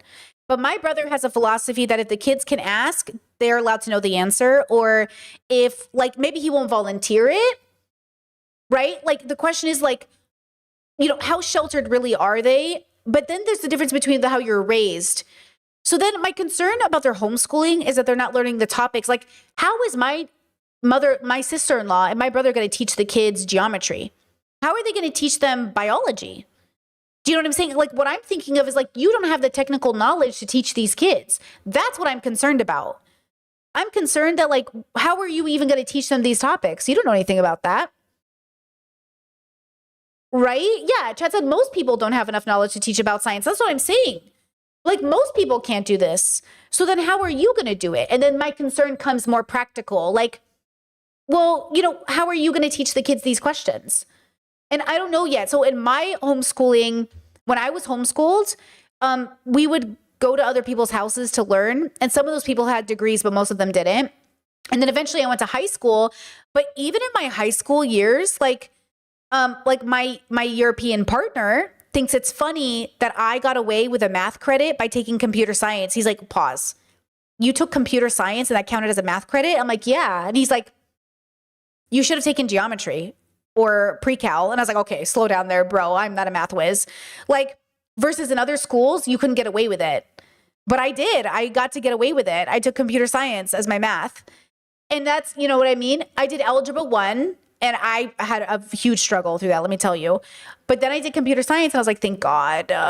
You know, so it's just interesting like what you can get away with, you know, and it, you know, in some ways, bro, I should have just had a tutor or something because like I really was having like anxiety attacks over school, over math, you know?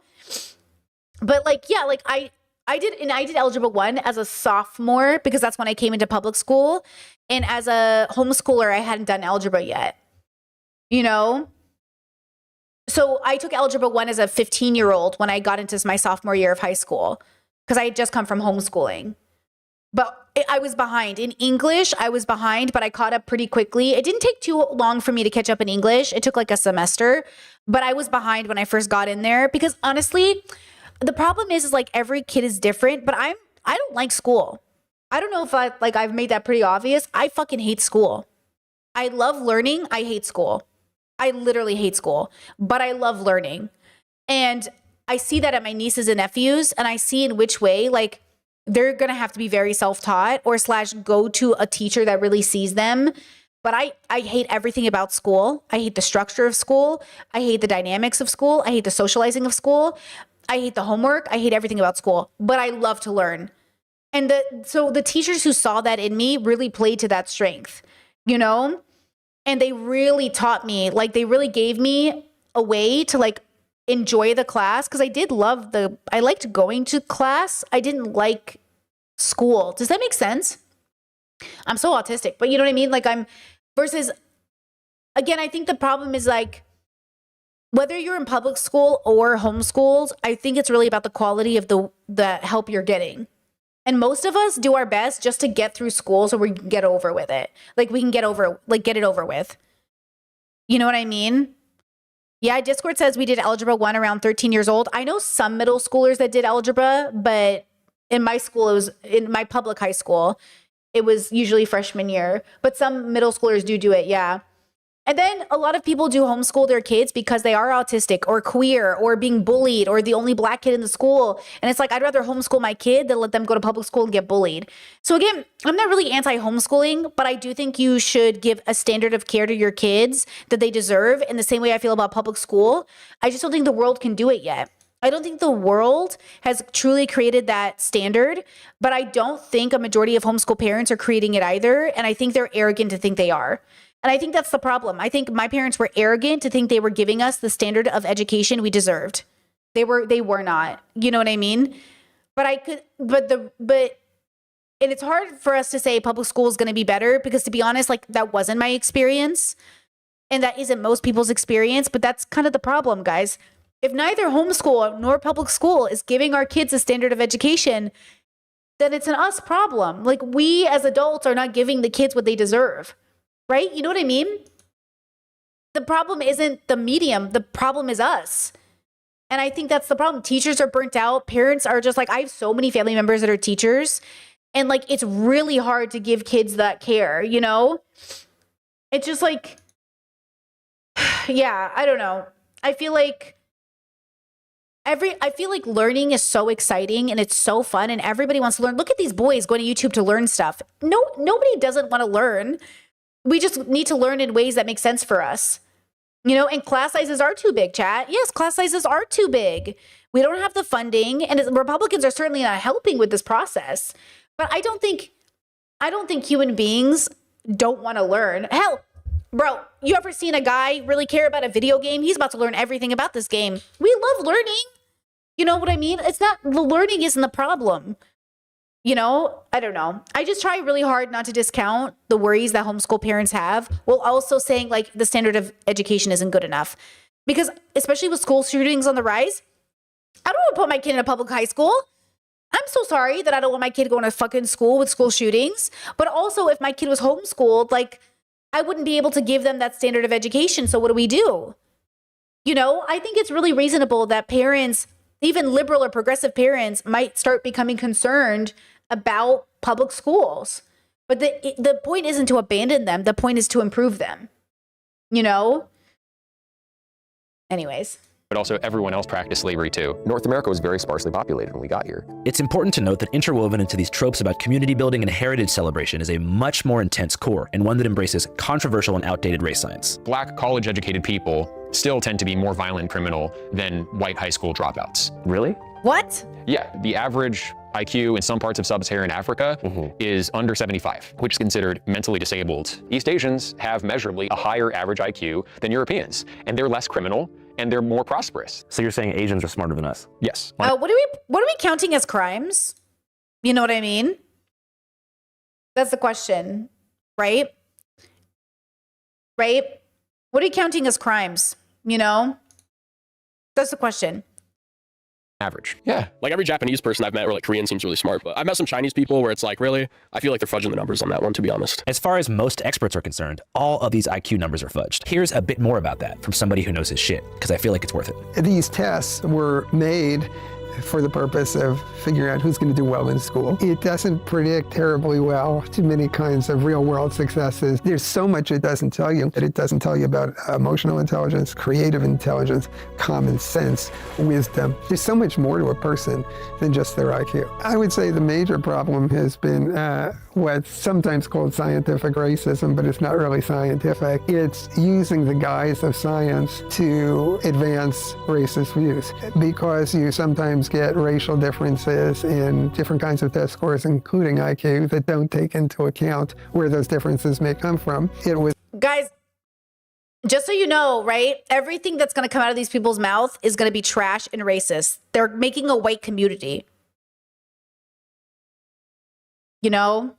So just FYI, they're the worst of the worst. It's convenient for some people to say, well, look, we can divide people by nationality or socially defined race or ethnic group or religion into different IQ groups, and they probably believe themselves that it told you something, but it didn't tell you what they thought it told you. People with high IQs are often better at convincing themselves of whatever they want. So in other words, they use their IQ for self-justification. They're better at justifying whatever they want to believe. So if they have an ideology, they may have a very weird ideology, but they'll find ways to defend it even if it's not factually accurate. I don't know the details of the people you're studying in Arkansas, but I think that making judgments about people solely on the basis of high IQ is a serious mistake. Michael Jordan is not a genius. I don't know Michael Jordan. I've never assessed him. I don't know that much about him. But he's a good example of someone with adaptive intelligence. And in terms of adaptive intelligence, I mean, like, wow, he's done a great job. Anyways, back to Eric and the fed up whites of the Arkansas wilderness. What do you think was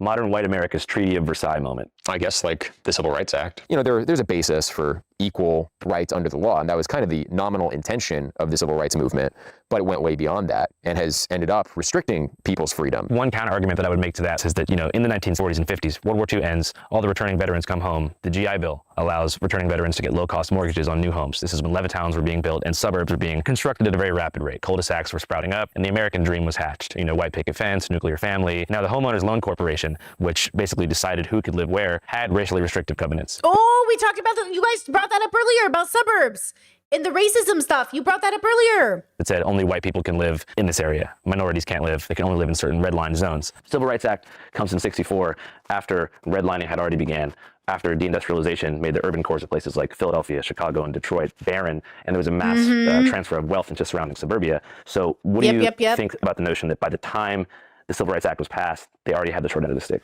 I would say that they were not at an advantage, obviously. The expectation that the black community should have reached parity in a generation is crazy. Obviously, that would be impossible. It'd require massive top-down social engineering and redistribution. Wait, what? Expectation that the black community should have reached parity in a generation is crazy. Obviously, that would be impossible. It'd require massive top-down social engineering and redistribution of resources. Now, we have done that over the 20th century, but I think we overcorrected. Well, for example, like small business loans, right? Like there was something that they sort of blew the water off of like 6 months ago or something like that. And it's basically a fact that if you're not a white male, like you're getting like, I forget the exact numbers, so don't hold me to it, but like $90,000 more to start a small business just because you're a minority. You know, as a white male, you're putting so much more back into the system and we're getting less and less out. It's basically parasitic. In limited cases, maybe when it's historically verifiable that this person was a slave on this plantation, that plantation, the wealth went to this person. You know, if it's all on the books, then I think that's fair. Actually, some cases of reparations of that kind have taken place. So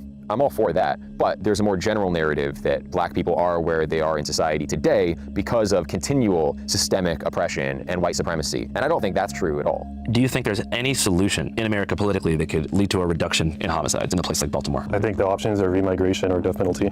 It should be noted that RTTL's opposition to the Civil Rights Act is beyond an ideological one, and it's Martin Luther King Jr.'s ghost itself that could come back and f this place up. You see, the 1964 rulings included something called the Fair Housing Act, which was designed specifically to stop things like this from happening. Isn't the Fair Housing Act technically supposed to restrict this kind of thing? Well, no, because there are exceptions for private associations, and we're not selling real estate. When people buy a share in the company that owns the land here, they're not getting a deed to land.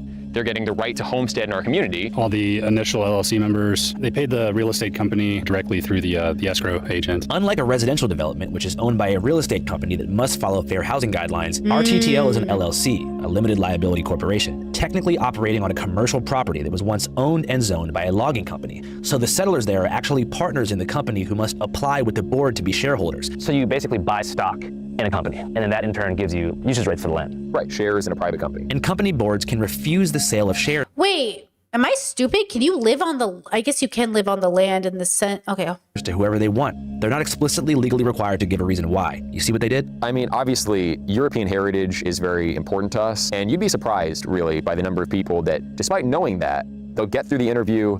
I've asked them about their ethnic background, and then they mention, oh yeah, but I have a Colombian wife. It's like that kind of thing. It's kind of Colombian wife. Ugh, not the Colombian wife. contrary to our Sorry, I like saying Colombian. values as an association. What if the Colombian wife is like 100% Spanish blooded?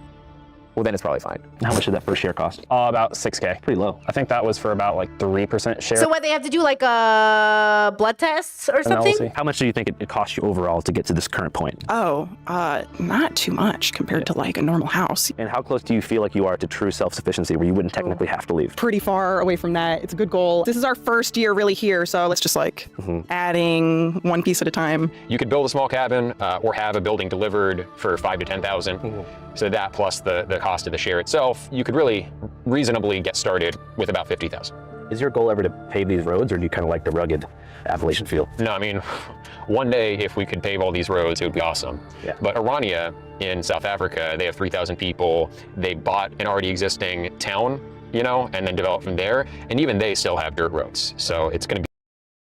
It's so weird how much this guy knows about the most random things. Like, this is why maybe my Discord was like autism. He knows so many random things. Like, he really thought about it. Like, he put so much thought into this place. If he put thought into anything else as much as he did into this thing, he could have taken over the world. Like, you know what I mean? Like, he is thinking, he's putting it, I'm being hyperbolic, but he's really like, he's got so many random, like, you know what I mean? Like, I'm so shocked. Like, but that's the big joke, right? If you put as much effort into video games as you did as, you know, getting a job, you'd have a career. It's like, this is just so confusing to me. Like, it's just like, you know, just as why does that have to be autism? I meant more like his research ability, like his hyper focus, his like, he obviously like has a special interest in like this thing.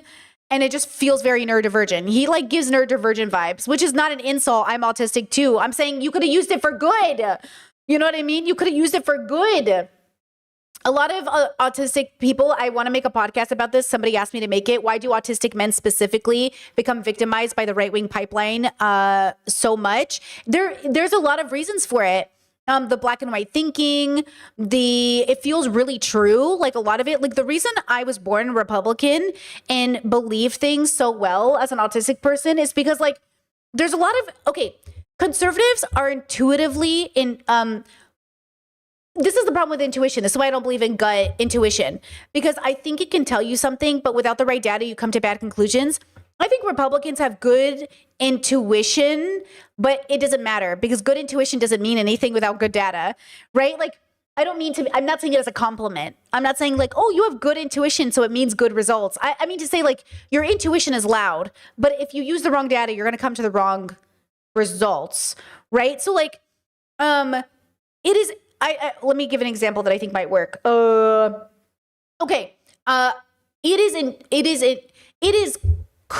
This is not exactly the right example, but hear me out. When conservatives say there's an issue in the gay community with age gap relationships, they are correct. That's true, but it's not because of patriarchy. And they'll say it's because gay people like kids. And I'm like, no, it's because of patriarchy. And also there are perverts in every community. So like, it's like the progressives would also agree that we have an age gap problem in gay communities because of patriarchy and predators. But conservatives will struggle to see that same issue in their own communities because, guys, it's not It's in every community. It's in every community. So when you say things like, oh, this only exists in this community, it's like, you know, when people go too hard on the Black community for being homophobic, as if Black people own homophobia, as if it's not just universally found in every community, you're doing a disservice to the realization that, like, yes, people of color, Black and brown people are suffering from homophobia and transphobia, but it's not unique to them. White people are also doing that. You know what I mean? It's not unique to Black and brown people. We do this thing where our brains see a truth and we don't understand why the truth. We need to go back to why the truth. Why is this happening? Okay, it's not, you know, I saw a woman the other day, a conservative woman, who said, before feminism, life was easier and people could afford houses. Because that conservative talking point exists that because of dual income, housing markets went up, i.e. feminism bad. It's like, no, hold on, pause. You know what I mean? Wait, hold on. It's like, that's why my happiness, my joy is predicated on me knowing what is actually true. I know what you're saying. I want to know what's really true though. Like, I don't know if we have access to it in the way that we think, but I just really want to know, okay, like, what is actually the truth? You know, because I hear you, I see you, but like, I know you're having this biological feeling, this really good, like, gut feeling, but your gut is also misinforming you, right? Yeah, Chet says femboys and furries are radicalized by 4chan. Exactly. And their first mistake was being on 4chan. Exactly.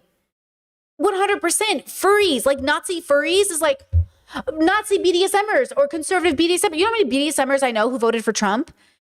It's like, there are gay, you know, at the end of the day, again, I want to know what's true. I want to know what's good for people and what's healthy for people. And I don't want to know just what's a reaction to capitalism or a reaction to patriarchy. I want to know what's the solution. That's why I do philosophy, because I think like politics is only reaction. It's basically reactionary. It's what it feels like to me. Okay. But that's a little reductive. So I wouldn't say all of politics is reactionary literally, but I would say a lot of politics is too reactionary for me. And instead, what I really like to know is like, what is the heart of man? What is the truth of people? So when these guys go, oh, I read this philosopher and it's proven that like people are this way, period. I'm like, okay, but what's the data? How do we know that? Right? Like, is this true?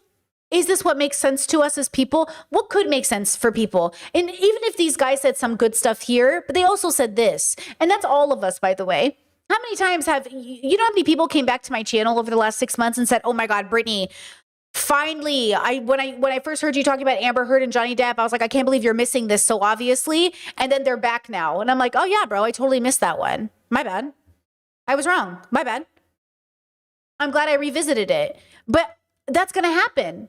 And if that's going to happen for the most well-intentioned me, and I know I'm so well-intentioned, then it's happening for everybody. And that's why you have to take yourself off the pedestal and realize like all of us are fucked up, but some of us are more fucked up. Okay, we're all fucked up, but some of us are more fucked up. And they are really, really in the trenches. Like they are, okay? And so, but I am also fucked up. I'm just not, they're really fucked up. You know, an all-white town? Are you fucking kidding me right now? Quite a while before we get these paved. It should come as no surprise at all that they chose Arkansas for this project. It's a red state with low government oversight and a bunch of its own problems. Plus, the settlement is ungodly far from any population centers. It's hard to explain just how in the sticks this place truly is. The closest town is called Hardy, over 20 minutes away by car, and home to less than 1,000 people, only one of whom is black. The locals didn't really have an issue with us. We've had one of whom is black? Why are they there? good relations with most of our neighbors from the start. There's a lot of people out here that I guess live and let live, you could say, which I appreciate that. Still though, despite the lack of local pushback, there is some concern that with this national news media attention, legal trouble could be. I'm just so grateful every day that the probability of this being any of my family members is so low. It's incredible. Though I do have a white side of the family. Fun fact, my uncle married a white woman and that woman has ties to Virginia, and my cousins are the ones who years ago were flying the Confederate flag. And I was like, what is that flag doing in your fucking house? They're like, it's for my white side. I was like, you guys are fucking stupid. Take that flag down. But like those cousins might end up being here. You know what I mean? That's true. Chad says, has Brittany spoken about Andrew Callahan specifically? Yeah, we covered him when his stuff came out, though it's been a while now, so I don't remember the exact details, but I always warn people before we watch one of his videos that, like, hey, he has a history and he has been accused. So just FYI. Potentially. And I always tend to believe victims, so. Biggest hurdle is the legal hurdle. There's going to be a lot of legal challenges, I think, to go through with this sort of thing. We've not been sued or fined yet, but we do expect that. People have made complaints to government departments. We've had requests for information from government departments. So I think investigations are happening, and we'll have to wait months to really find out. Even with potential legal complications on the horizon, most people there feel like it's worth it. On the settlement, there's a tinge of nihilism in the air. Most people feel like the country at large is doomed. I don't think that there's like good political solutions for it now. If the country at large is doomed, why are you making a homestead in Arkansas? I mean, that's why I'm here, right? I think actually like people being present and like putting in the labor, kind of like I'm doing, not to toot my own horn too much, but like every single day, and living in a lifestyle that's more conductive to community is probably going to be the way forward. So do you see places like this, return to the land settlements, sprouting up across the country as a potential way to actually counter the demographic shift? I don't think it will counter the demographic shift as a whole. I think it will provide safe places for my kids and grandkids to grow up valuing their culture, and that's what I'm going for. That's my goal. I think the solution looks something like what we're doing here. I think that's probably the best course of action. I think the best we can hope for with politics is just to be left alone. I don't think realistically with the electoral maps we're looking at right now, there's ever going to be Uber-based gets elected. Nick Fuentes actually could probably do a pivot which I think he's already kind of doing, where he focuses less on the race question, more on Israel, and gets a broader coalition for electoral politics, so it's possible, but I don't think it's going to be like... So they're full Nick Fuentes fans. He said Graper earlier. The next Fuhrer or anything. And right now, there are several communities being organized. One of the things I've been up to lately is getting ready to go to all those sites where there are groups of people who want to do this and help them get organized, help them, decide who their board of managers will be for their companies that own their land. So yeah. I left the settlement confused and honestly a bit sad. Actually, Chad said, this is such a self-defeating mentality. Instead of adapting and coming up with new solutions, they retreat and go to the past, which is why I always say, like, going to the past is like running away. And I try really hard not to do that because I also fell into that trap, only from like a witchy, like cute little cabin in the woods perspective, where I was like, I'm just going to get a van life. And basically, this is going to sound really weird, but like, I kept thinking if I can bring down my cost of living down to as low as possible, I'll be more free. But that actually wasn't the solution because my quality of life went down as well. This is why I keep saying you deserve a quality of life. Freedom isn't lowering your quality of life so you have less bills. But that's what I fell for years ago. I was like so desperate and I was drowning in debt. And I was like, I need to get out. I need to get out. I need to get out. And I was like, okay, I'll just cut all of my expenses in half and I'll live like with literally like no needs. I won't even try to have a hot shower, right? Like the priority wasn't even a hot shower. The priority was just being able to feel like I was above water. And what I realized after some time is like, oh yeah, the quality of life, like it's not about, that's when you're feeling very overwhelmed by money and you're like, money will solve all my problems. But it really is like your belief in your tool around money. So again, like I make good money now, but I don't make like that much more than I've ever really made, consistently. I had one good year in 2022. That was fun, but that was because of COVID. But like, I usually make a pretty decent income, but it's not that much more than I've ever made. But the money in my hands now is different than the money in the hands of Brittany at 25. She just like didn't know what she was doing. She just like didn't know. And she was just trying to like, the cheapest apartment, the cheapest van life, the cheapest everything, like, trying to find organic ways to do deodorant so she wouldn't have to pay for it. Like, it's like, slow down, relax, hold on, pause. Girl. And so now I say to you, like, not only do you deserve a quality of life, but you're not going to find it living in the woods with no electricity. You might find it if that's your joy. But for most of us, it is not. Most of us, it's a cope. Okay. And so when they sit there and they say like, oh, we want to go back to doing everything ourselves, girl, I'm not going to churn no butter.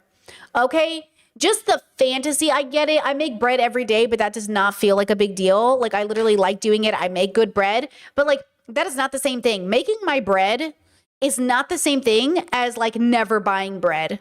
I buy bread, but I also make my own bread. You know what I mean? But like, you know, saying like I'm never going to engage in this thing, it's like, girl, you know? I mean, I know there's been problems and stuff, but it felt like shit was kind of all good not that long ago.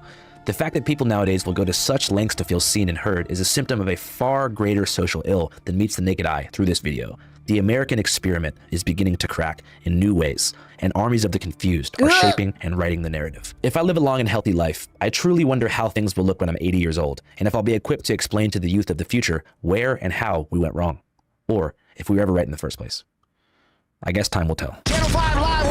Yeah, I think there's like this this fantasy that people are being sold, and I think I think white people fall for it really well. I think progressives tend to fall for it, but in a different way. I think young people fall for it, actually. When I see progressives falling for it, they're usually pretty young and pretty desperate, and they go, I just want to live in a commune with my friends, or I just want to live in this bubble. And I think that's fine. It's a journey, but I don't think it's the answer. You know? I just don't think it's the answer to see a different kind of struggle as liberation. Like, struggle is struggle is struggle. It's always the relationship you have to the thing. That's why I say, like, I'm really anti the propaganda of being anti-phone. Like, it sounds like anti-vaccine to me. Being anti-phone feels like anti-vaccine. It does. It feels like there's a pipeline here. I don't know what it is, but it is. I can't figure it out yet. I don't know how to express it to you, but it feels very similar, where it sounds like a good idea, right?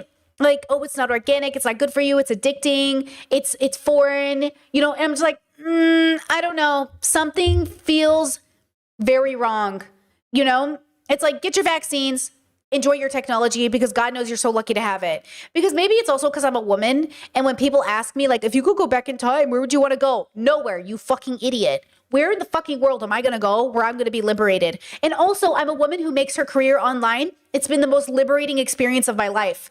So, like, you're telling me the thing that was everything for me to connect to my communities, to find people who could see me. I found the love of my life on the internet. We met on the internet. He lived in Europe. I lived in Arizona. When were we going to meet? It was because of this goddamn thing that everyone is so afraid of, that everything I've ever wanted in my life is coming true. So it's like, are you sure it's the phone? Are you sure it's the phone? Do you know what I mean? Like, are you sure it's the phone? It feels like the thing. It's like when I do drugs and people are like, oh, like, are you ever afraid of like bad things happening? I mean, not any more than when I skydive, because I'm responsible with my drugs. Okay. It's just like, you know, I'm responsible with my, you know, again, it's our relationship to the drug. I'm just not like a fear-based person. I don't want to be afraid. I want to be educated and prepared, you know? Yeah, something like that. I don't know. Yeah. Chess says, is that similar to how you feel about AI? Look, I see all the bullshit about AI, guys. I'm pissed. I hate clicking on videos and realizing they're AI. It fucking grinds my gears, bro. It pisses me off so bad, right? Yes, philosophically speaking, I do not fear AI any more than I fear anything else. But I do think, much like anything else, we're going to get fucked over with AI, right? Like, but it's not going to be different than any other way they fucked us over. And so again, I'm not afraid of AI. I am equally concerned about AI that I am with everything else. But I am so tired, as much as anybody else is. Yesterday I tried to look for a news story and it kept being AI, and I was so fucking pissed. I was like, bro, come on. But I'm not any more worried about AI than anything else. Like, because again, I radically practice and accept and deeply believe that we are simply life experiencing itself. And all we can do is be a little less bad every day. That's all we can do. And every time I try to think about doing that, I try my best, but it's not going to be perfect. But it's here. It's too late. It's not coming. It's not turning back. I feel like fighting AI is like fighting a tsunami, and I'm not going to fight a tsunami. But I will say that there are ways to survive the tsunami, and there are ways to be prepared for the next wave, right? And so it just feels like, it feels like that. Like, guys, I am getting accused on my podcast channel of using AI when I'm literally using footage of real people.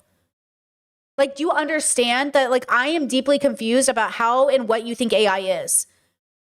Like, you know what I'm saying? Like, AI is in everything. Like, we use AI in text. We use AI. Like, I think you don't mean the program. Like, young people are so correct to be worried about AI, but I think they're just like, I don't know if I'm misinformed or they're misinformed, but like, they'll like programs that were in my program and available to me 12 years ago, I'm still using, and people are like, is this AI? And I'm like, well, do you mean like the tool AI? Yeah, the text I use on screen is AI. Is that what you mean? You mean the subtitles in your videos you use are AI? Do you mean that? Or they're like, oh, is this degenerative AI? I was like, I don't know what you mean. Do you mean, do I make a prompt? Like, no, I'm not making a prompt to do my stuff. But like, I don't know what they mean. And then it confuses me because I'm just sitting here like, huh? So like, again, I don't know what you mean by AI. I don't know what I mean by AI. But when I think of AI, I think of like a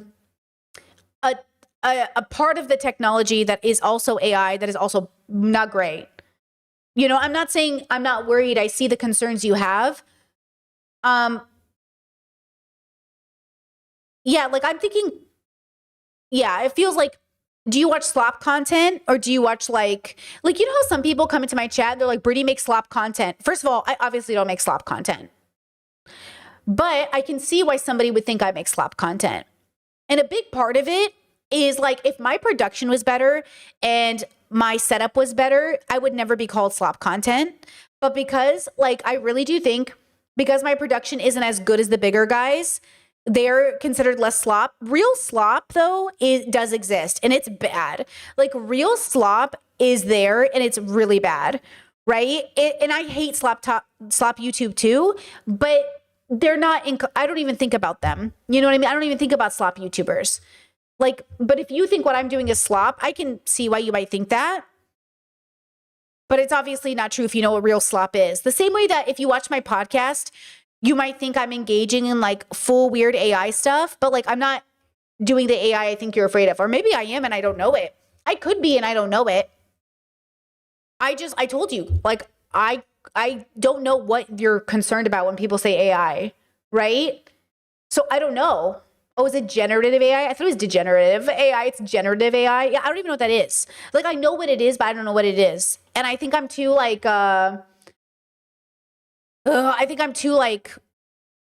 not educated enough to even know. I'm just using the same program I've always used. And yes, there are AI features. Like when I cut myself out of the screen and I'm doing this, it's called an AI feature. So do you mean, when you say like, Brittany, are you using AI? Do you mean this feature? Like, yes. But you know what I'm saying? Am I putting fake bears in my video that I generated? No. I think that's why the questions are weird. You know what this feels like? It feels like the conversation I have with my family when they're like, do you think drag queens should be in high school? And I'm like, what? Do you think, they're like, do you think trans people should be in high school? And I'm like, trans people in high school? What do you mean? Like, I feel like you're asking me a question, but I don't think you know what question you're asking me. Chess says, do you use CapCut? I'm always curious. I don't know what that is, but I think that's a TikTok app, right? No, I pay hundreds of dollars a year for an editing software. I pay a premium subscription for an editing software that gives me all this B-roll to use and all of these edit tools to use. You know what I mean? That's what I use. You know, I don't know what CapCut is. I think it's it's an editor. Yeah, I don't think I use that. Chet said, will you define slop? I'm too normie. Slop is what I think of YouTube slop in particular. I think of like, you know how paparazzi people used to think, paparazzi used to be slop content, like paparazzi tabloids would be all over every second something bad happened. They'd be like, that, but YouTube. So like the guys with the no face gamer YouTube channels who like put out 5, 6, 7 videos a day on whatever topic because they're just trying to get as much views as possible because they're trying to follow the drama. Like there's no focus of the channel. The channel isn't from the creative. The creative's like, oh, I can make money talking about this. And then they just, you know what I mean?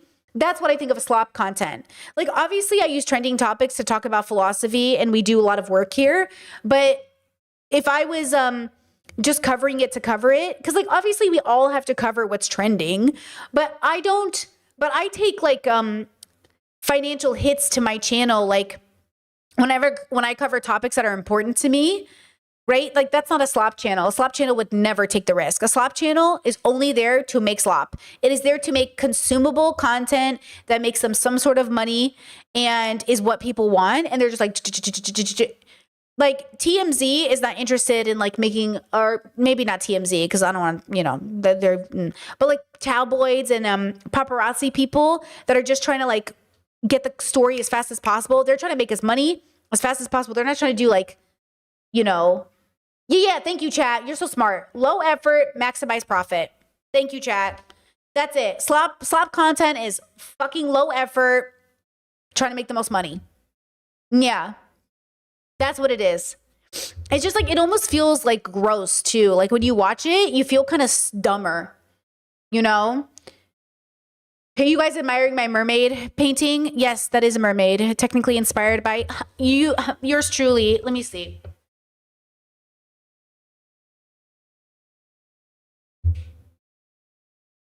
The mermaid. So. It's by S.E. Wands. You can find them tagged on some of my Instagram photos. She's an artist. I have 4 of her paintings on the walls. All of them are too inappropriate for YouTube. So I used to have my paintings behind me where you could see them, but YouTube put an age restriction on my channel or on my videos because they're naked women. So I have 4 of her paintings. This one I modeled for. This mermaid one, she asked me to model for it, and I took pictures in my bathtub. And then she painted a mermaid in my likeness. She's very talented. I love her art. Yeah, honestly, 4 of my favorite investments I ever made were her paintings. Yeah. Yeah, I had to hide my paintings, but at least when I walk into the room, I get to acknowledge them and like love on them. Yeah, it sucks that you guys can't see them, but YouTube has its rules, you know? Yeah. Yeah, I really love them. They're all here on this side. I have 3 big posters. So when our paintings, so when you walk into the room, you're just like, yeah. Anyways. Okay, I think that's all we have for today, girlies. And oh, thank you for saying you like my earrings. Inspired by Mia. You can find her on Instagram. Listen, there's nothing I like more than buying from people who make their own shit. Okay?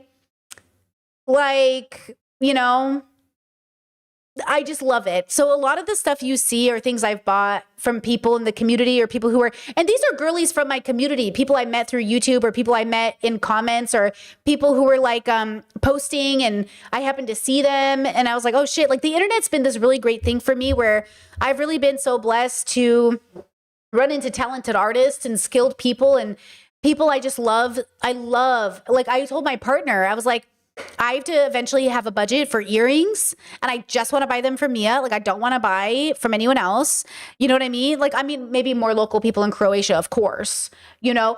You said I got my earrings from Mia recently? Oh my God, that's fantastic. Congratulations. I hope they're fabulous. Wearing my butterflies today. Oh, I love that.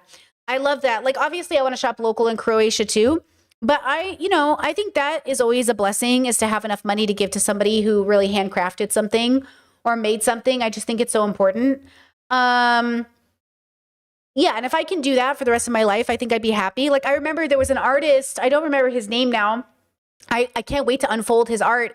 I have like Attack on Titan art, pencil drawn, they're copies, but he pencil drew the Titans, but he's black, so they're black Titans, and there's the black woman, the female Titan, but she's black, and it's really cool, and it's very beautiful, and like I wish I could like.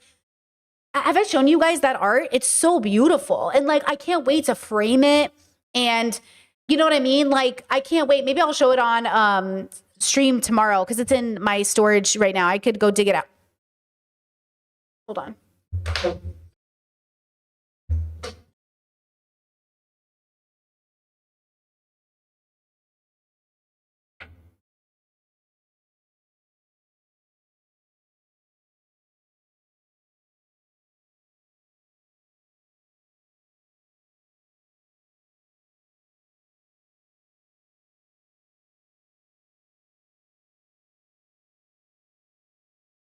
I lied. I think it's here. I think this is it. I have a lot, but I think this is one of them.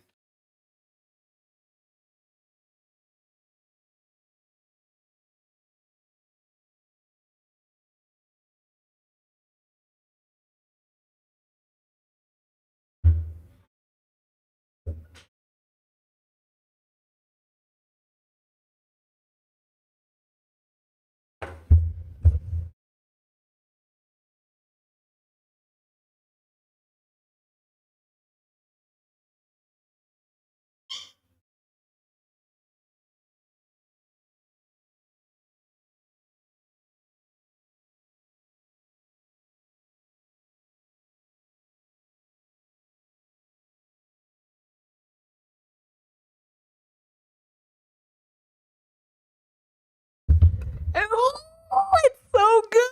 It's so good. I'm sweating. It's so good.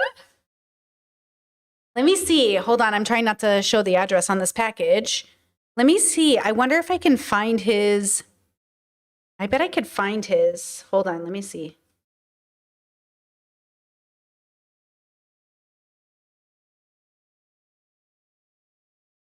Isn't he so good? And I just came across it on Instagram one day. I was looking up art and it came up, and he was nice. He even sent me like little extra stuff. He was nice. He was great. Let me see if I can find his. I'm not sure if the name he has on this is his business name or his, I don't want to dox him, but I think it might be his artist name. Let's see. If I can find something. Maybe not. I'll find out. I'll find out his. Oh, I spelled it wrong. Let me see. Oh, I might have to look it up, but I'd like to get you. I'd love to get you his link.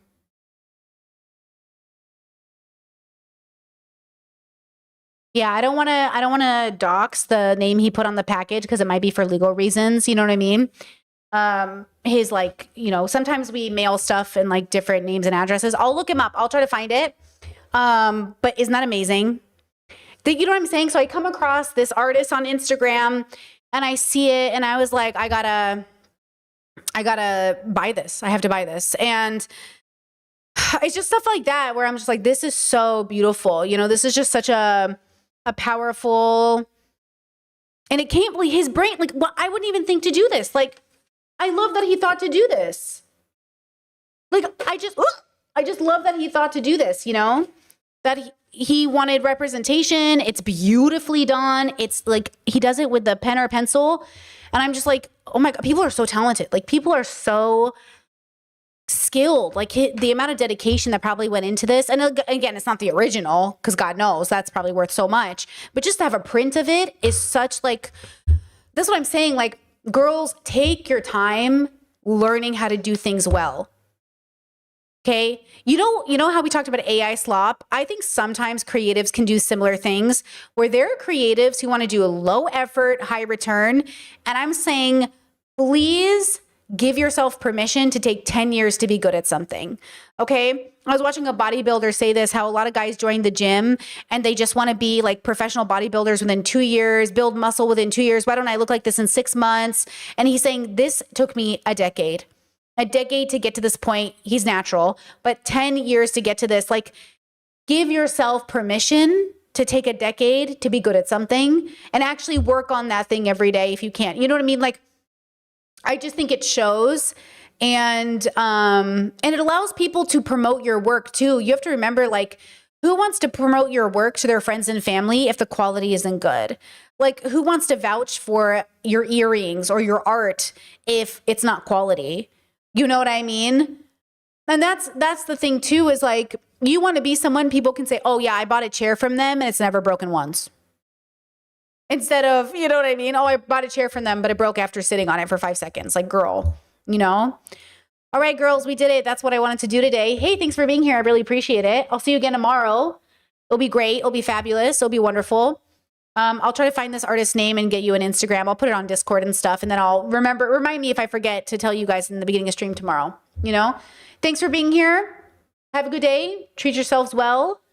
And yeah, I'll see you tomorrow.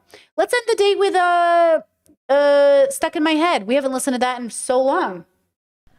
Let's see here. This is Devin Doe. This is my friend Devin. That used to be the theme song after my podcast ended. We haven't listened to it in a while. Let's go out with a banger. See you tomorrow. Bye. Yet all I do is whine, not to you in my mind, 'cause I know I don't make sense. I've been nothing but blessed, so why's my life a mess? Please tell me, 'cause I'm sick of thinking. Yeah, I'm sick of reaching out for the truth and living life as a fool. Trapped in this mind, trying hard to find the pieces to my life to make things clear. What just say? I was too busy calculating what adds up to me.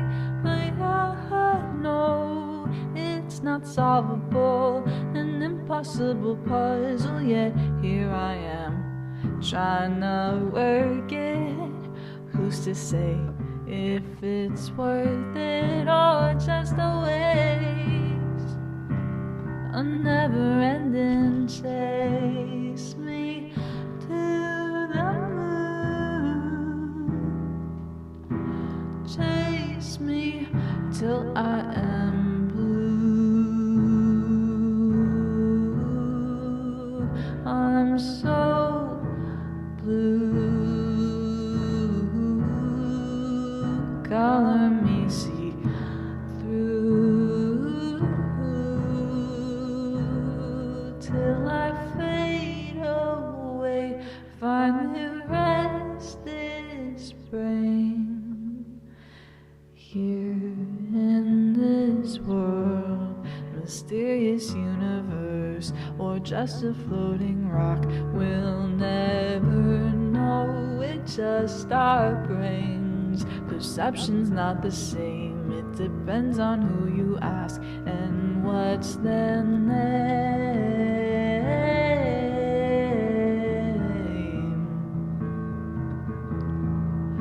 What's my name?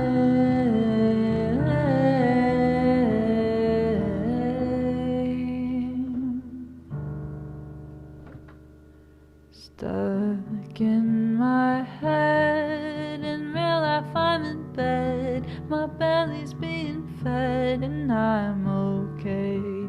I'm just fine, yet all I do is whine, not to you in my mind, 'cause I know I don't make sense. I've been nothing but blessed, so why's my life a mess? Please tell me why I take things serious. It's insane, a bit delirious, all in vain. After all, life's just a game.